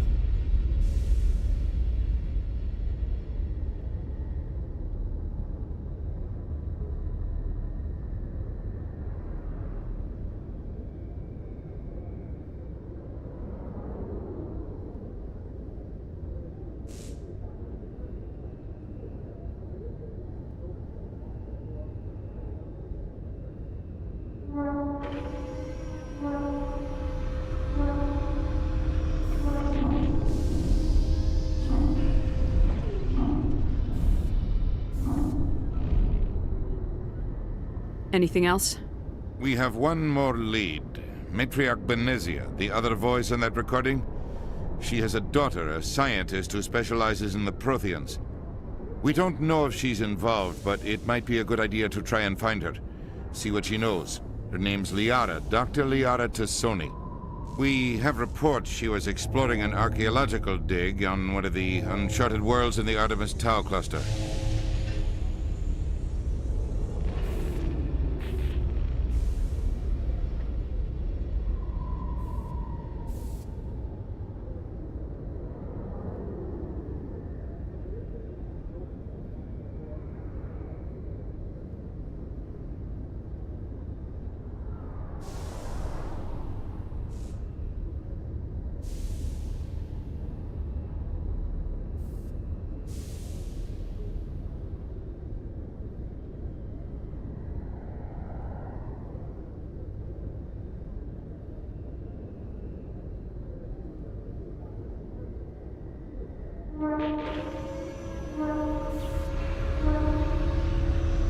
Sounds like we should head for the Artemis Tau cluster.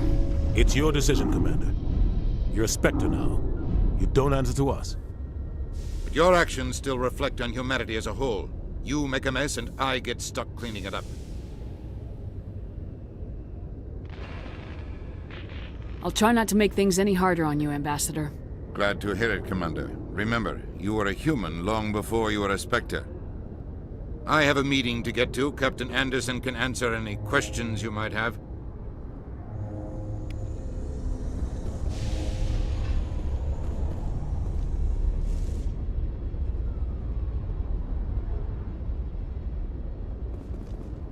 Yes, Commander? How are you holding up? Honestly, this isn't how I pictured my career coming to an end. Pushing papers really isn't my thing, but you're the one who can stop Saren. I believe in you, Shepard. If that means I have to step aside, so be it.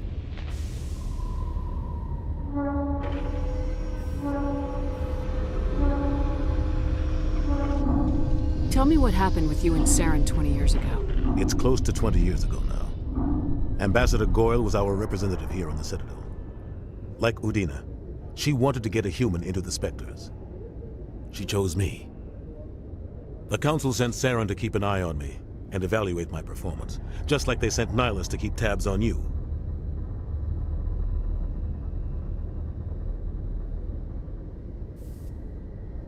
I think I deserve the whole story. We had intel on a rogue scientist being funded by Batarian interests. He was trying to set up a facility to develop illegal AI technology out in the Verge. Alliance intel had done all the work, but the Council wanted a Spectre involved. be compromised. I was assigned to help Saren in his investigation. We tracked the scientist to a refining facility on Kamala. He was hidden away somewhere inside, protected by an army of Batarian mercenaries. The plan was simple.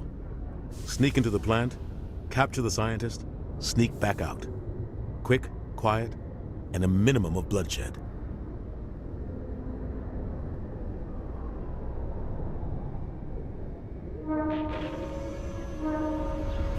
I'm guessing things didn't go as planned? Saren and I split up to cover more ground. Then about halfway through the mission, there was a massive explosion in the refinery core. Officially, it was ruled an accident, but I think Saren detonated it on purpose to draw off the enemy guards.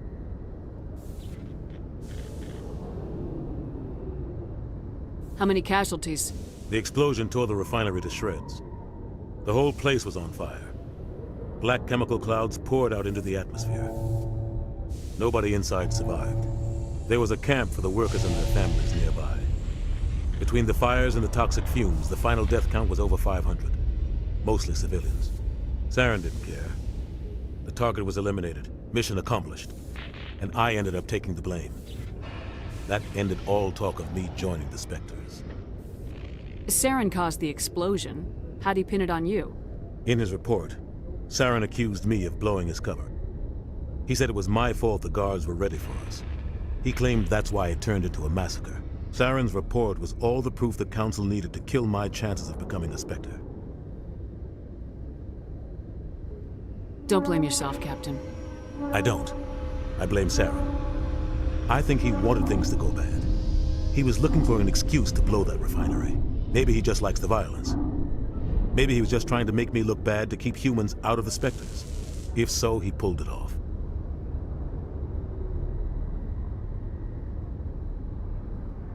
Why'd you let him get away with it? Who do you think the Council was going to listen to? Me? Or their best agent? I had a bad feeling about him right from the start. I should have been more careful. Maybe I could have stopped things before they got out of hand.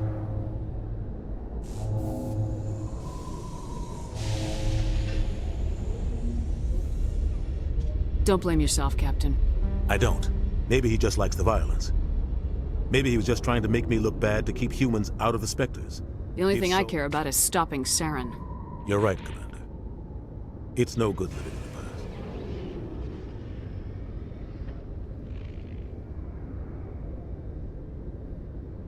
Any extra intel you can give me on our colony at Feros? The entire planet used to be one giant Prothean city.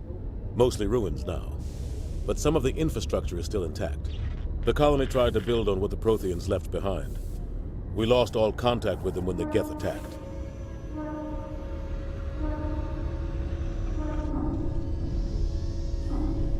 What do you know about the Artemis Tau cluster? Not much. I've never been there myself. A handful of systems with a few small, uncharted worlds, but no real colonies. Might not be easy finding Dr. T'Soni out there. My advice is to look for the world with the Prothean ruins.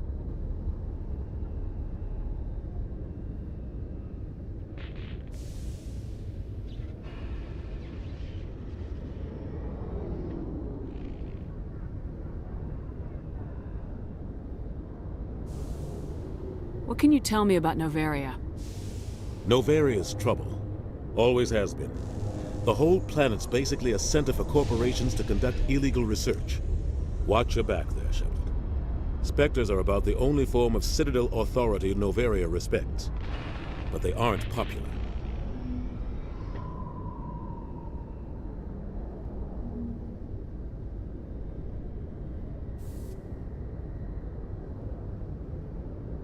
I want to know the truth about you and Saren. We tracked the sign. The plan was simple. Sneak into the plant, capture the sign. You're right, Commander. It's no good living in the past. I should go. I'll be here if you need anything.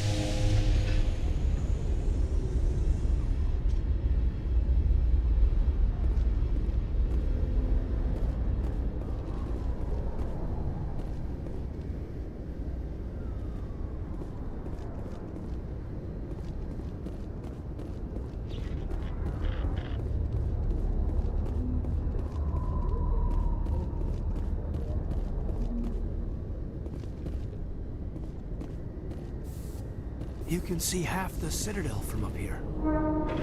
When you look out and see something this beautiful, it really helps you understand what we're fighting to save.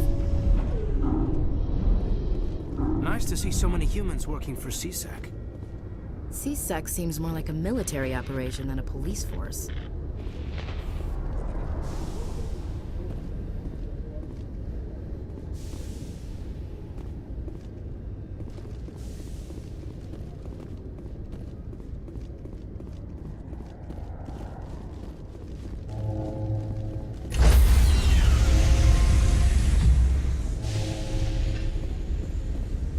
Stand by, shore party. Decontamination in progress. I heard what happened to Captain Anderson. Survives 100 battles and then gets taken down by backroom politics. Just watch your back, Commander. Things go bad on this mission, you're next on their chopping block.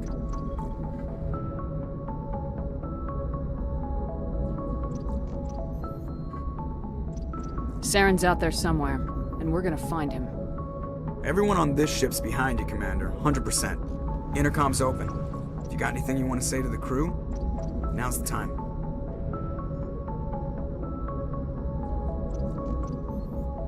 This is Commander Shepard speaking. We have our orders. Find Saren before he finds the conduit. I won't lie to you, crew. This mission isn't gonna be easy.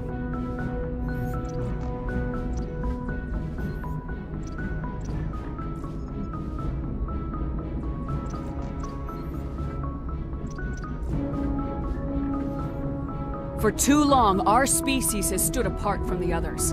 Now it's time for us to step up and do our part for the rest of the galaxy. Time to show them what humans are made of.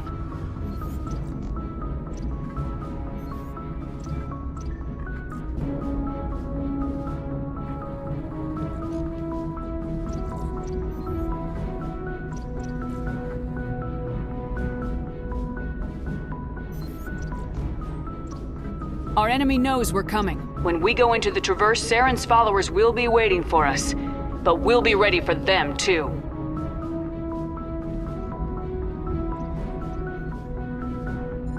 Humanity needs to do this. Not just for our own sake, but for the sake of every other species in Citadel space. Saren must be stopped, and I promise you all, we will stop him. Well said, Commander. Captain will be proud. The captain gave up everything so I could have this chance. We can't fail. Yes, ma'am.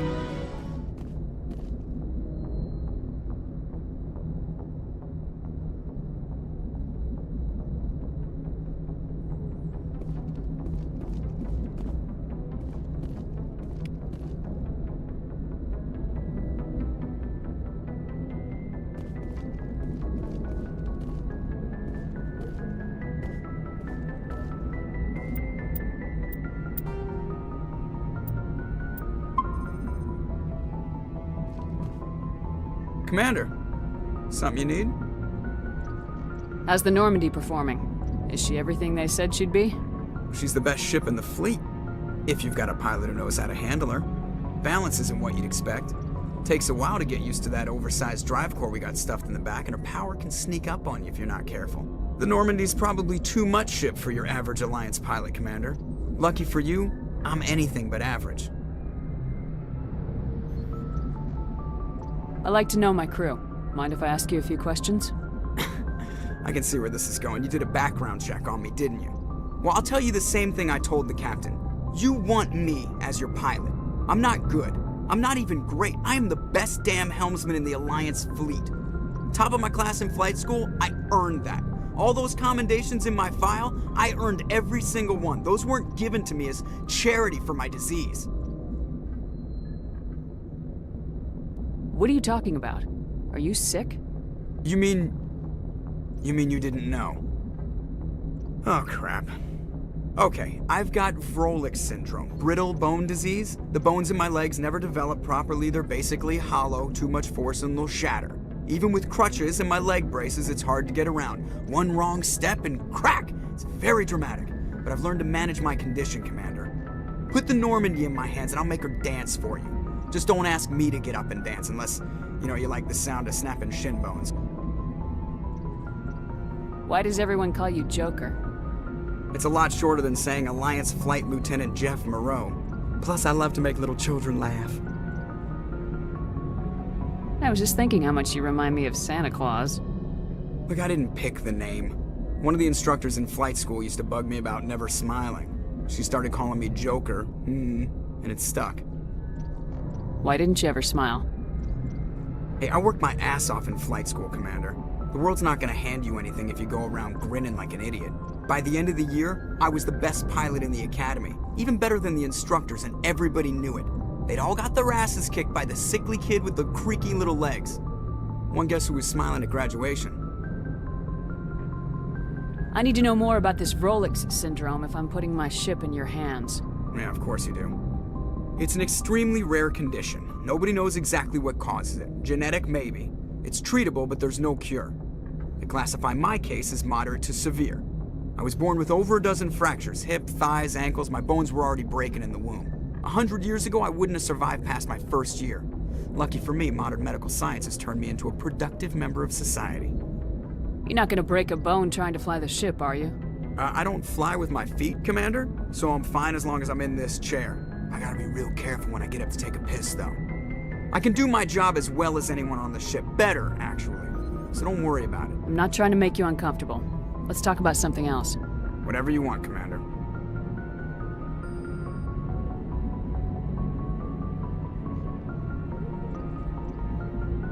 How'd you end up joining Look, the if you're Alliance? looking for an inspirational tale of the crippled kid overcoming impossible odds, you're gonna be disappointed. My mother was a civilian contractor working for the Alliance. I basically grew up on the Arcturus station back when they were building up the fleets. Spend all that time around Alliance ships, there's a good chance you'll end up going to the Academy. I have to go. Alright, see ya.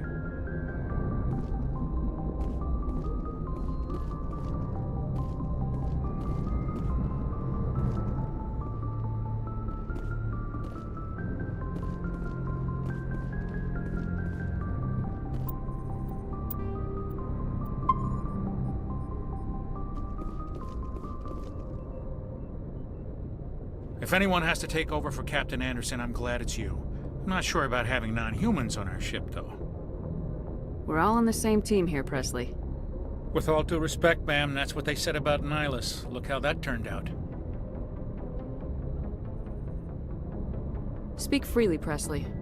I want to know if you have a problem with non-humans. It's not that, Commander. Humanity has always handled its own problems. Saren attacked one of our colonies. We should be the ones to stop him. We don't need their help.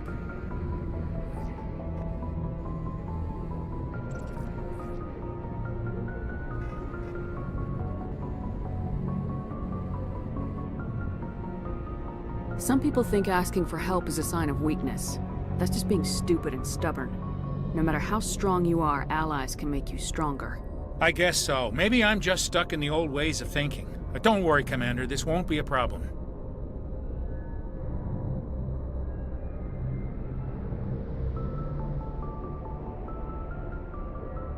How did you end up assigned to the Normandy? I signed up with the Alliance as a navigator right out of school, following in my grandfather's footsteps, I guess. My first posting was on the Agincourt. We were one of the first reinforcements to arrive at Elysium after the Blitz hit. And those raiders were no match for an Alliance frigate. Of course, the only reason the colony was still standing was because of you, Commander. I can't believe you held out as long as you did.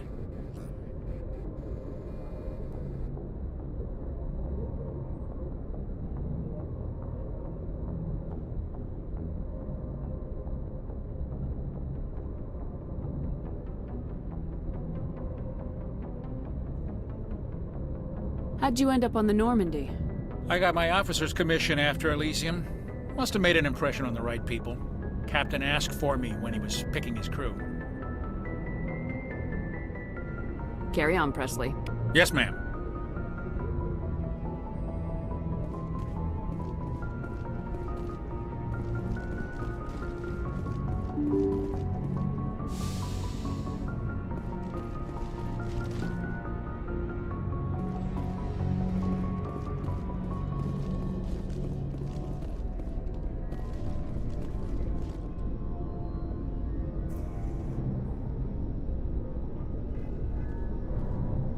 Anything you need, Commander?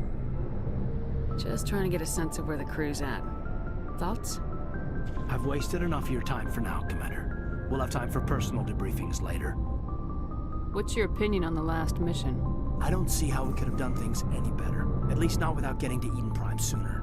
And we were on the scene faster than any other Alliance ship could have been. We'll talk another time, Lieutenant. Commander?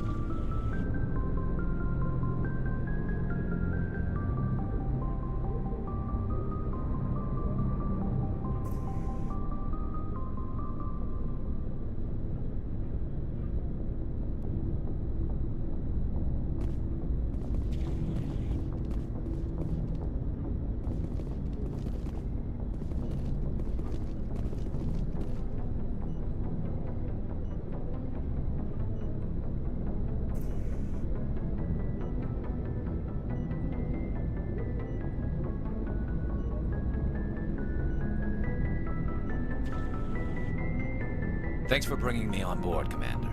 I knew working with the Spectre would be better than life at CSEC. Have you worked with the Spectre before? Well, no, but I know what they're like. Spectres make their own rules. You're free to handle things your way. At CSEC, you're buried by rules. The damn bureaucrats are always on your back. For the most part, the rules are there for a reason. Maybe. But sometimes it feels like the rules are only there to stop me from doing my work. If I'm trying to take down a suspect, it shouldn't matter how I do it, as long as I do it. But CSEC wants it done their way. Protocol and procedure come first. That's why I left.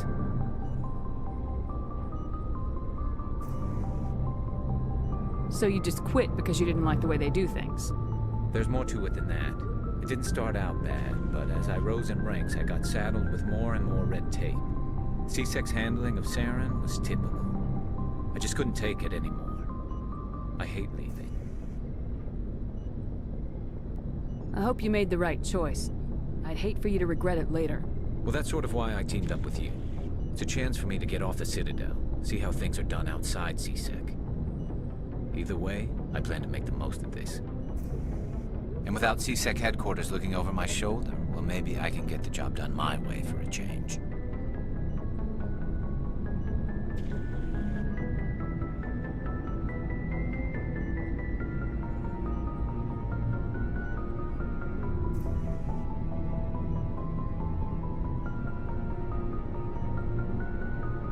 If getting the job done means endangering innocent people, then no. We get the job done right, not fast. Got it? I wasn't trying to. I understand, Commander.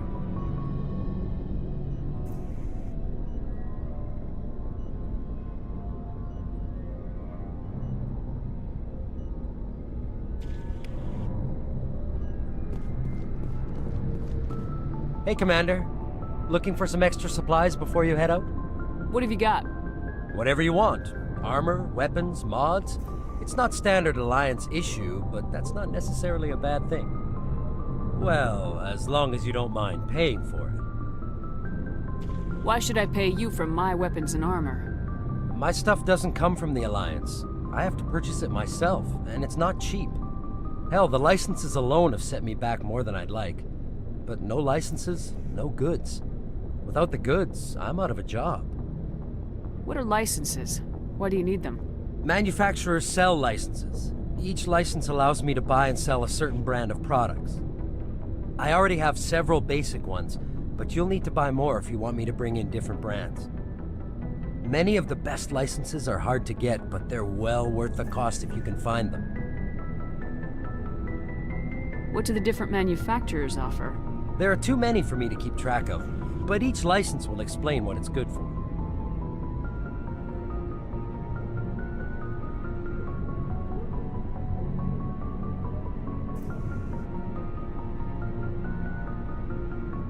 How often will you get new items? Well, that depends on how many licenses you've purchased. But I'll rotate items on a regular basis regardless. And anytime we land someplace with a big enough port, I'll buy, sell, and trade whatever I can. Check back often. I need to move items quickly, so only the most basic items will be stocked consistently.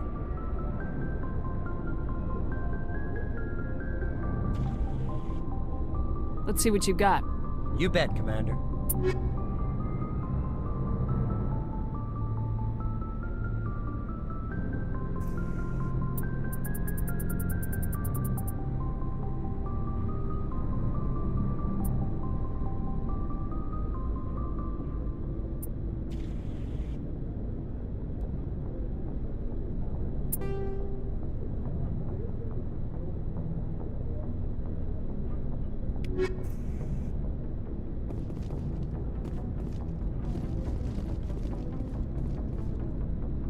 Nice ship you've got, Shepard.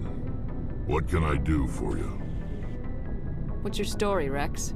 There's no story. Go ask the Quarian if you want stories. You Krogans live for centuries. Don't tell me you haven't had a few interesting adventures. Well, there was this one time the Turians almost wiped out our entire race. That was fun.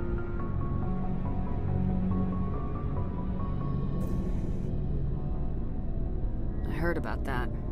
You know, they almost did the same to us. It's not the same.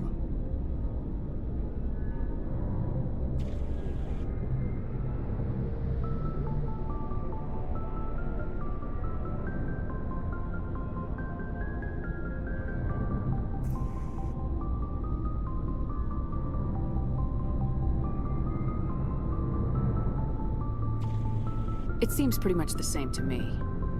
So your people were infected with a genetic mutation? An infection that makes only a few in 1,000 children survive birth? And I suppose it's destroying your entire species?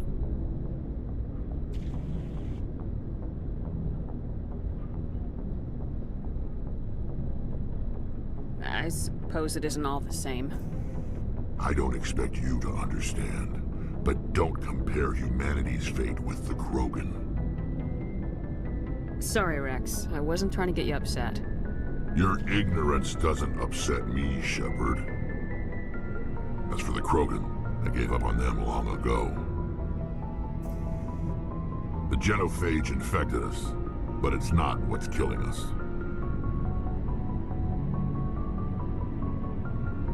Are your people really dying?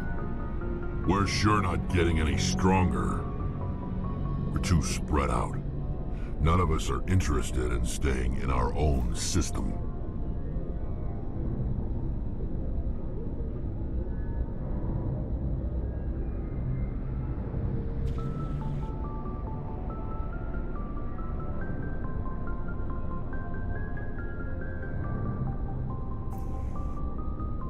Lots of species have left their homes and prospered.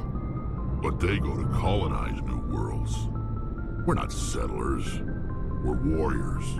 We want to fight. So we leave. Hire ourselves out. And most of us never go back.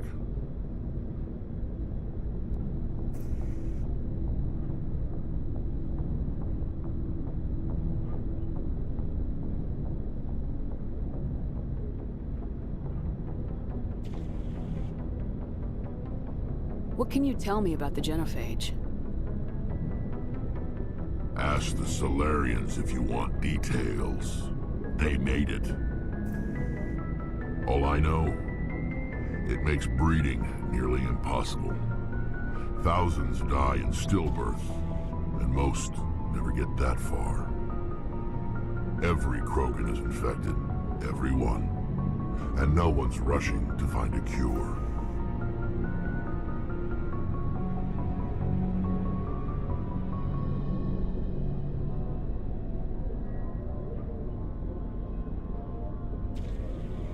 Why don't the Krogan try to find a cure? When was the last time you saw a Krogan scientist? Ask a Krogan. Would he rather find a cure for the genophage or fight for credits? He'll choose fighting every time. It's just who we are, Shepard. I can't change that. Nobody can.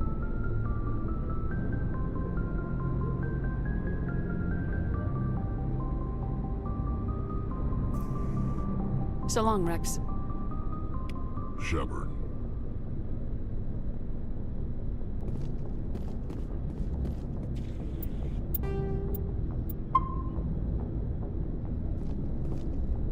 Commander? What's your opinion of the last mission? Kinda wish you'd got there sooner, Commander. No offense, I appreciate the rescue. I just wish... You wish we'd been able to save the rest of your unit. Yes, ma'am. If I had been more alert, we wouldn't have been cut down by an ambush. The Geth are perfect ambushers. They don't move, they don't make noise, they don't even breathe. They have flashlight heads, ma'am. I'll make sure it doesn't happen again. Do you have a few minutes to talk? One-on-one? I'm sorry, Commander. I need to get my duty squared away. I wouldn't mind talking more later, though. Dismissed, Chief. Ma'am.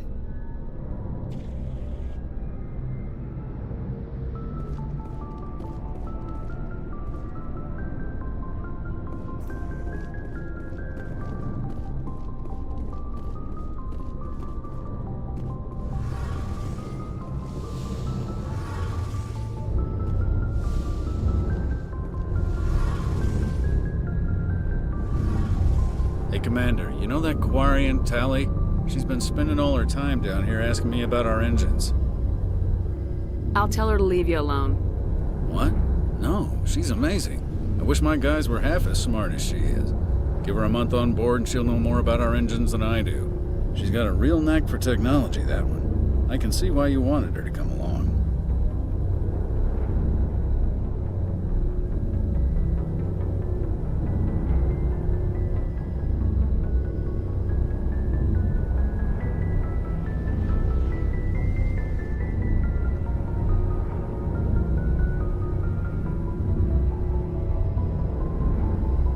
I figured she'd be a real asset to the team.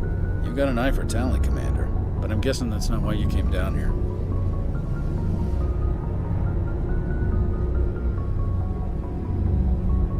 Fill me in on the IES stealth system. How does it work exactly?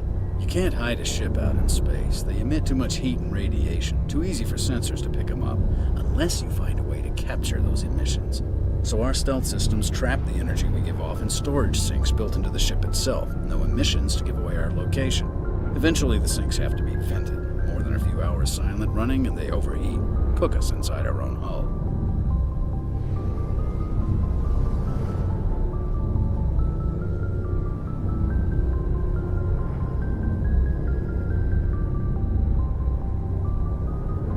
There's no way for anyone to detect us?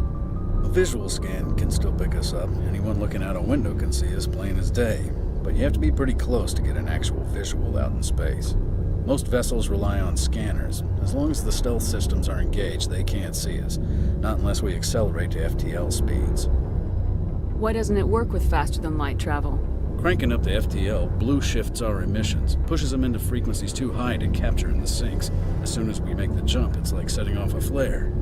Sensors can pick up our location whenever we enter or exit FTL flight, but for short-range missions, our stealth systems are amazing, and we've got the only one.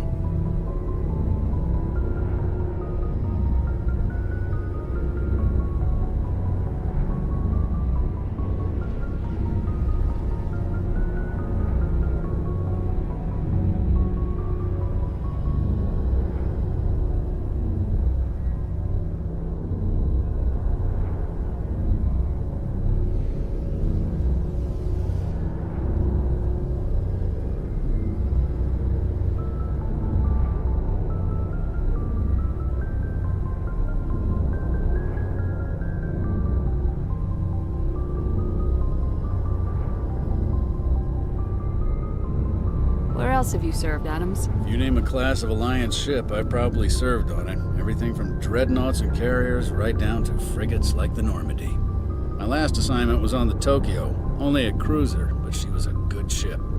Couldn't hold a candle to the Normandy, though.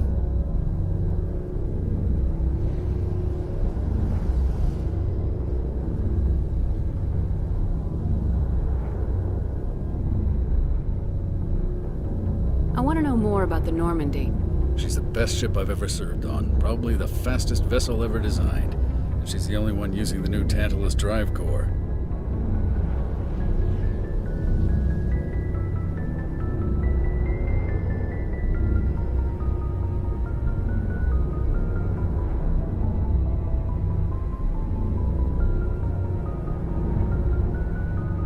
What's so special about the Tantalus drive core? Proportionally, it's about twice the size of any other vessel. Not only are we faster, we can run at FTL speeds longer before we have to discharge the core. Carry on, Adams. Aye, aye, Commander.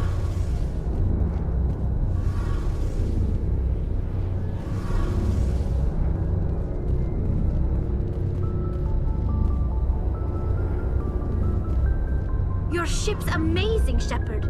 I've never seen a drive core like this before. I can't believe you were able to fit it into a ship this small. I'm starting to understand why you humans have been so successful. I had no idea Alliance vessels were so advanced. The Normandy's a prototype, cutting-edge technology. A month ago, I was patching a makeshift fuel line into a converted tug ship in the flotilla. Now, I'm sitting on board one of the most advanced vessels in Citadel space. I have to thank you again for bringing me along. Traveling on a vessel like this is a dream come true for me. I had no idea you found ship technology so interesting. It comes with being a Quarian. The migrant fleet is the key to the survival of my people. Ships are our most valuable resource. But we don't have anything like this. We make do with cast-offs and second-hand equipment. We just try to keep them running for as long as we can. Some of the fleet's larger vessels date all the way back to our original flight from the Geth.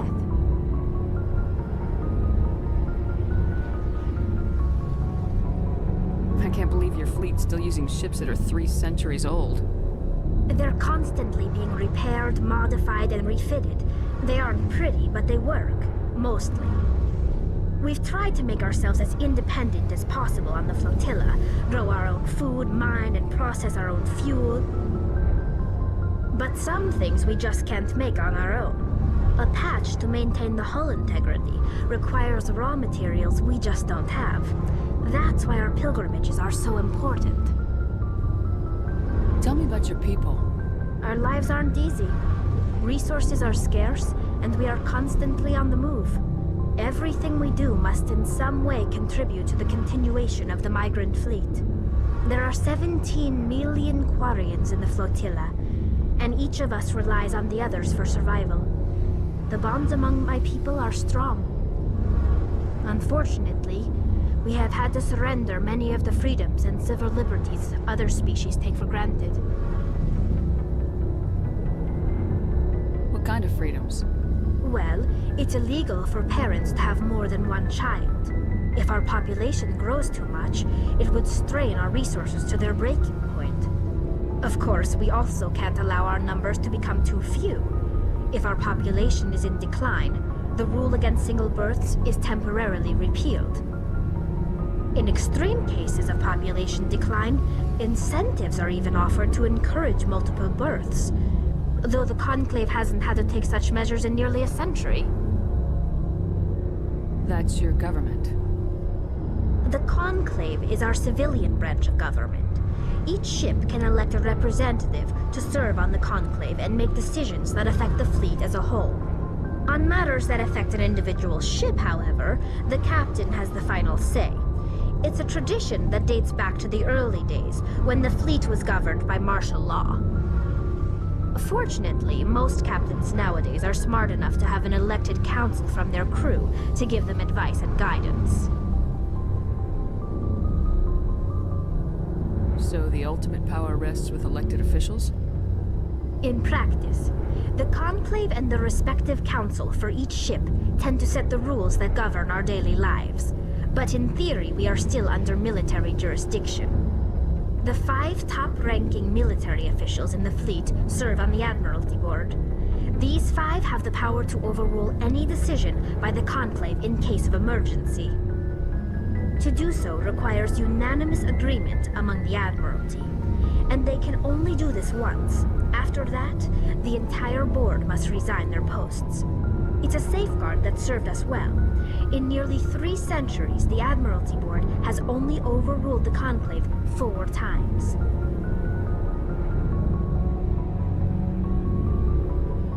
I want to know more about the Geth.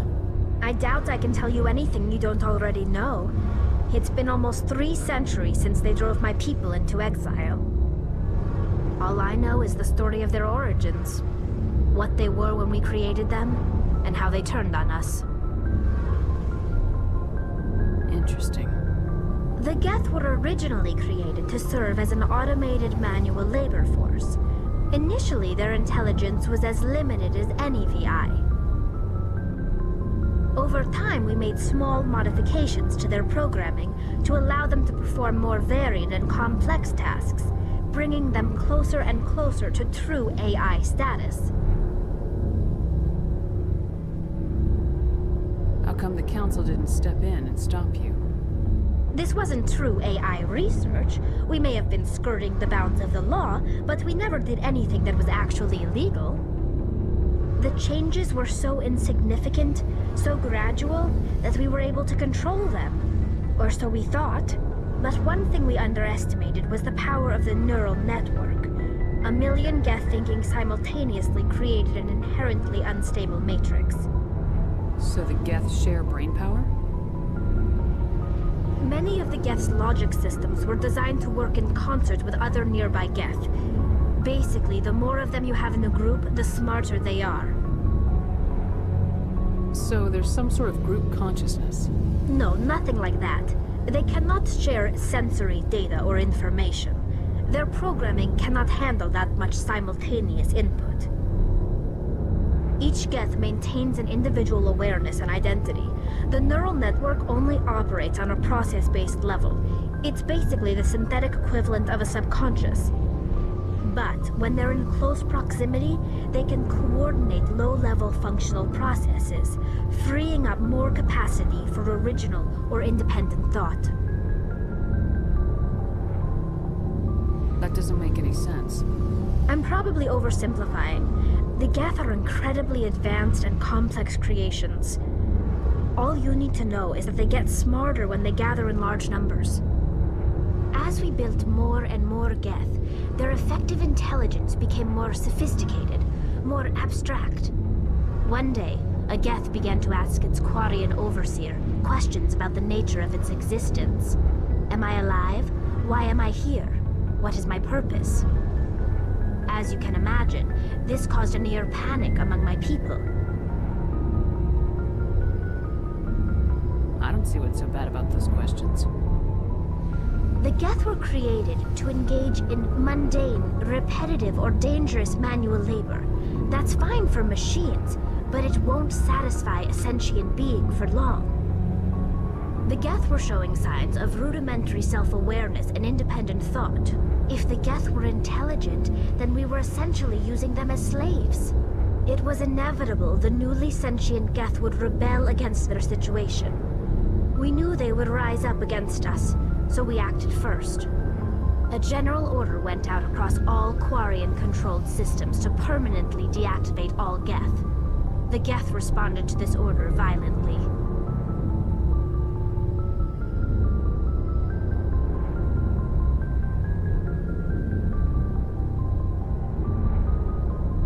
Hey, you can't blame them for fighting for their survival. We had no other choice. The Geth were already on the verge of revolution. By acting quickly, we had a chance to end the war before it began. The hope was that most of the Geth would still be little more than machines, incapable of organized resistance. But they had progressed much further than anyone anticipated. The war was long and bloody. Millions upon millions of Quarians died at their hands. In the end, we were forced to flee our own homeworld. We feared the Geth would pursue us, but they never came beyond the Veil. Now we drift through space, exiles searching for a way to reclaim what was once ours.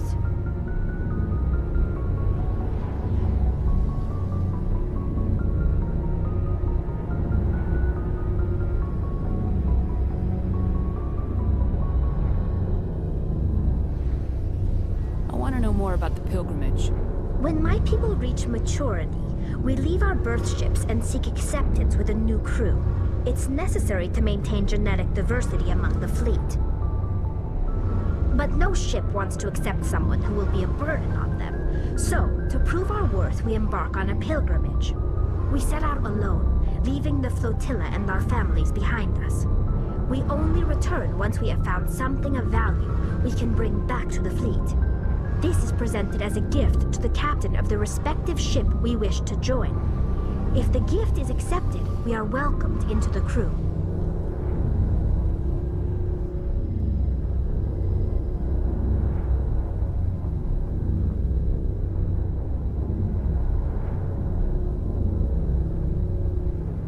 Can a captain choose to reject the gift? That doesn't happen often. Most captains are eager to increase the size of their crew. It increases their own standing in our society. Even when the gift is not particularly valuable, the captain usually accepts it out of a sense of tradition. However, there is a stigma to presenting a substandard gift. It's not the best way to make a good impression on a new community. Most pilgrims don't return until they find something worthwhile.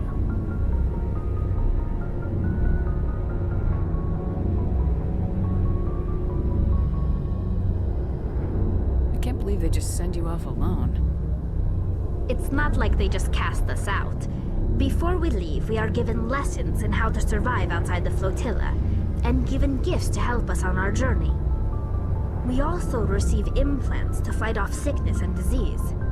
Generations of living in an isolated and highly controlled environment have left our immune systems weaker than most. By the time we leave the fleet, we are well equipped for the pilgrimage. This is a rite of passage for all Quarians. If it were dangerous, our numbers would suffer. Virtually every pilgrimage ends with a triumphant return and the ritual presentation of the gift to one of the fleet's captains. I want to talk about something else. Like what? I should go. See you later.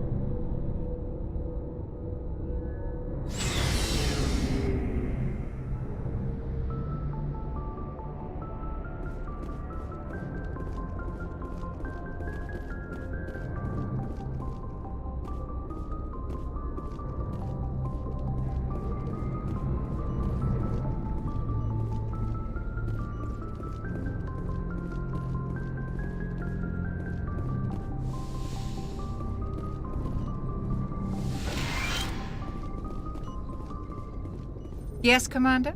Is there something you need? How did you end up serving on an Alliance ship? I enlisted right out of med school. Earth always seemed boring to me.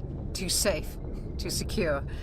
I figured the colonies were teeming with exotic adventure.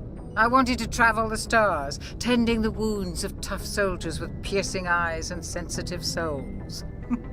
Turns out military life isn't quite as romantic as I'd imagined.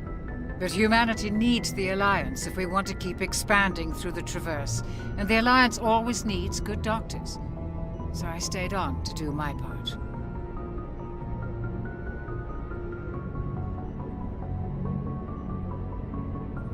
Ever think you made the wrong choice? Sometimes I think about opening a private practice back on Earth. Or maybe taking a position at one of the new med centers out in the colonies. But there's something special about working on soldiers. If I left the Alliance now, I'd feel like I was abandoning them.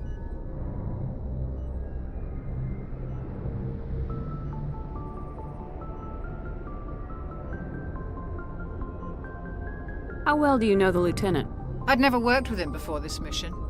But he has an impressive service record, over a dozen special commendations. Tends to keep to himself, though. Maybe because of the headaches. It's not easy being an L2.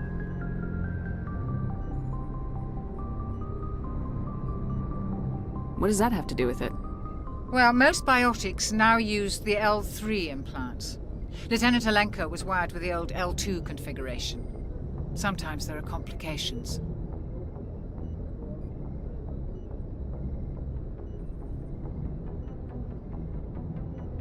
What kind of complications? Severe mental disabilities, insanity, crippling physical pain. There's a long list of horrific side effects. Kaiden's lucky. He just gets migraines.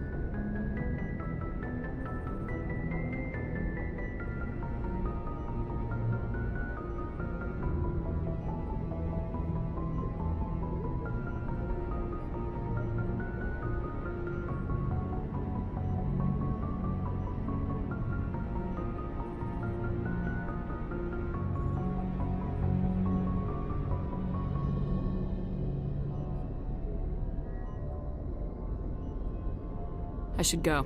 Goodbye, Commander.